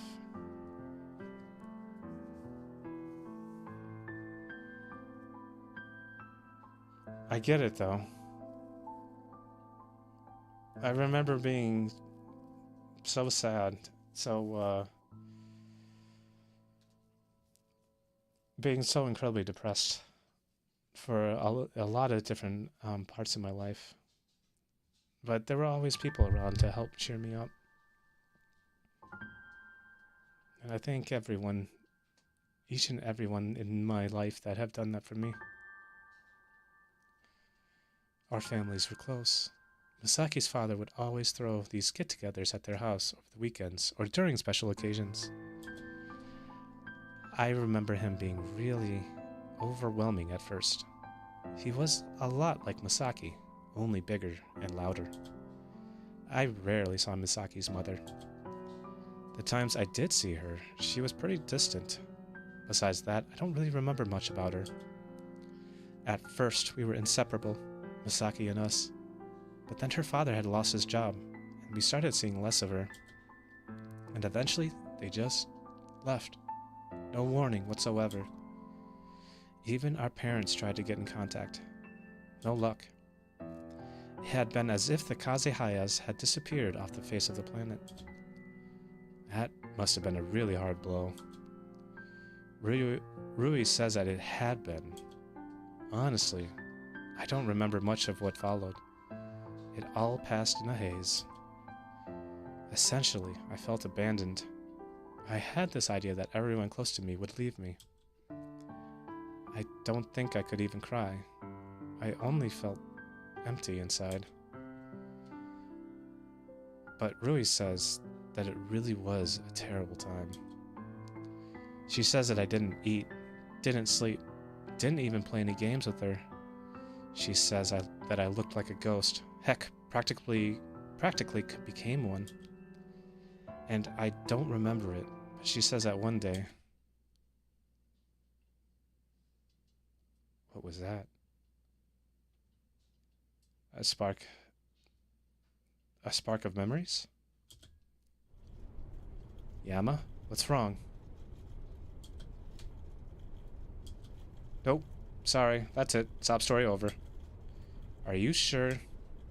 You do realize that the entire point of therapy is to share your sob stories.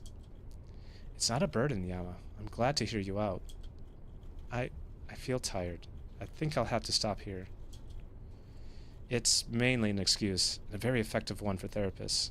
Mr. Ryota immediately nods in understanding. Thanks for confiding in me. Just know that what you felt was completely valid. I'm sorry you had that trauma.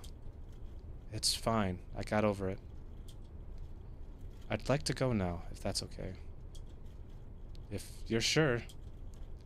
Is there anything I can do for you? I'm okay. Sure you don't want a lollipop? Yeah, I'm pretty sure, but thanks. Have a good day, Yama. But at least take this prescription. Prescription? Seriously? Then I actually look at it. 1 bucket of ice cream, to be eaten guilt-free. Oh. As far as the administration knows, this is a totally and legitimate treatment. Ice cream is one of the core groups in the food pyramid, you know? He actually pulls a genuine laugh out of me. Thanks, Mr. Ryota, and thanks for listening. Anytime.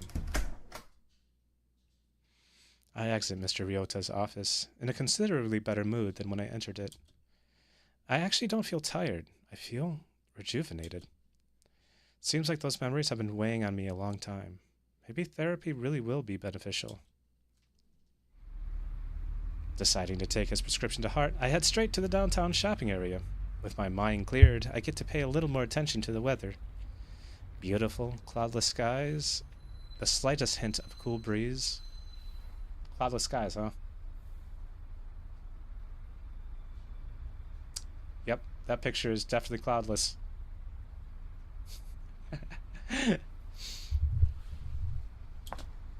You! A girl careens around the corner and nearly crashes right into me. Her glasses flash dangerously as she tips her newsboy cap over her forehead, studying me with an intensity that could rival an electronic microscope. Me? That's all I can manage to say at the eccentric sight. Yes, you, an idyllic, unlettered civilian. Perfect. A hint of satisfied smile tugs at her lips. For what must be the 100th time today, I feel a keen sense of impending doom. Respond to my questions with either yes or no.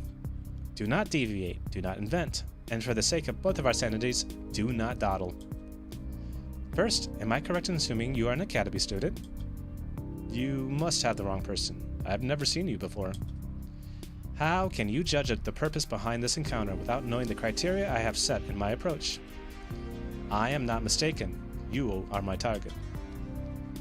It doesn't take a genius to sense that this girl means trouble. I decide to conveniently ignore her and step around her.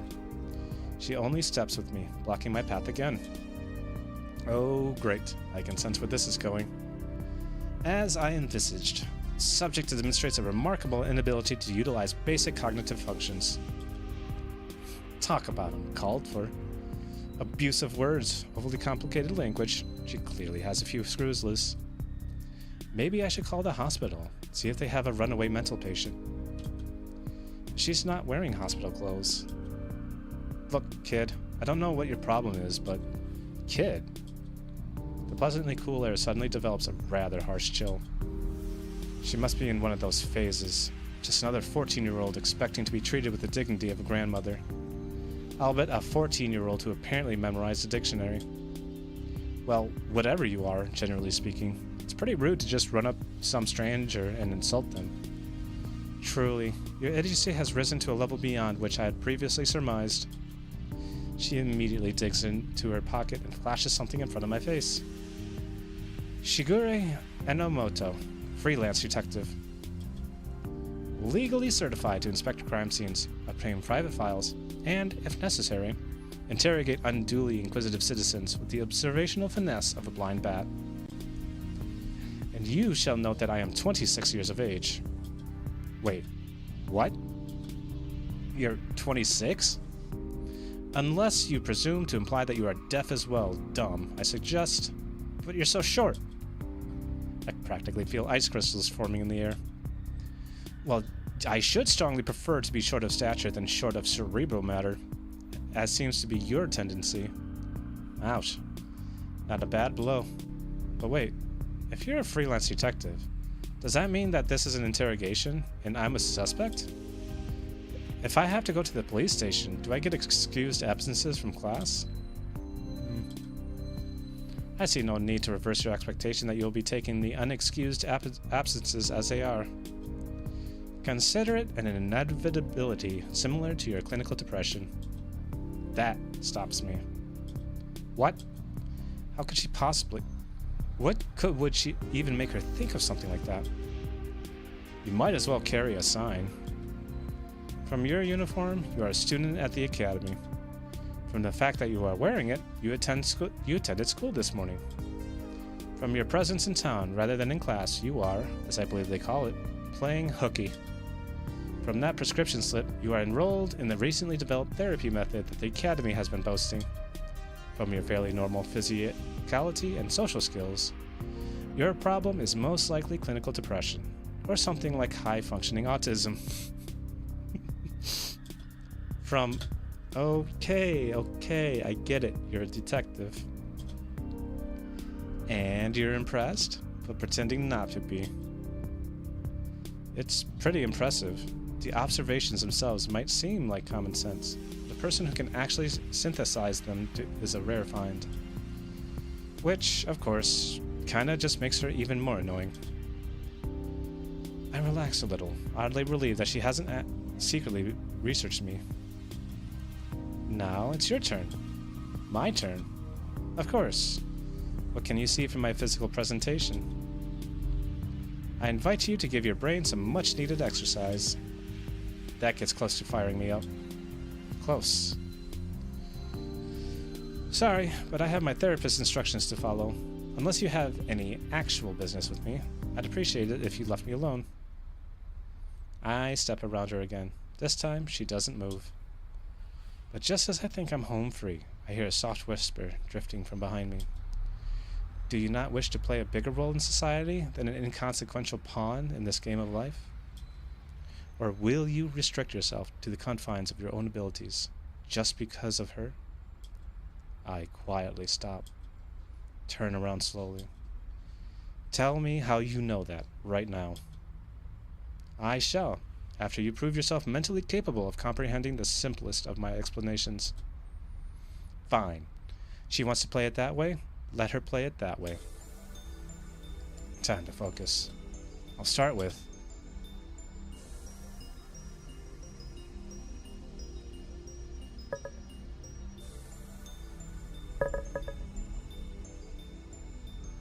I'm going to start with the clothes. Unlike the standard professional wear, I might expect of a law enforcement agent. She's dressed comfortably. Probably can do that because she's a freelance detective. They also haven't been ironed in a while, which means either she doesn't care or she's a workaholic. Possibly a combination of both. Her shirt proclaims king, conscious or unconscious associated to her egotism. I can't tell much, but I find it strange that she'd dress so casually and expect people to take her seriously. With her height and her clothes, is it any wonder that she's often mistaken for a kid? And one more thing bothers me. She wears comfortable-looking clothes, which I previously assumed were for efficiency. After all, chasing down criminals in high heels is a stupid idea. Yet, something stands out.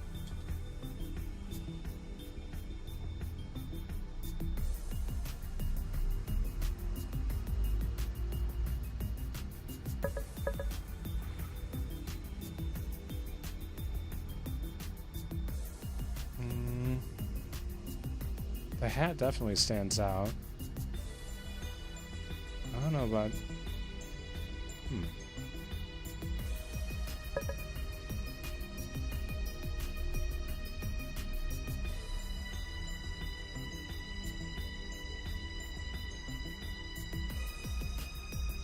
The hat and jeans. Right. Hats are a pain to run with, because unless you keep one hand on them at all times, they're likely to flop around, fall off, or just generally be obnoxious. And the jeans are too tight to opt for flexibility. Running in those would either be very uncomfortable or very, very embarrassing. Which implies that she just dresses how she wants to. Definitely a very headstrong individual. If she doesn't choose casual for comfort, knowing that it can interfere with her job, then is she purposely choosing it to aggravate others? To announce her individualism? It would match with her choosing to be a freelance detective instead of a corporate investigator. Free-spirited, rebellious, and, as I suspect from how she's shamelessly pulling me aside for no reason, guided more by her heart than her head despite her intellect. Not bad. Next, I should think about her body language. She spreads her weight evenly on both feet, unlike most girls, who let it lie more on one side of their hip than the others. Even weight on both feet. Almost sounds like a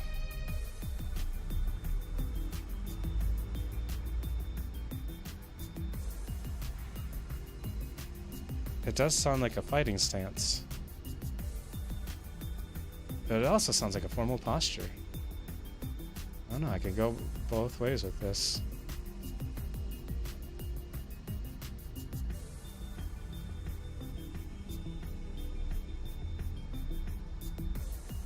Formal posture is what I'm going to choose. She could be used to formal settings, but that doesn't seem to match very well. The rest of her body language isn't so proper. She seems to hunch slightly, with her shoulders loose. No, it's more likely that she's in a fighting stance. Oh, never mind, I was wrong. Whatever decision I just made there didn't really matter. She seems relaxed, but with that bright-eyed look of someone expecting danger around every corner. That kind of weight distribution doesn't seem to come naturally. Maybe she was in sports, or maybe in self-defense at one point. For a while, from the looks of it. I'd like to guess martial arts, but I can't say for sure. There are too many possibilities. Okay then, maybe I should think about this in a different way. Her movements are very crisp and close to the body. When she's speaking, she doesn't gesture very much, even when yelling. Generally speaking, sports emphasizes emoting on a huge scale. Roaring in victory, bawling in defeat, the works. Not only that, but limbs are trained more for gross motor skills than fine motor skills. On the contrary, Shigure has very tight control over her hands, almost to the point where she seems stiff, which likely points to something high control, like ballet, or archery, or a more subtle martial art like Wing Chun. Well, that still didn't narrow things down too much. Time to move on. I've noticed that when Shigure moves, she primarily tends to use her... Oh, I guess I'm just saying she's left-handed or right-handed at this point? Or is it going to correct me when I say it? I'm going to say left hand.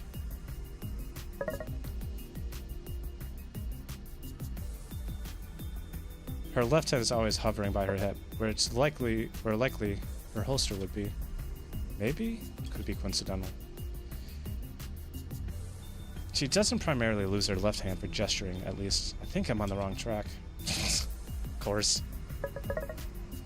Her left hand is generally stagnant, while her right takes up the most action, adjusting her glasses or tapping against her hip. Well, I can't see that! I love it.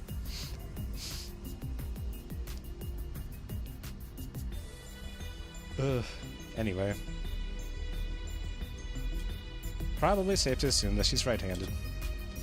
So she used to be involved in a high-control form of physical exercise, and she's right-handed. Is that all I can get from her body language? Well, she doesn't wear any noticeable makeup. She dresses like a kid. She wears glasses instead of contacts, just calling more attention to her pathetic stature. Wait a minute. When I put it that way, it almost sounds like she wants to be underestimated. Even though she pretends to be indignant about being mistaken for a kid, it looks like that's her intent. Even though she's a freelance detective, she doesn't wear her badge anywhere, or carry a gun, or anything really. She probably believes that being underestimated is a valuable skill. I can't say I personally agree, but hey, she's the 26-year-old freelance detective, not me. The circumstances.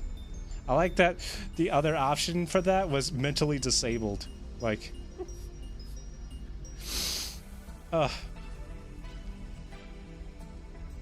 it's just now that I kind of came to realize that.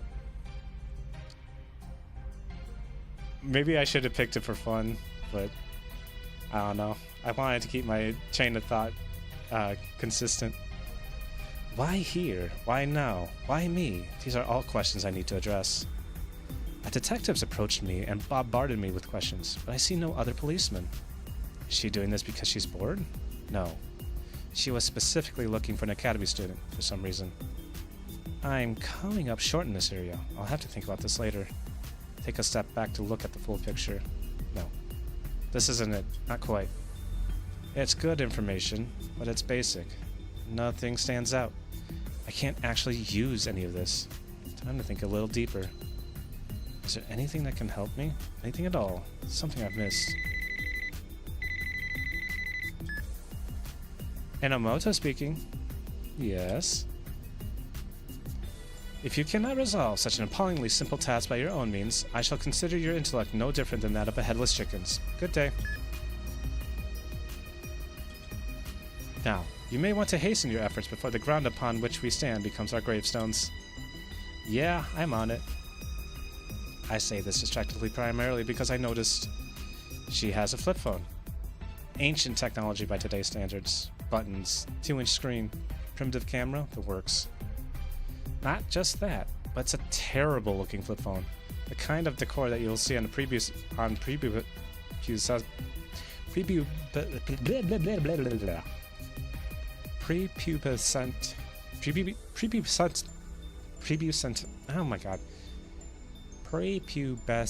phones.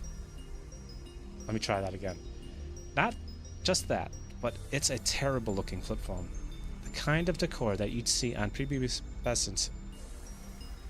The kind of decor that you'd see on prepubescent.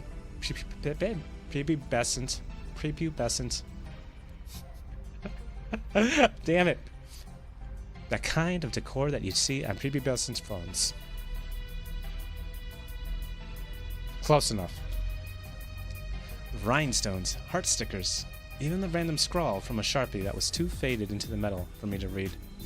It's completely unlike her, which means that it's a wealth of information. While on call, she so graciously turned the phone in my direction, allowing me to catch the glance of her wallpaper. Shock. It was a picture, at least a few years old, of a guy hugging her. Double shock. She was proudly showing off a ring. Not a cheap, cutesy-colored ring, like the couple bands of a new relationship in its second week. A legitimate diamond ring. An engagement ring. But she's not wearing the ring anymore. Even looking at her hands at this moment, I can't even tell that she'd never even worn one. Which means that she once had a fiancé, and he broke up with her. And he did it, I'm gonna say a long time ago. Ah, of course. If the engagement had ended recently, I'd see a tan around her finger, or maybe an indent. Instead, there's nothing, which means that the fiancé called off the engagement a while ago. She obviously didn't call it off. Not if she's keeping that picture on her phone. In fact, maybe they broke it off amicably, and if she hasn't deleted it yet.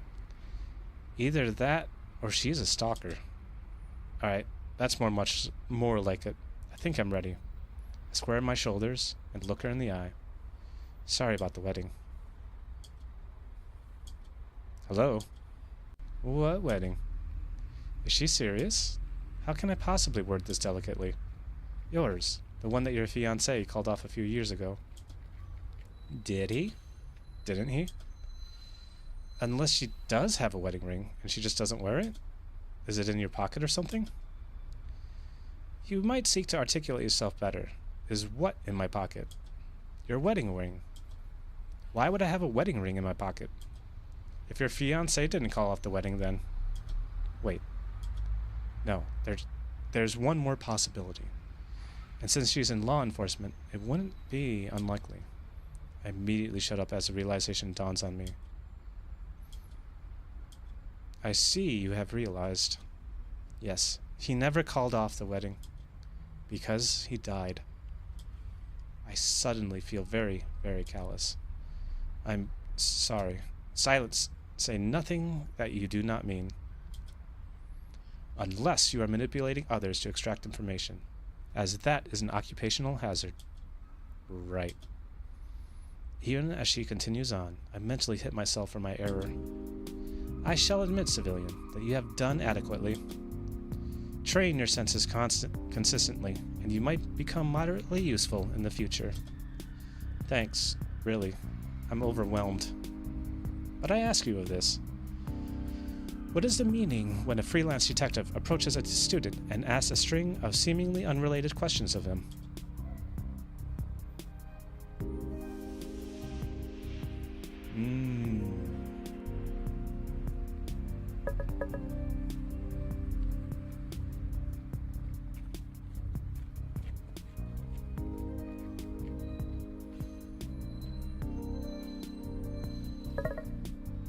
You are testing my intelligence for some reason. Or you're actually a marketing intern trying to conduct some bizarre survey. I wouldn't know. She fixes me with an unfathomable stare. The only sign of emotion on her face are her eyebrows, which are almost raised to her hairline. What is your name? Sorry? Your name. It has nothing to do with the case, but if I protest, she'll probably smack me with more verbal abuse. Yama Ishimoto. What is she thinking of? Her derision is preferable to her silence. I postulate that you possess a Nimieti? That's a new word. I have never seen that one before. I'm going to learn how to pronounce it. If it is not misspelled. Nimieti. How to say?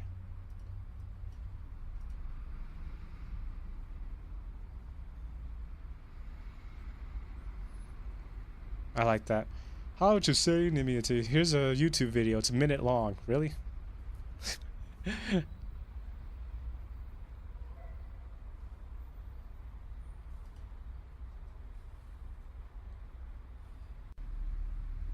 my god. Learn how to... What?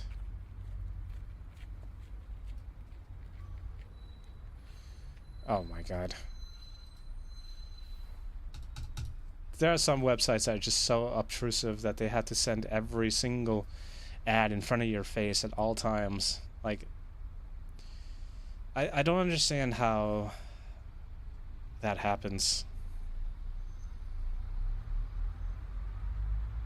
Nimiety. Nimiety.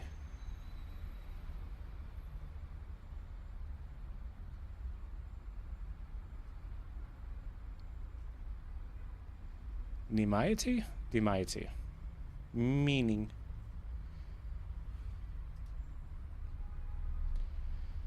Nimiety is excess in redundancy. Okay. So a lot of. I postulate that you possess a nimiety of free time, so a lot, an abundance. What is your assessment regarding a coadjutant métier? More words that I don't understand.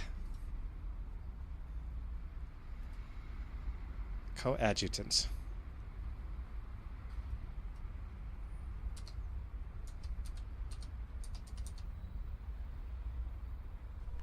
How to spell that? Adjutant. Okay. Coadjutant. T-A-N-T. Helping another or others, or with another or others. A person who thus helps. A helpful person. Métier.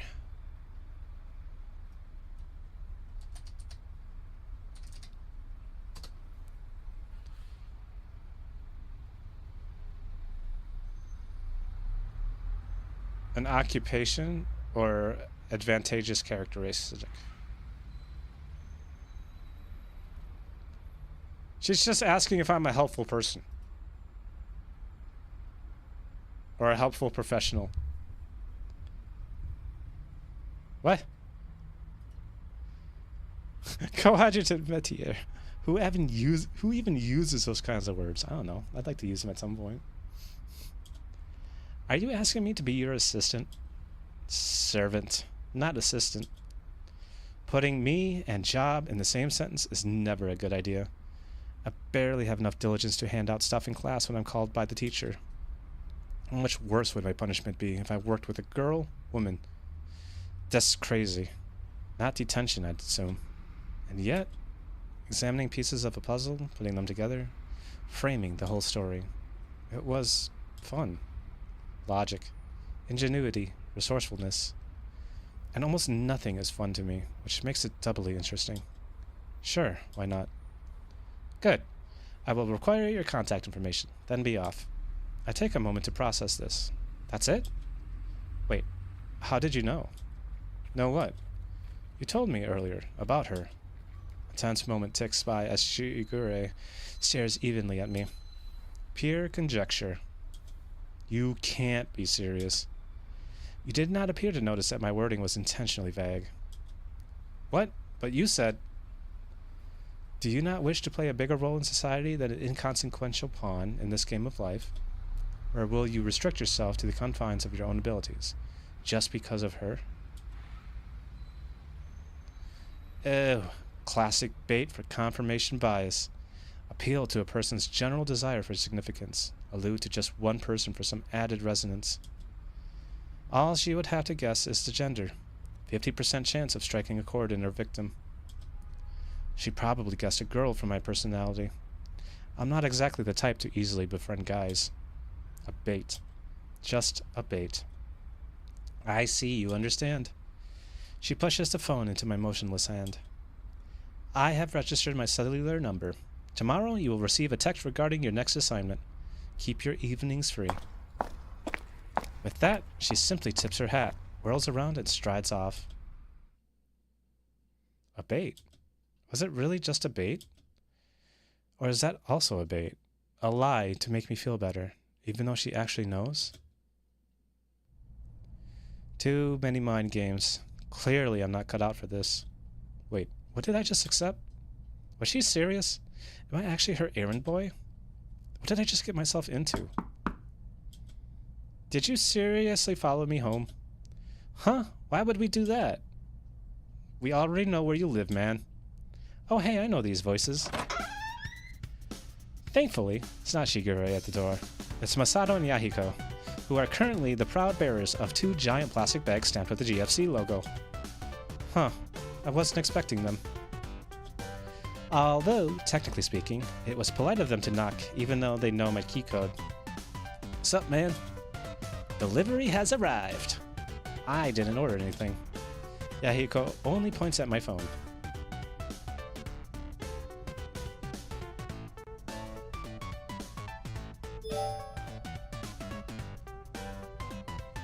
I don't know. Would you go to the moon without AC? Is summer hot on the moon? Oh, they also said I couldn't breathe. That's okay, though. I can hold my breath super long. We're coming to your place. What?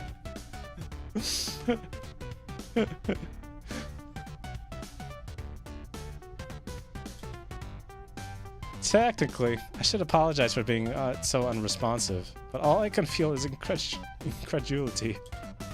33 messages? Yahiko only shrugs. You weren't responding. What's a thoughtful, selfless person to do? Not invade my house without warning, probably? I gave you plenty of warning. It just doesn't count if I don't see it. You're blind?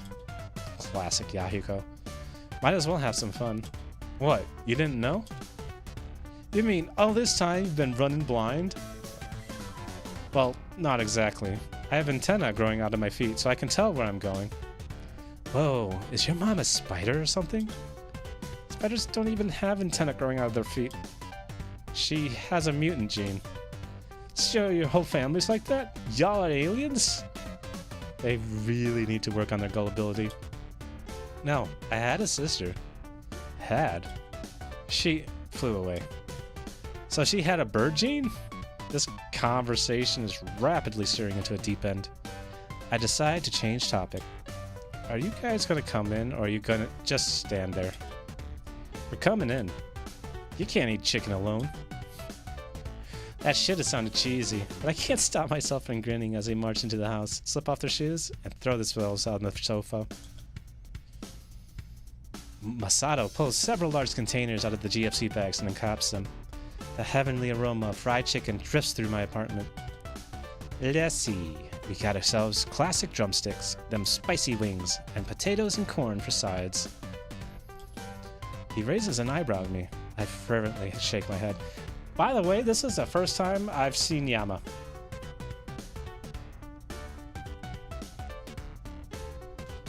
I have golden eyes and black hair. Why is this the first image that, like, shows up after all this time? Almost 5 hours into the stream.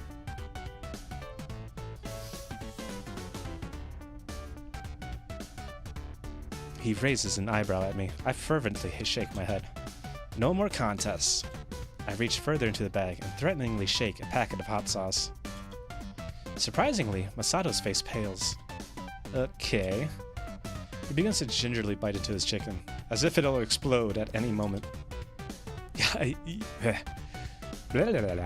Yahiko reaches for the original drumsticks, looking strangely thoughtful. It feels unsettling. A quiet Yahiko is a dangerous Yahiko. So, career day. Yahiko's eyes turn to me and he smiles easily. Masato looks up from his chicken. Did you get info on modeling? I don't make it a habit to get details on Yahiko's activities, but I shouldn't be poor company either, or they might leave. Surprisingly, Yahiko only stares blankly at me. Bleh. Modeling? Is he really dumb enough to forget his own dream? Modeling. Oh, that modeling. Yeah, I went and talked with that company, the cloud one. What was it called? You mean Lotus? Yeah, Lotus. Lotus is a type of flower, not a type of cloud. They said they'd keep in contact. They did? Well, of course, as if anyone could reject this perfect body. I want to gag, but honestly, it's not like Yahiko's overweight, nor is he deathly skinny. He actually takes pretty good care of himself. He might actually be an honest-to-goodness model. I repress a shudder and quickly switch to Masato. What did you do? Masato sits up a bit straighter, his eyes blazing with passion. Looked into studying in America. Wait, you what? What? They had a booth for it. Princeton, Yale, Harvard, all the big uns. An Ivy League? Not only does Masato want to study in America, he wants to attend an Ivy League? Well, honestly, I suppose it's not that unattainable. Despite all outer appearances, Masato actually has the biggest grades in our year, save for Elizabeth. He studies like crazy, runs like crazy, and is also disciplined in his health regimen, besides his diet. He just does everything with gusto. In fact, sometimes I wonder why we're still friends. Usually people who try overly hard annoy me, like Elizabeth. But Masato, maybe it's because he's clueless 99% of the time, but I can't find it in me to be annoyed at him. So, an Ivy League. Ain't that right? I'm gonna smoke everyone else. I thought you were going for the Olympics or something. Hell no, ain't my thing. It does make me curious. Why would he be so passionate about track if he wasn't planning on pursuing it as a career? Guess it'll definitely help him get into an Ivy League. Huh? Yahiko is peering into the GFC buckets, which are suddenly empty. It's all gone. Except one. Slowly, dramatically, he reaches into the bucket and raises a single chicken leg into the air. Oh, thanks, man. He sticks out his hand expectantly when Masato only shakes his head, a dangerous gleam in his eye. You gotta fight to win in life, man. He reverently hoists the chicken leg upward, like a certain baboon did to a certain lion cub in a certain copyrighted movie. We gotta play a game for it. How about a little something from my childhood? Yahiko's face twitches in trepidation. I don't know, dude. You pansying out on me? Of course not. Good. Here's how it's going to work. The game is called Survivor's Arena. The rules, they ain't none, except don't kill no one, unless you want to go to jail. At times like these, I really have to wonder, just what was Masato's childhood like? The goal is this here piece of chicken. We gotta fight fair, so we're going to stand equidistant from the chicken. It's still strange to hear him saying things like equidistant, even if he is technically a model student. Me, here, you, there, Yama, there. Wait, what? Whoa, leave me out of this. I'm fine without the chicken. It ain't about no destination, man. It's about the journey. That actually kind of makes sense. Regardless, I'm not so crazy about fried chicken that I'd fight over it. I'll pass. You ditching me? Yeah, ain't no competition without a proper enemy. You have Yahiko. I can't race against Masato alone.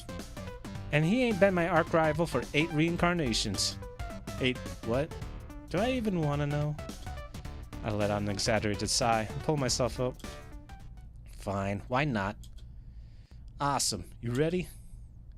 Masato tenderly places a chicken leg inside the bucket. His actions seem more appropriate for placing an innocent child into his crib, and not the meat of an animal we're about to fight over like starving cavemen. He then measures the proper distance so that he is also equidistant from the chicken. Masato is nothing if not fair about his contests. Once all these procedures are properly taken care of, he bends his knees and leans close to the ground as if the chicken leg has transformed into a golden trophy. 3, 2, 1. Start! The room explodes into action as he soars towards the chicken, hand outstretched. Yahiko shoves him aside. They tumble to the ground, rolling over and over like a pair of tumbleweeds. Well, that was easy. I reach towards the chicken, but Masato yanks at my ankle. Get back here! I crash towards the ground, barely catching myself before my chin slams against the tile floor. Can't we have played a different childhood game, like hopscotch? Ha! Hopscotch is for babies. Taking advantage of Masato's distraction, Yahiko squirms out of his grasp and claws his way to the chicken. Before I realize what I'm doing, my hand shoots out and I've gripped him around his waist. Masato sees his opportunity and releases me, dashing towards the chicken. In uncanny synchronization, Yahiko and I leap to our feet and tackle him to the ground. His hands lurch forward to catch himself, but our combined weight is too much. His face crashes against the tile with a sickening crunch. Uh-oh. I instantly step off and kick Yahiko in the side. He rolls off of Masato. Are you okay, dude? Masato manages to pull himself up, a thin trail of blood trickling from his nose. Ugh. He inches towards me. Yama. He can't be dying. He's Masato. I have to take way more than a simple fall on the kitchen floor to get rid of him. But then again, it's a common method of death in books. One high-impact blow to the nose, and it's lights out forever. That's a common thing in books?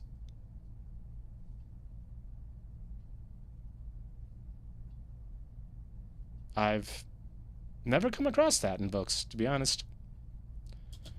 Could it be true? Come closer. Masato squirms across the floor, drips of blood smearing on his shirt. What is it? Masato. Ha! Got the chicken. What? He triumphantly raises the offending piece of poultry in the air, waggling in front of my face. Oldest trick in the book. Bait and switch. Then he clamps his hand onto his nose, a queasy look crossing his face.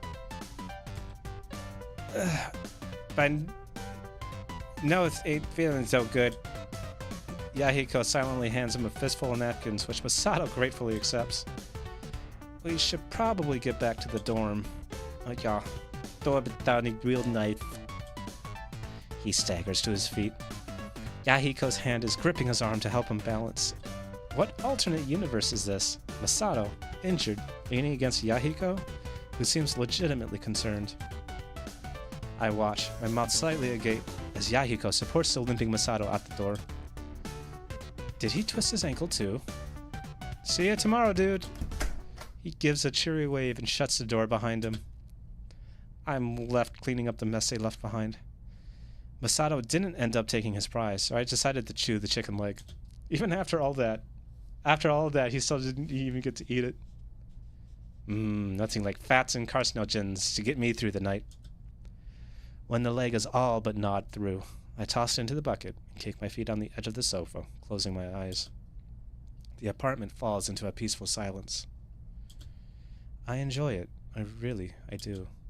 The empty space, the room for my thoughts, the gentle weight of my own presence, and nothing more. But I'd be lying if I said that I didn't appreciate their company. Masato might constantly be dragging me into competitions, and Yahiko might constantly be telling me things I couldn't care less about. But they're good guys. They spice life up, make it fun. Turn it from a B chick flick to an A-rated film. More than anything, they're constant. I've technically only known them for 1 or 2 years, but this felt much longer than that. They've always been around to chill out, study, liven it up, anything really. Even Masato, with his terrifyingly crazy schedule. They're good people, even if a little odd. Okay, now I really have to get something done. Something at least minorly productive.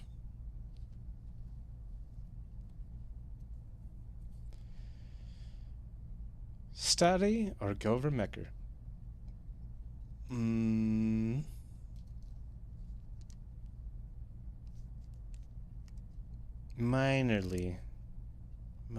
productive. If it was me,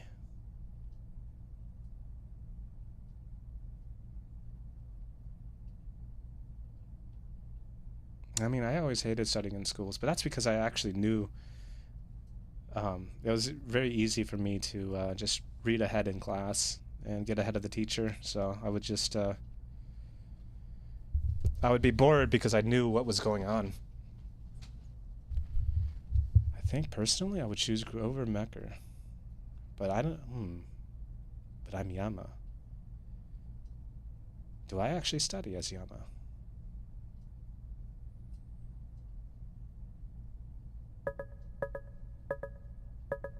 I kind of like Grover Mecker. Let's do it. Why not? It's not like there's anything better to do. I switch on my computer, settle back, and watch the chaos unfold on my screen. President Jay Graves is striking a dramatic pose on the lip of something that resembles a poorly green screen canyon, the wind bellowing at his back as the sun sets over the horizon. Bam! As I'm double-checking the player to make sure that I haven't somehow skipped to the end of the video, a rambunctious crash painfully rockets through my eardrums. Who goes there? I turn my attention back to the screen. A form scrambles from the pile of steaming metal with a shoddy paint job reminiscent of bad cosplay. The form is specifically a masked teen in a sequined suit of antenna headband clamped over his aluminum foil helmet. Is he supposed to be an alien, and that is a spaceship? I am Captain Acosta. I come to claim, how you say, recursos naturalis of this land. Recursos naturalis? Are you Hispanic? Hablas tu Ontarius. I'm alien from outer space. You're an alien, all right, but aren't you from our... But you sure aren't from outer space. You pay for this, evil senor. You'll be the one who's paying, and it'll be in Akiraman taxes. Go over Mecker. Mobilize. Give me a sec. I need a little bit more water before I go into this.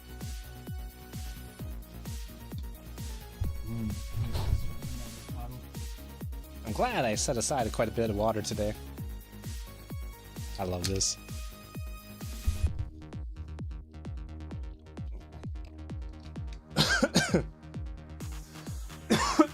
Excuse me. Oh, my throat tickles. Damn it. Alright. President J, you'll be the one who's paying, and there'll be Acuramen taxes. Go over Mecker, mobilize. To punctuate this remarkable demonstration of diplomacy, he immediately bounds inside his mech, as denoted by the very awkward transition sequence, and starts opening fire on Captain Acosta. Evil senor should not have fought Captain Acosta. Captain Acosta slips into his ship, which magically rebuilds into something resembling a flying clay sombrero, and sails into the air. Feliz Navidad, yo prospero en Año Nuevo. Have exploding taco is gift from Captain Acosta.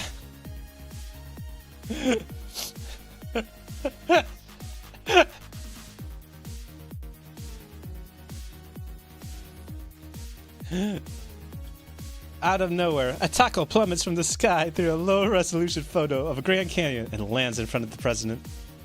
Ha? This harmless little... The screen flares white, slightly delayed after a roaring sound of an explosion. When the scene returns, the president is planted on the ground, his mech a pile of steaming rubble. Hasta luego, amigo.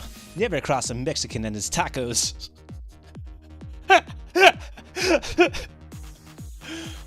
Then rather abruptly, the entire world turns into... Rego bricks? What the? But you see, I am a master builder. His Rego figurine ego starts to spaz around the rubble like a caffeinated rodent, building his mech into a... What is that? Caramba! It's Diablo! It looks like some hideous cross between a giant hamburger and a hot dog. Welcome to Akirima, land of the obese and home of the diabetics.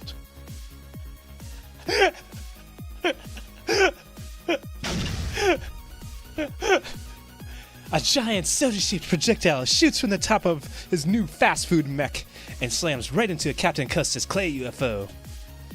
Ay de mi, Evo Senor's high cholesterol is muy strong. He attempts to lob another exploding taco towards the president, but is intercepted with another soda projectile and detonates right in front of his face. Boom. Curse you, fast food chains! His vehicle spirals downwards until it crashes with a note of finality into the dust below. The president, still in Rego form, leaps out of his mech, claiming a dramatic pose in front of the still setting sun. Good night, Akirima. May you sleep in peace. To be continued.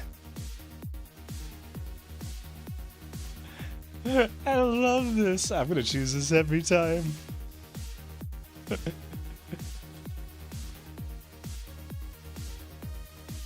As the credits roll, I slump back into my chair, stupefied. Right. I don't know what else I was expecting from this kind of show, to be honest. I give the clock a quick check. It's only 8:45. But I don't feel like studying.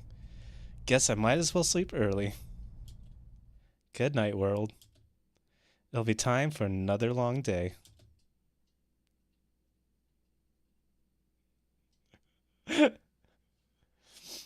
I don't know why. It was so funny. When I wake up, I'm almost dizzy with grogginess. Guess that happens if you suddenly change your sleep schedule. One moment.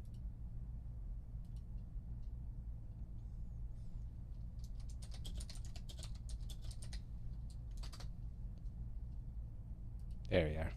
When I wake up, I'm almost dizzy with grogginess. Guess that happens when you suddenly change your sleep schedule. I drag myself out of bed for a quick shower before idly settling into the couch. 5:41 a.m. What do people even do this early in the morning?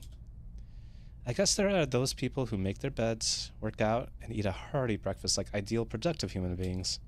But nah, I'm more partial to laying around, and maybe watching some TV. Yeah, that sounds nice. I lazily reach over. My fingertips barely skim over the buttons on the remote. Ugh.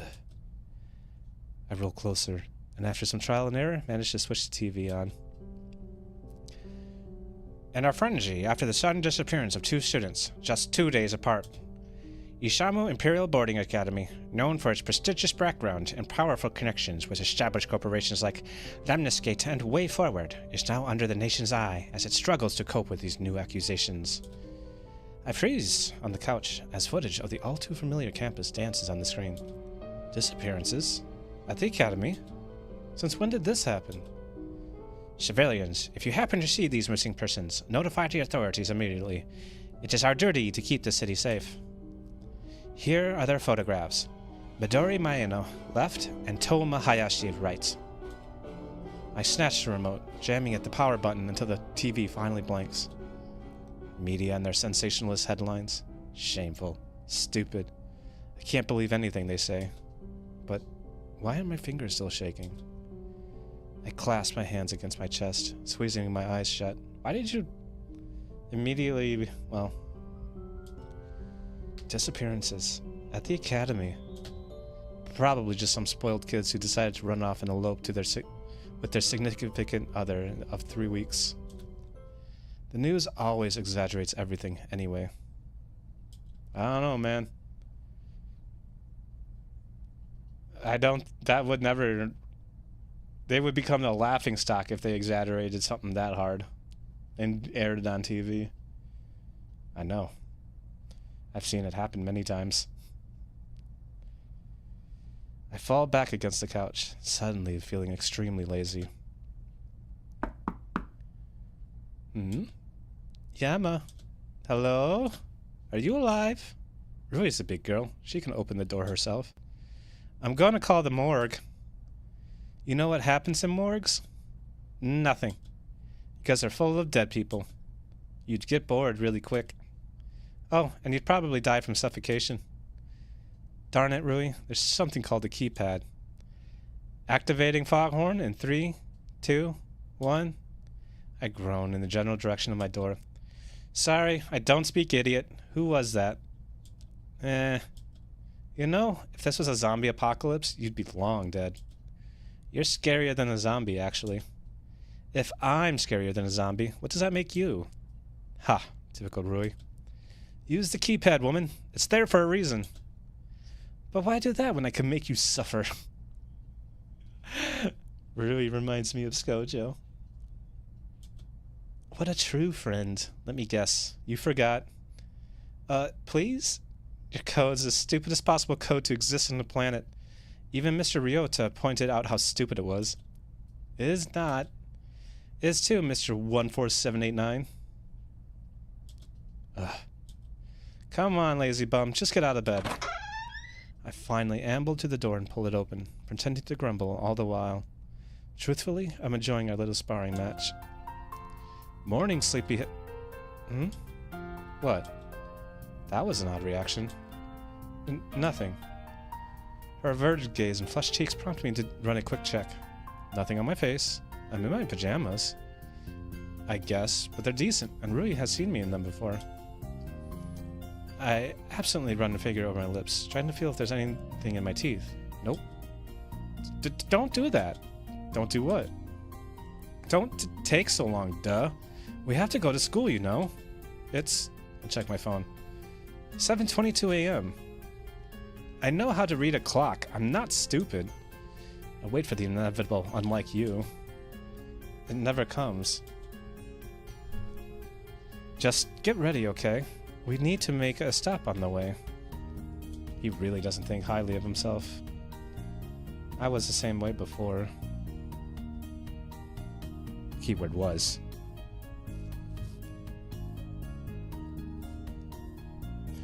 What kind of stop? Why do you always have to ask so many questions? Jeez. She reaches for my wrist, but suddenly jerks back as if I'm covered with poison. Well, let's go. I raised an eyebrow, smirking at her dramatic fluster. In my pajamas? Get dressed, right now. Sir, yes, sir. I stride easily toward my room, leaving her fuming. It only takes a few seconds to throw on my uniform. I barely stepped in the room before I'm out again.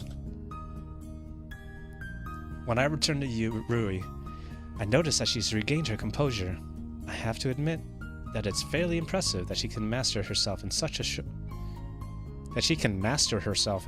short amount of time. Master herself? Muster? Is it supposed to be muster? Heh, took you long enough. You say that like we're waiting forever. I lean closer, raising an eyebrow. Or did you want to? Just shut up. I playfully poke her forehead in an attempt to put her at ease. I really need to learn to keep my mouth shut. Nothing good would come from saying things like that. It's just, why does she have to look so cute when she's angry? Let's go. She marches out of the door without a backward glance. Rui refuses to speak to me, even as we exit the apartment complex and head into the street. It takes me a moment to realize that we're on a complete detour. Instead of leading me to the academy, Rui stops by the main street. The city is fairly quiet at this time of day. Excluding a handful of cars that roar down the road in a hectic commute, it's completely silent. Almost eerily so. Hey, it's okay. No buses. Buses? She fixes me with a searching look for a second. Then, out of nowhere, her eyes spring wide open. They're after us! Agent Ichimoto! Run! She bolts down the street without warning. I've never seen her run so fast in her life. It spurs me to sprint after her, even though there is no visible threat. At least, not from what I can tell. What on earth has possessed this crazy girl? Rui's speed picks up until we're precariously weaving around benches, sweet street lamps. I almost called them sweet street lamps and other miscellaneous items. I can easily keep up, being in track and all, but Rui is clearly inexperienced. If she stays at this pace, she'll probably end up hurting herself. I find Rui sprawled on the ground, gingerly nursing her ankle. You okay? What, are you blind? You're the one who tripped. Why are you calling me blind? I'm not the one who asks, "Are you okay?" to someone who's clearly in pain. She attempts to struggle to her feet, but crumples to the ground with a pained cry. I instinctively catch her arm. It's unexpectedly slender. I assumed that she would have developed some muscles from how often she likes to hit me. Whatever gave you the brilliant idea to tear down the street like a madwoman anyway? Shut up and help me before we're late for school. If you were really worried about that, we shouldn't have come here in the first place.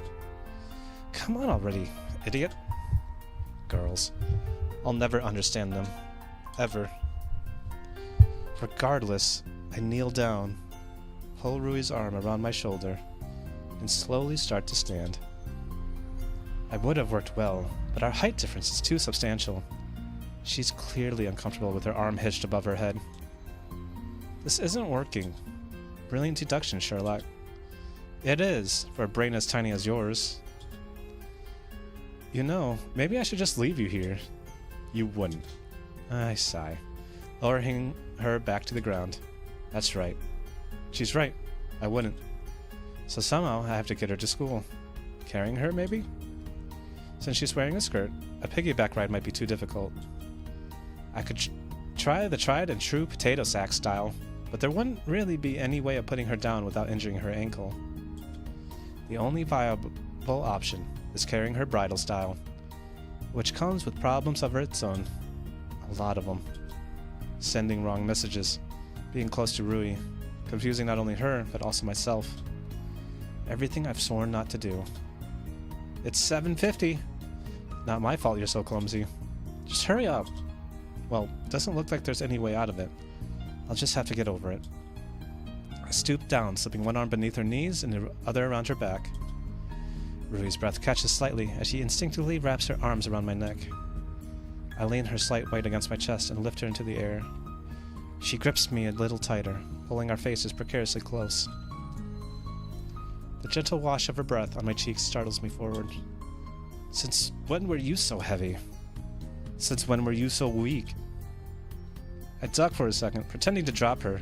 She squeaks, clutching onto me for dear life. I'm sorry, what was that? You're strong. You're plenty strong. Don't drop me. I can't help but chuckle at that. She idyllically leans her head against my chest, her face open in curiosity. It feels comfortable. Too comfortable. What are you doing? She closes her eyes, and for a split second, I'm terrified that she'll say something terribly sappy. I was trying to find your heartbeat. It looks like you don't have one. Classic Rui. Are you sure you're looking in the right place? What? Remember who flunked human anatomy? I didn't flunk. I just had other strengths. Like sleeping. You were the one who always got in trouble for napping. She's so adorable when she's angry. She suddenly tugs on my sleeve, glancing around. What is it? We should go around. Why? We're almost there. Because my sixth sense is tingling. You don't have a sixth sense. You don't even have 5. I only smirk at this retort and continue towards the school entrance, but Rui tugs at my ear. Ow, really? Take me around. Why don't I just dump you here? I like that idea much more. You can't dump a lady on the ground. Great. I'll have no issue dumping you. Hey! She whops me in the chest and I stumble forward, coughing. My back, woman. Are you trying to kill me? Oh, grow up, you big baby. Well, she hits me. I don't like that. She pats my chest, which feels even weirder. Well, I mean, like... I don't know. I guess maybe it depends. I don't want to be hit out of nowhere, especially when I'm carrying her, though.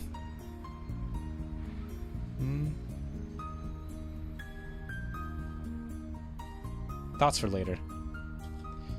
I'll dump you. What? I'll do it. Fine, fine. I'll behave.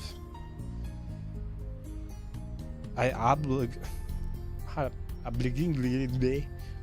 I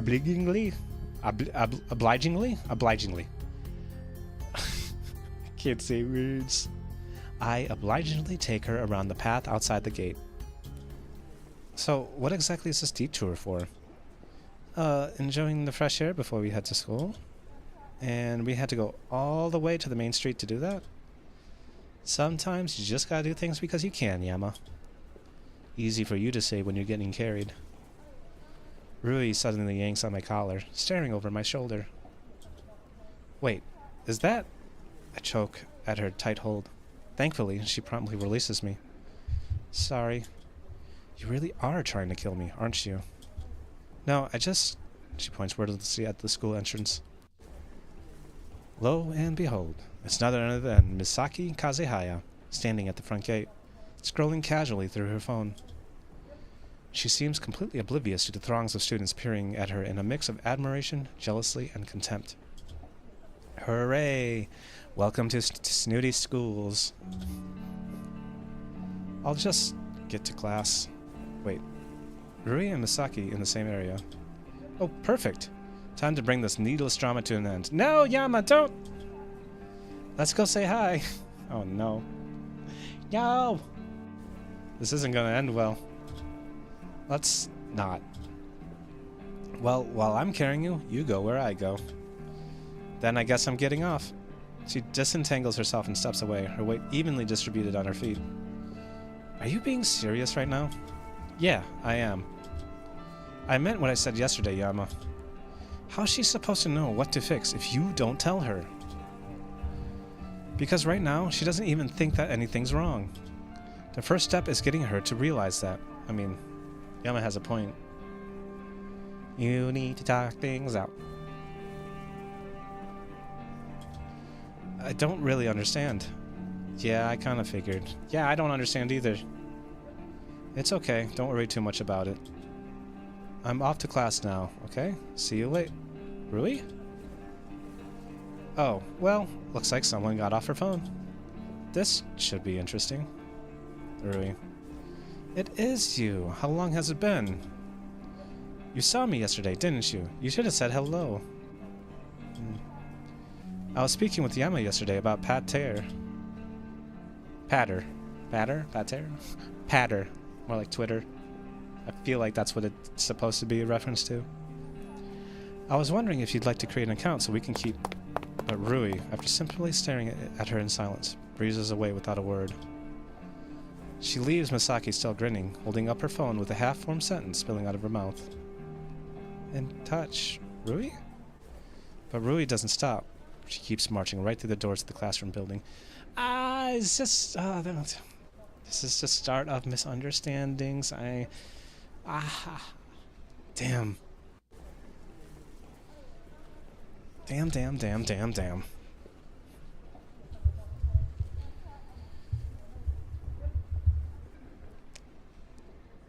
This is the start of misunderstandings, isn't it? Rui doesn't stop. She keeps marching right through the doors of the classroom building.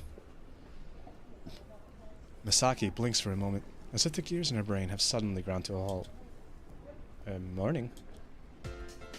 Yes, good morning. Is everything alright? She's not sick, is she? No. Then why did she act that way? Girl drama. I did not sign up for this. Yama, you started this. You wanted to bring them close. Granted, it wasn't actually you that did that, but then it just was circumstances, but still. What do you mean you didn't sign up for this? You exacerbated it. I want to flick your forehead right now. Now the two people who should be my best friends are ignoring each other, or At least one is ignoring the other. Beats me. She seems unhappy with you. You should talk to her. Unhappy with me? Why? Like I said, beats me. I see. One sec. I'll run a quick search. Her thumbs blur over her phone in a whirlwind. I can practically see smoke trailing from the machine. Alright, 2 girls. Once very close, now ignoring or fighting each other. Oh. Oh. I should have expected this. What is it? She's scared, Yama. Scared that I've come to steal you away from her and claim you as my own. Yama, if you don't clear this up right now, I am going to be very disappointed. Wait, what? How could I be so blind? Of course this might happen. She's jealous, just because I might endanger your friendship, or even attempt to seduce you, and thus leave her alone. Right? I think you should stop turning to the internet for everything, Miki. She's already in her own little world. Ridiculous. As if I'm actually in love with you. I'll clear this up with her as soon as possible. Gee, thanks for shattering my manly ego, Misaki. What ego, Yama? A dude who just can't, who can barely decide things on his own? I got a hydrate from Kilda. Thank you for the hydrate.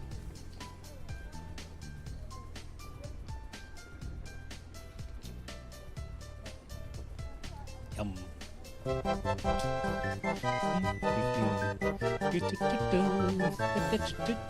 Aw, thank you so much, Killer.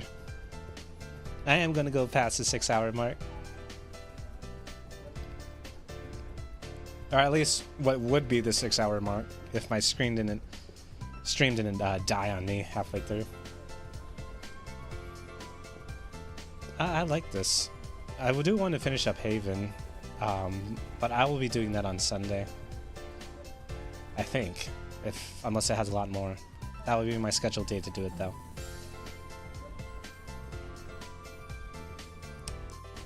Gee, thanks for shattering my manly ego, Misaki. Yeah, you have no manly ego, Yama. Mainly, if they actually can get a decent conversation together, the sacrifice will be worth it. I mean, at least he's trying to think of the right way to do it. You missed a stream dying? Had to turn PC off because of a storm? Well, you didn't miss much.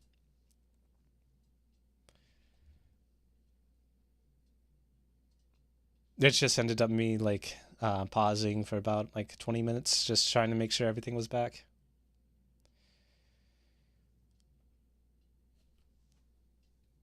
Did the storm pass, though? You okay? Everything's gonna be good? Gotta protect your precious electronics. It's a good idea that you did that. But if you have a surge protector, that should help.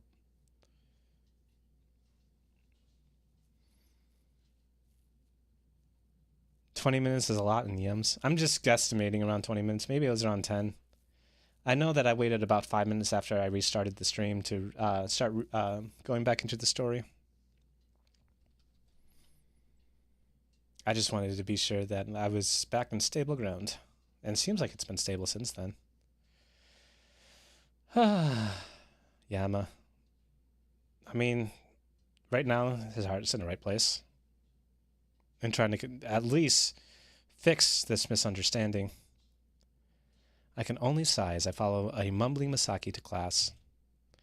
I go on a long trek through the city with a 115-pound weight on my back, and this is what I get for it? Maybe I should have just made Rui walk on her own. She certainly seemed fine by the time we ran into Miki. Wait a minute. She certainly seemed fine? Rui walked to her classroom without a problem. Didn't she just sprain her ankle badly? So badly that she needed to be carried? Actually, when I take a step back, everything's just downright fishy. A seemingly random detour to the main street. A seemingly random make-believe running sequence. A seemingly unavoidable bridal-style ride. All the pieces fall into place. Looks like I'll need to visit a certain blonde-haired troublemaker during lunch break. Oh, dear. Nice catch. A certain Akira Karube.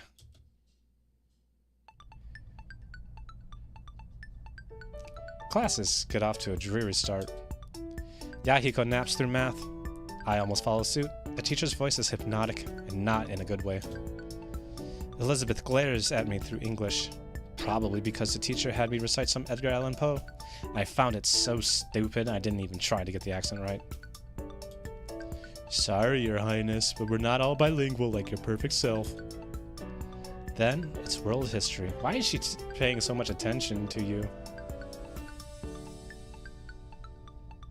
Come on, man, you can deduce that. You can start thinking about that. Why is she always looking at you? Does she look at anyone else the same way?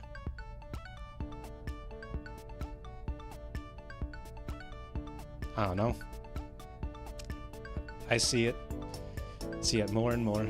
Then it's world history. Our teacher arrives in camouflage getup, proudly waving Isamu's city flag and screaming at the top of his lungs. Okay, maggots, listen up. You think school's easy? You think this will be a cakewalk? Well, you're right, because this blasted place has gone soft. Back in my day, we didn't have no study guides. Textbooks, we had to write them ourselves. Upside down, uphill, in the snow. Both ways. Oh, my peers seemed petrified. I only smiled amusedly. If only all classes were like this. None of you have any excuse to get less than a 90 on your test. So help me, if I see a single 80, I'll give you a taste of the old days. Yahiko is sliding beneath his desk, if he wants to melt in his chair. The old days? The teacher's eyes flare with delight, as if he was waiting to be asked. That's right, them old days. They'd string us up by our ankles over a pit of hungry lions. Yahiko squeaks and buries himself under his desk. Do lions even exist in Japan? All right, maggots, let's get your party started. Teacher thrusts a heavy finger at the board, sending the test to each of our desks.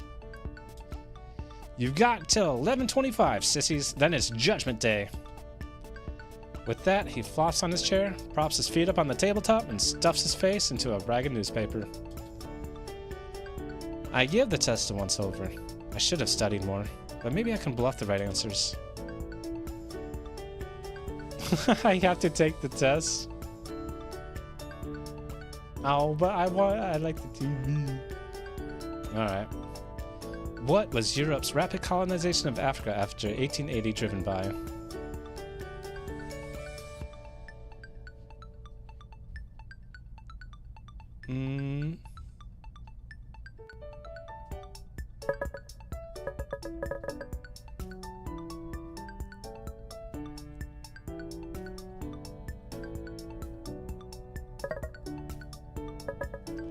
What does the ancient yin-yang Chinese symbol represent?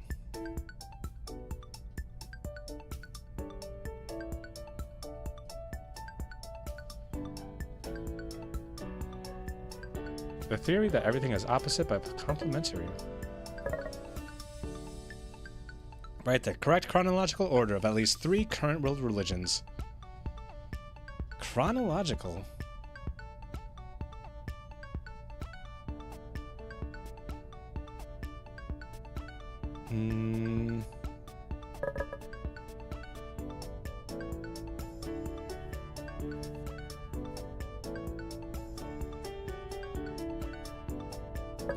Top one.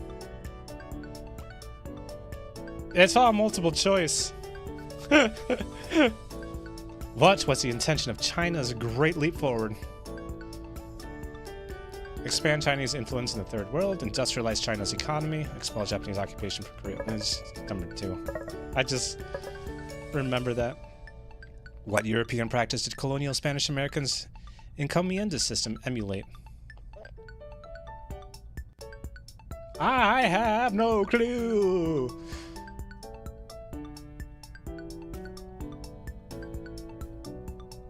Primogeniture. Let's try that. That went better than expected. I glance around the classroom, gauging the reactions of my peers. They range from triumph to utter despair.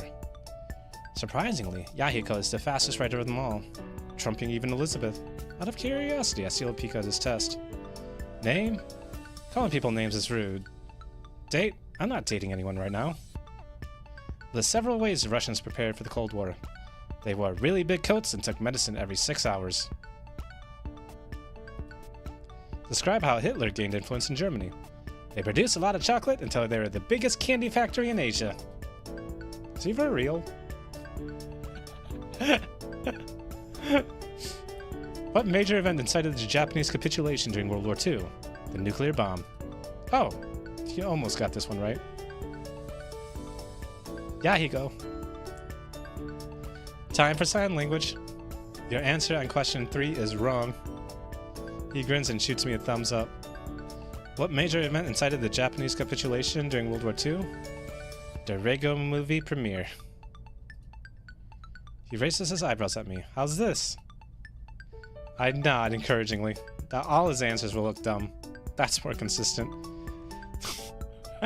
Yeah, but you bastard! Oh. Why? I guess he wants to get him in trouble with the teacher. That's hilarious. I return to my exam. The last question that remains is a long essay. Elaborate on one of the following historical themes, with at least 3 specific examples from covered material. 1. Subjugation of humanity. 2. Economic inequality, wealth disparity. 3. Role of religion in society. Well, this will be easy. I select the first option and start rambling about how everyone sucks and is unbelievably power hungry. It's the easiest essay I've ever written. I finished with plenty of time to spare. I don't know, Yama. He doesn't... There's some things he thinks through and other things that he really doesn't.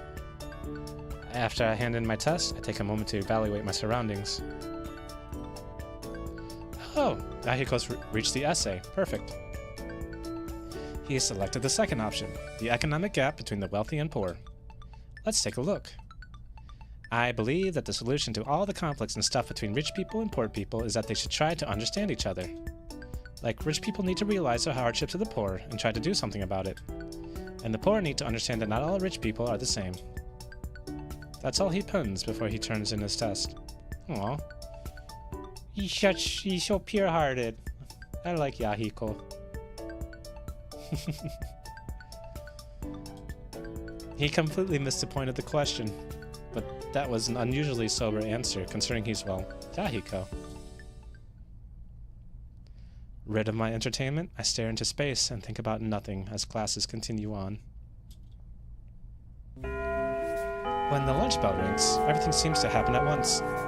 Misaki leaps to her feet, snatches up her backpack, and storms to the classroom door. I hurriedly tap her on the shoulder. Where are you off to? To track down Rui, of course. You sound like you're stalking prey. Who says I'm not? And obviously, with no intention of slowing down, she barrels out of the room with a single purpose. As she does so, a group of girls race into the room, crowding around Elizabeth. Is this you, Elizabeth? You won the art contest. You won the art contest. I said that wrong. I said it like a question and not as an explanation. Exclamation. Gosh, is there anything you aren't good at? It's such an amazing painting. You're so cool. Elizabeth smiles at her groupies, unusually gentle. Thank you. She coughs delicately. Ah, sorry, my throat is feeling a bit dry. Oh, stay right here. I'll get some tea for you. Hurry up, don't keep her waiting. Elizabeth smiles in appreciation as the groupie sprints out of the classroom. The whole display just makes me want to gag. Then, Masato comes roaring in. I cringe, expecting yet another sales pitch for the track team. But he crashes past me, grabbing one of my hapless classmates. You! Who, me? You started a bitter family feud, you ignorant whelp. Well, what? I've never seen you in my life. You mess with my little bro, you mess with me. Come here. Masato seizes the student's ear and drags him into the hallway, leaving a trail of gossiping students in his wake. Oh shit. Masato's pissed. Huh, weird. I never knew Masato had a little brother. See ya, dude. What? Where are you going? To see applicants for my amazing club, of course. You interested in joining? It's called the Happy Club. Suddenly, I'm very glad that I have other plans. Have fun with that. He only beams. I will. And with that, he promptly disappears. That was oddly hectic for an ordinary school day. At least it's convenient. Now I'm left to my own devices. All right, Akira. It's time to have a few words with you. I enter the cafeteria with laser focus, searching for the familiar head of the blonde hair. I vaguely notice Yahiko gesturing exaggeratedly to a few skeptical students. I vaguely notice Yahiko gesturing exaggeratedly to a few skeptical students. Blah blah. I am just flubbing all of my lines, but I pass over them. After a few minutes of circling the cafeteria, I still haven't caught sight of my intended target. Supperoni, Sarge. I quickly wrap around and come face to face with the object of my search. A bright-eyed girl bubbling with energy, as demonstrated by her tendency to bounce on the balls of her feet. Hey, Akira. It's been a while, Sarge. I can't help but sigh. I can sense that the ensuing conversation will be a very long and difficult one. My name isn't Sarge. I never said it was. Then why do you keep calling me Sarge? 'Cause Sarge is short for sergeant. She stops, as if that's an adequate explanation. And I'm hungry, so let's get some food. She skips to the buffet table to swipe her card. This girl. It's impossible to get a straight answer out of her. Akira is an interesting case. She and Rui joined drama club last year. That's how they became friends, or so they claim. It didn't take long for them to become close, and this year, they're rooming together. Akira? Well, if I had to describe her, I'd say she's free-spirited, doing her own thing, off in her own world. She doesn't really associate with us much, just Rui. She's a bit eccentric, though, I suppose, in a refreshing way. I suppose. When we've gotten our food, Akira makes her way to an obscure corner of the cafeteria and digs through her bag, pulling out a green and white plaid blanket with a flourish. Plaid. A white plaid. A white plaid. Plaid? I don't know why. I feel like I'm saying that wrong. A white plaid blanket with a flourish. I present to you Annette Diana Hellenson, the 17th.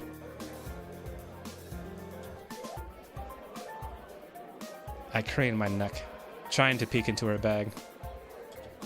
Where? Here. She shakes the blanket. The blanket? Oh, don't be rude. How would you feel if Annette Diana Hellenson the 17th called you the human all the time? Use her name.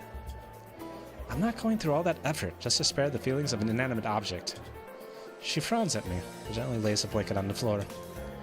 Don't come crying if Annette Diana Hellenson the 17th exacts retribution on you for the grave insult we just made. I'm sure I'll live. Akira only shrugs and settles on the blanket. A few students in the background send us bewildered glances. Why don't we just sit at a table? Why don't we just sit on the ground? Chairs are meant to be sat on. So's the ground. What? Fine, you sit on the ground, I'll sit at the table. Oh. Akira sighs and obligingly stuffs Annette Diana Hellenson the 17th back into her bag. You know, if Rui and I are like peas in a pod, you're like this awkward leaf that's growing really far down the stem. I see you all the time, but we never actually hang out. That's not really fair. You chose not to hang out with us. On second thought, I'm not sure if I'd be able to handle Akira on a daily basis. Aw, Sarge, I never said it was your fault. Oh, right. I gather myself as Akira takes a seat beside me and starts to dig in. The ankle incident. Just ask her about the ankle incident, and this whole nightmare will be over. Something interesting happened today. Did you pretend that you were a cross-dressing duchess? What? Guess not. Too bad. That would have definitely been interesting. Most brains have interconnected neurons. I'm beginning to think that Akira's brain is structured without rhyme or reason. No. Rui tripped and injured her ankle. Oh no! Well, I don't think she actually injured it. She was running around on it just a few minutes later. Did you carry her? Yeah. Piggyback? Why does that matter? Oh, the healing power of true love. How I envy your bond. You see, love is like antidepressants with herbal infusions. You know, I kinda do be like that. It feels nice, warm and fluffy. I like being in love. Most of the time, people just get involved so that they feel good, regardless of the actual result. But sometimes, if your bond is truly deep, it can actually physically heal you. Only sometimes, though. Like, maybe less than 0.0016% chance. I carried her bridal style, actually. But bridal style? 10 times the healing power. 10 times the bond. Like a covalent bond, or ionic, depending on the properties. Her way of thinking is impressive, honestly. I don't even know how she makes these associations. Look, Akira, can you just give me a straight answer? The angle of an answer is irrelevant, since an answer is an abstract concept, and therefore is not subject to angles in the first place. Right. Did you have anything to do with Rui pretending to injure her ankle? I plead the fifth. Isn't that American? Oh, right. I plead the 38th. Can only sigh at this. Akira definitely had something to do with it. If past examples are anything to go by, she probably formed an elaborate plan and managed to convince Rui to go along with it.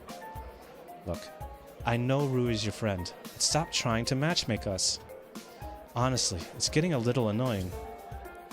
Just like how you pretend that you don't notice Rui's feelings. I take back everything I said about Akira being refreshing. She isn't refreshing at all. She's a meddler. Look, it isn't exactly your business. Can you just stay out of it? Oh, but it is my business. More than you might think. That sounds ominous. Still, it'll end up hurting Rui. Do you want that? Why would Rui get hurt? Just let me deal with it, okay? It's already complicated enough. It doesn't have to be. This is just too much trouble. Look, Akira, what you're doing will only end up hurting Rui. If you don't want to bug me, that's fine, but leave Rui out of it. I scoop up my dishes and leave the table before she has a chance to speak.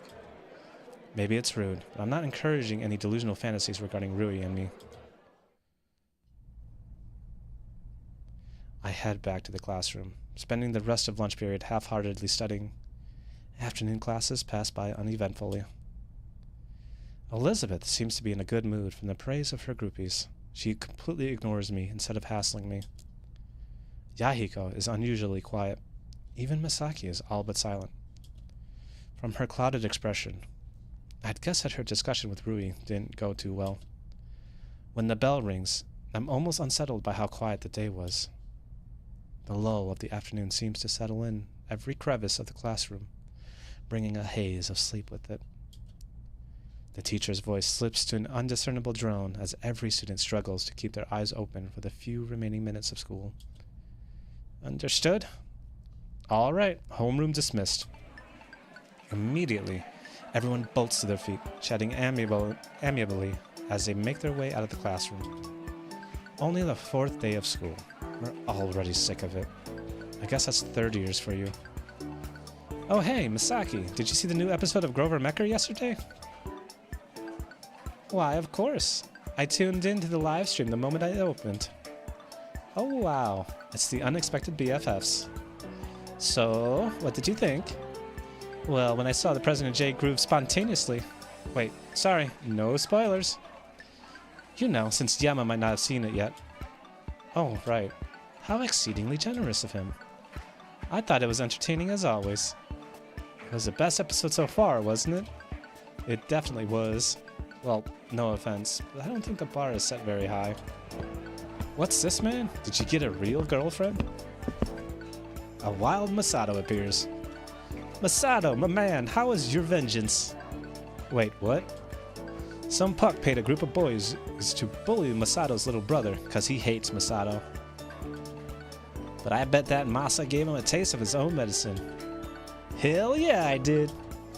You pick a fight with the Run Kurogane, you pick a fight with all of them. Wait, won't you get in trouble for hitting him? He'll definitely tattle on you. Wahaha, hit him? Nah, man, I locked him in a room and taught him the cluster decomposition theorem. Made him write a paper on it in one sitting. Somehow, it feels a lot more horrifying than just getting beat up. Hi, I don't think we've met. Who are you? I transferred here yesterday. Masaki Kazehaya, at your service. She's super cool. She watches Grover Mecker. And she's a model.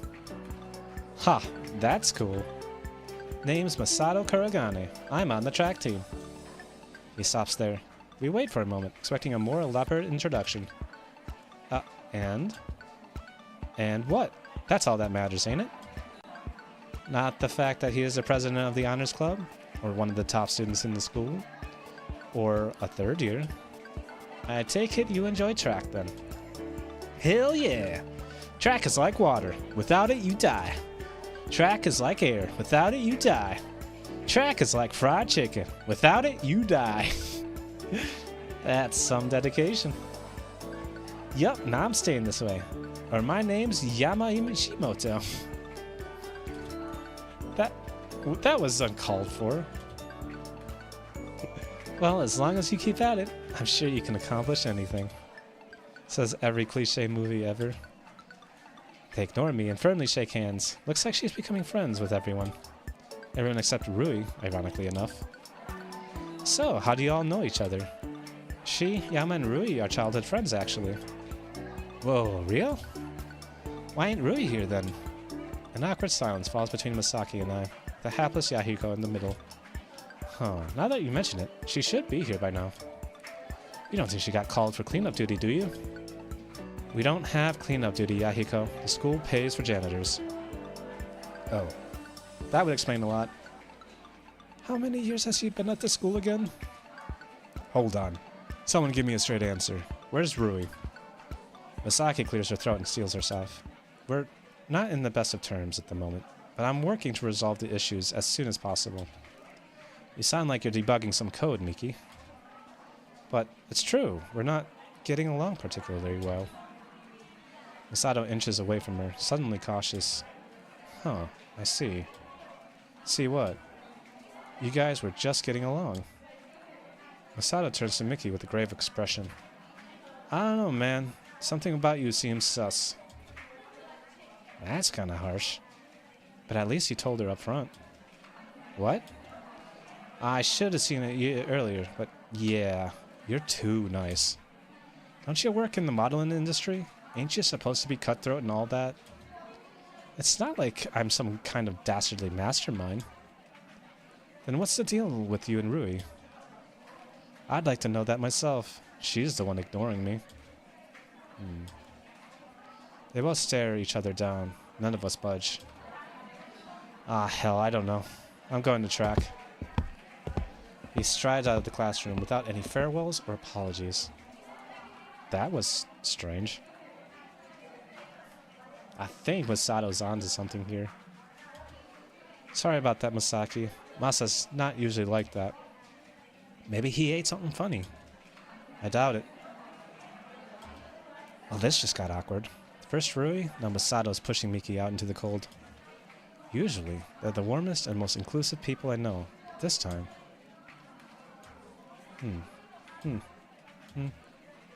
Something. Save me. Anything. That was convenient.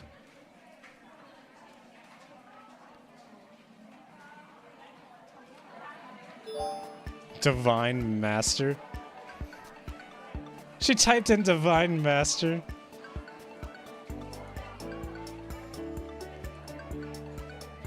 I'll go ahead and assume this is from Shigure.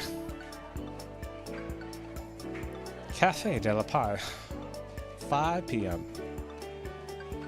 Do not dare to be late, or I shall dock your pay. Also, I insist you share your location with me. Wait, isn't this on a volunteer basis? What kind of pay am I getting? And the final message. Wait a minute. Does your phone even support location sharing? The answer is immediate. Yes. But it's so old. Some implements improve with age, Ishiyama, unlike your brain, I predict. Why am I working for this woman again? Whatever. I mashed a few buttons to share my location with her. It's not like she'll break into my house and steal my stuff. Right? Since she's a detective in official capacity, she'd get in a lot of trouble. Wait. Why am I legitimately entertaining this idea? This woman terrifies me. Dude, why are you smiling? Huh? Smiling? Grinning, as a matter of fact. Grimacing, not grinning. There's a big difference. Sorry, but something came up. Turns out that I have to go. Oh, that's fine. I have my club to see to. Oh, you have a club? Yeah, I just started it. Want to join? It's called the Happy Club. Oh, sorry, but my work schedule limits my ability to participate in clubs. Oh, well, that makes sense. Wow, smooth. She should go into politics. Who in their right mind would actually want to join a crew called the Happy Club? Then, ladies and gentle fellows, I shall be off. See ya. Bye, Yahiko. You too, Misaki. Have a good rest of the day, Yama. And with that, we managed to barely salvage the awkward atmosphere as we go our separate ways. I pull up this Cafe de la Pie and on my phone and find that it's on the same street as GFC. Well, that makes this an easy walk. Unless, of course, she's referring to the other Cafe de la Pie, which is on the faraway border of District 8. Might as well try the closest one first. Shigure doesn't seem like the type to go out of her way just to make me miserable. Or rather, she doesn't seem like the type to inconvenience herself. There are cliques of academy students throughout the streets. Girls immersed in superficial gossip and guys exchanging ridiculous stares. I pass by a handful of police officers on the way. They nod courteously, but there's a shadow to their evaluating gazes. I keep my stride long and my steps quick as I round the corner to the denoted rendezvous point. When I first see the big place, I have to double-check my phone to make sure I didn't take a wrong turn somewhere. By the quaint, lovely name, I was expecting some charming variation of the polished, established Buckstar Coffee House. Instead, I've met with the definition of modest: chipped paint, dusty windows, and a swaying sign with 3 broken letters. Maybe this is Shigure's way of exacting vengeance. I take a deep breath before I enter the cafe. Surprisingly, the place is really decent on the inside. I'll say. It looks like a jazz club can play here. They've got a grand piano in the corner. Oh, they have live entertainment. I like this place already. Sophisticated and sleek, the array of elegant furniture is punctuated by the black grand piano along the far wall of the cafe. A delectable smell of butter and sugar drifts from the counter to the shop, where several intricate glass displays boast rows of unique pastries reminiscent of a fairy tale world. Oh, I love this place. Look at it. Welcome. May I take your order? The cashier greets me with a smile, drawing me to the front counter. Wait a minute, isn't she... Come to think of it, I've never seen where she goes after class ends. Of all people, it would be you. It's Elizabeth. Consider it your lucky day. Just give me your order. Heh, this situation's just too good to pass up. Elizabeth, a cashier. Do enlighten me. Why would such a wealthy, empowered young woman stoop to making lattes and washing dishes? But work experience, obviously. Every successful person comes from humble beginnings. I might believe her, but the way she's averting her eyes is suspicious. So why didn't your parents get you some cushy internship at your dream corporation? You know, some people want to earn their success instead of being spoon-fed by their parents. But being spoon-fed is so much easier. I've learned by now that comments like these will tick off Elizabeth more than actual insults. Sure enough, it works. You're insufferable. I don't know, Yama, you just seem like such a dick. What's that? I should complain to customer service about an abusive cashier? Just order already. As I lazily glance over the pastry displays, a flicker of motion catches my eye. It's the girl who always hangs around Elizabeth, an ordinary student settled in the corner, elbow propped on her table, eyes glinting in amusement as she absent-mindedly twirls a pencil between her fingers. Her back is slouched, her smile carefree, but there's something about it that seems a little odd about her. Elizabeth seems to notice my switch of attention and clears her throat. Are you going to order, or are you going to waste space like always? Oh, give him a moment, Beth. I glance at the book that's lying open-faced on her table. Advanced English Syntax and Grammatical Principles, version 3. It's the same text that I have for English. She must also be a third year, but in a different class. Head tilted slightly, eyebrows raised, just barely. I get the impression that she's studying me just as hard as I'm studying her. Who are you? Isn't it courteous to introduce yourself first before you would demand my identity? As your buddy Lizzie has probably told you, courtesy isn't my strong suit. Oh, then what is? Nothing. Just a bit of friendly advice, Beth, but you may want to watch your step around this one. What makes you say that? Why, he's figured you out. And this elicits an unusual reaction from Elizabeth. Bitten lips, fiddling hands, and an anxious shift of the eyes. Odd. I don't recall figuring out anything. Well, Yama, why don't you give Beth a little grace? Her eyes are twinkling at me challengingly, like she knows I don't know, but wants to figure me out. Oh. Is this Shigure? The mannerisms is what really tips me in. I feel like that's who it is. Why would she do that? Why isn't she taking Elizabeth's side? Fine, I'll apologize. Just don't tell anyone. Well, now I really have no clue what's going on. But I might as well go along with it. Yeah, why shouldn't I? She seems at a loss for words, but I can't help but grin. You'll pay me? You know I can't. That catches me off guard, but thankfully I'm able to hide my expression just in time. Interesting. She can't pay. That can only mean she's not as high and mighty as she pretends to be. Maybe her spending is restricted by her parents, or maybe she's legitimately poor. This just gets better and better. So, it's that big of a deal if everyone finds out. Don't even think about it. Yep, definitely not the rich, perfect princess that everyone was led to believe she was. Say, pretty please with a cherry on top. Pretty please with a cherry on top? Oh, now I feel like Yama's such a dick right now. As begging goes, it's subpar, but I decide to let it go. Really? I don't plan on making her life miserable. It's more of a power thing. With blackmail hanging over her head, she'll finally stop bothering me. I turn from the counter to survey the pastry case. Elizabeth's shoulders drop in relief. The girl at the table loses interest and returns to fiddling with her pencil. You never did tell me your name. Am I obliged to? As you said, it's common courtesy. Now when did I say I was courteous? She brushes her pencil into her bag and slings it over her shoulder, winking at Elizabeth. I'll see you later, Beth. And Yama, play nice. She floats out of the cafe without another word, shutting the door softly behind her. Come to think of it, how did she know my name?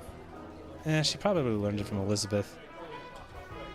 Sad Elizabeth rings up my order of 3 pastries and a smoothie as I spend a few minutes pondering the strange girl. It's Shigure.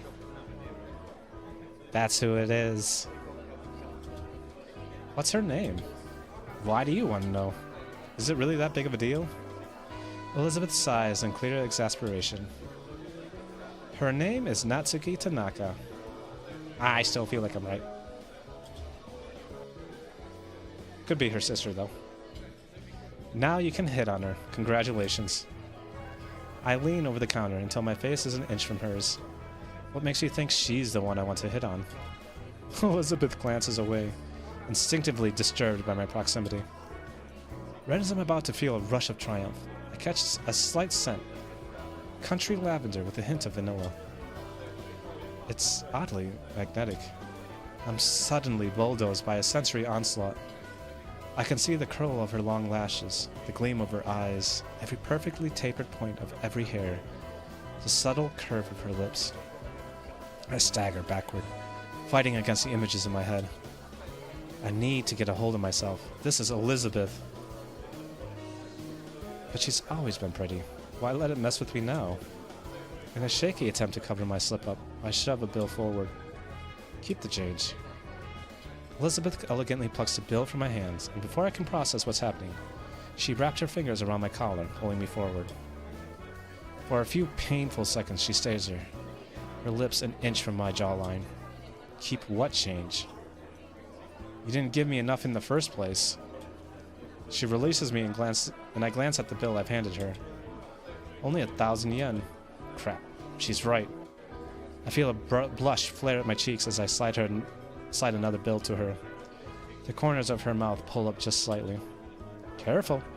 Wouldn't want everyone to know that you're actually poor, would you? Yeah. She's genuinely amused as she passes me in my order and bustles off to make my smoothie. I hate to admit it, but she doesn't look bad when she smiles.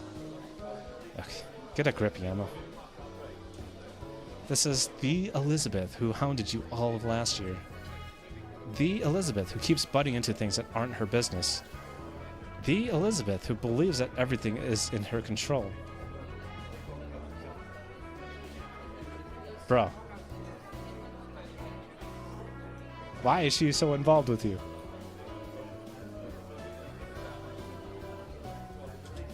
That Elizabeth.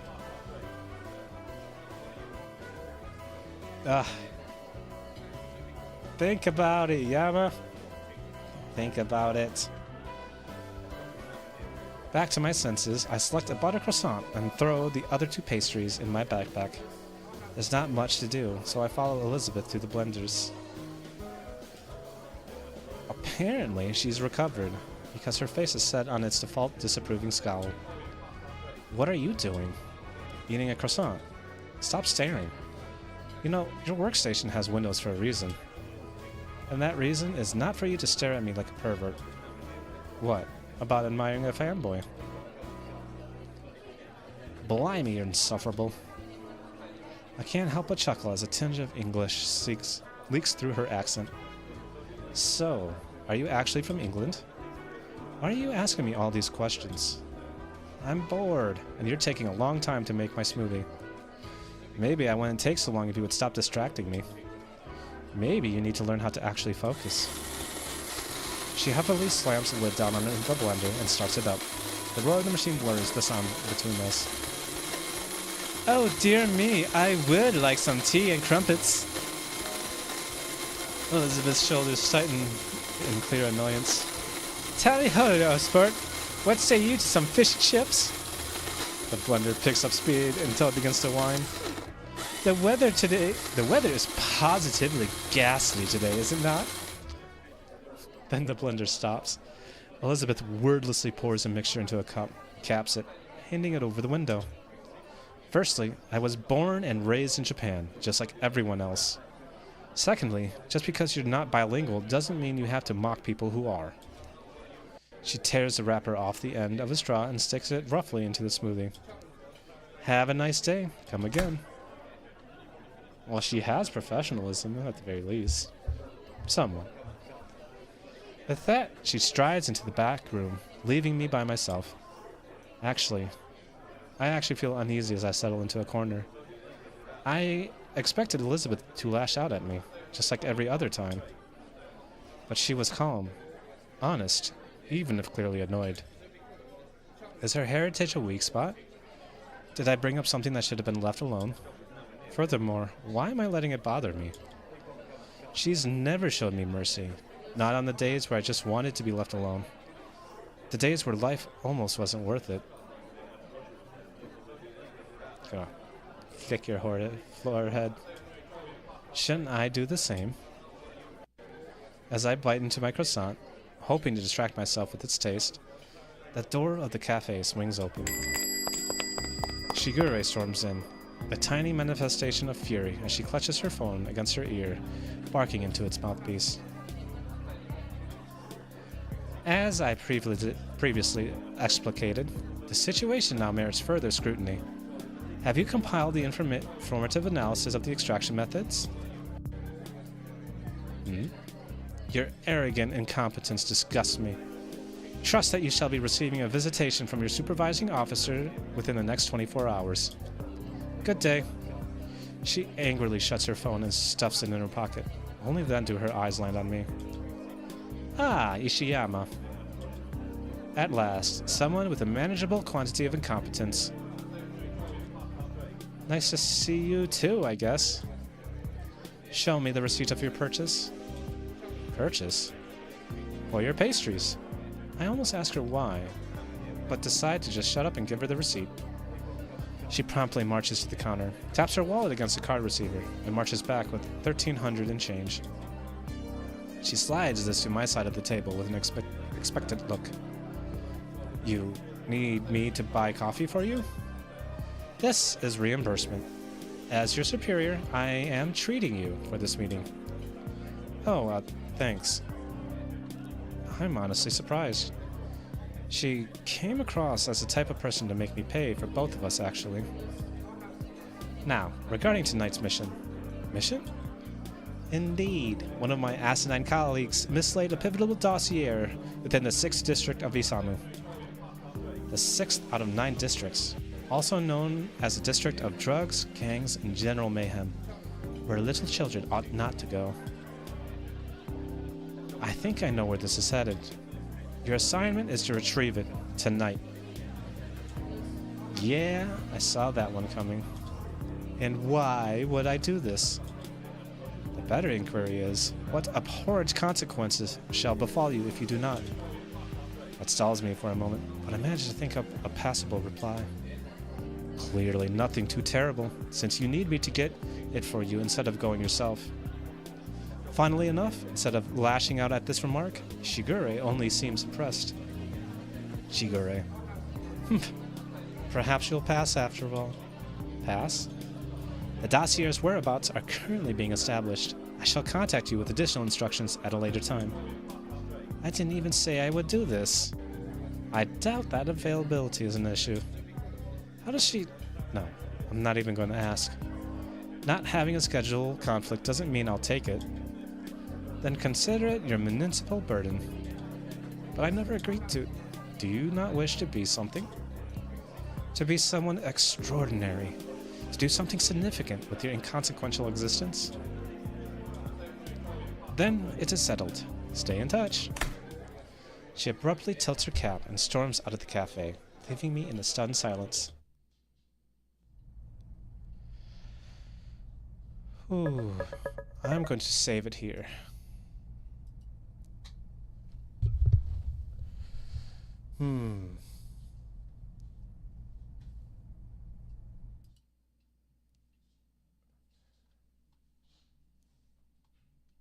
Allow me to restart.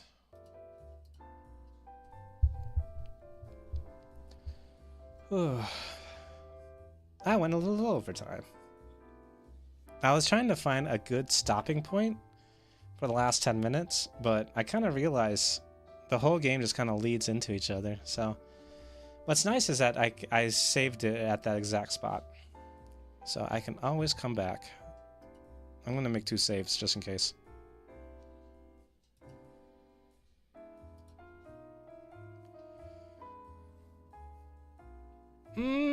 Stretch. Oh. Thank you so much, Killer. 6 hours and 11 minutes. Even though it doesn't say it, that's how much I've been streaming for. You can check out my YouTube. I've at least corrected the name on it. I didn't realize this, but my YouTube somehow wasn't getting the correct titles. So all my titles for my YouTube is off by 1. That frustrates me. I'm gonna have to go through and make edits.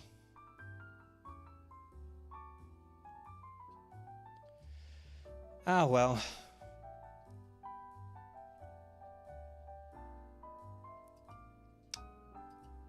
Anyway. I want to give an update on how Skojo may be doing. Start to do more. I should probably start farming clips and do more with it. But I have a lot of things on my mind. And other things that I have my attention currently at the moment. I do want to visit Skojo in the hospital, so that's one of the reasons why I want to end.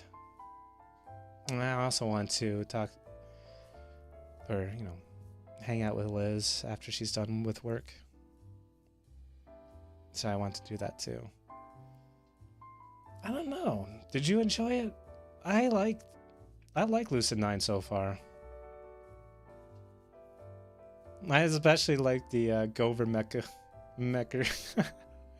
Those segments are great.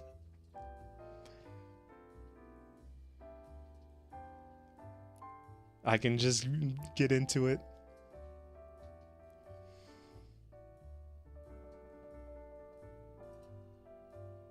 This is definitely something that I will do after I complete Haven. If I end up or when I finish Haven, I will continue on with this one. Hopefully I'll be able to finish it up on Sunday. Maybe I'll play a little bit on Saturday too. I do want to finish it up.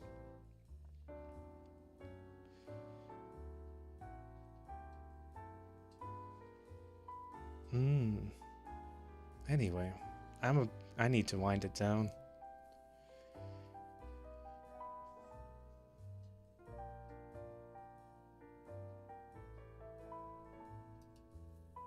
Anyway, I am going to probably head over. I'm going to take a shower first, then head over to where Skojo is and visit. Dex is with him right now, and he's been with him for quite a while. He's only gotten 3 hours of sleep, so he needs to actually sleep himself. So, and I want to see how he's doing. I cannot, I don't know if he'll be well enough for Saturday. I don't know how long it will take him to recover. I will tell him, Killer. I will say to him, Killer wishes you the best. The best of wishes. Thank you all for joining me today on stream. Yeah, let me know if this is something more that you kind of want from me. I actually really do like reading out loud these visual novels, especially because there's no narration whatever. It does scratch at my throat at the end of this, but I don't know. I like reading and putting a little bit of like character and voice acting into the lines.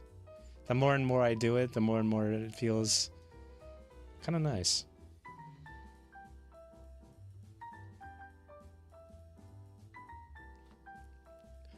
It's funny though how eloquent some of these characters are. It makes me learn new words. I might never incorporate them into my vocabulary, but I'd at least like to know how to say them in case I come across them again. With that, I am going to be signing off today. Thank you so much. Not gonna lie, you zone out on these text-based games, but that's a skill issue on my behalf. That's... You know what? It's fair enough. Not everyone is into those types of games. And if, like... I'm... Probably need to find like an action-oriented game for myself, too, to do solo. Haven is sort of like one, but...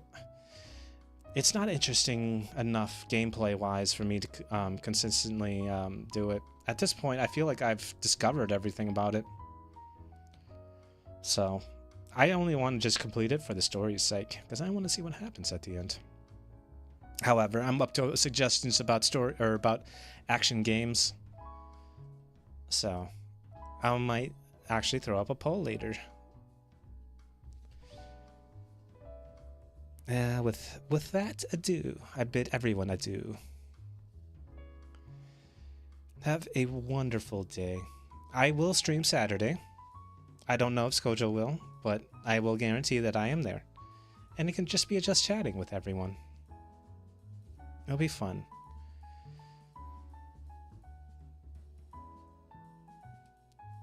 Goodbye, everyone.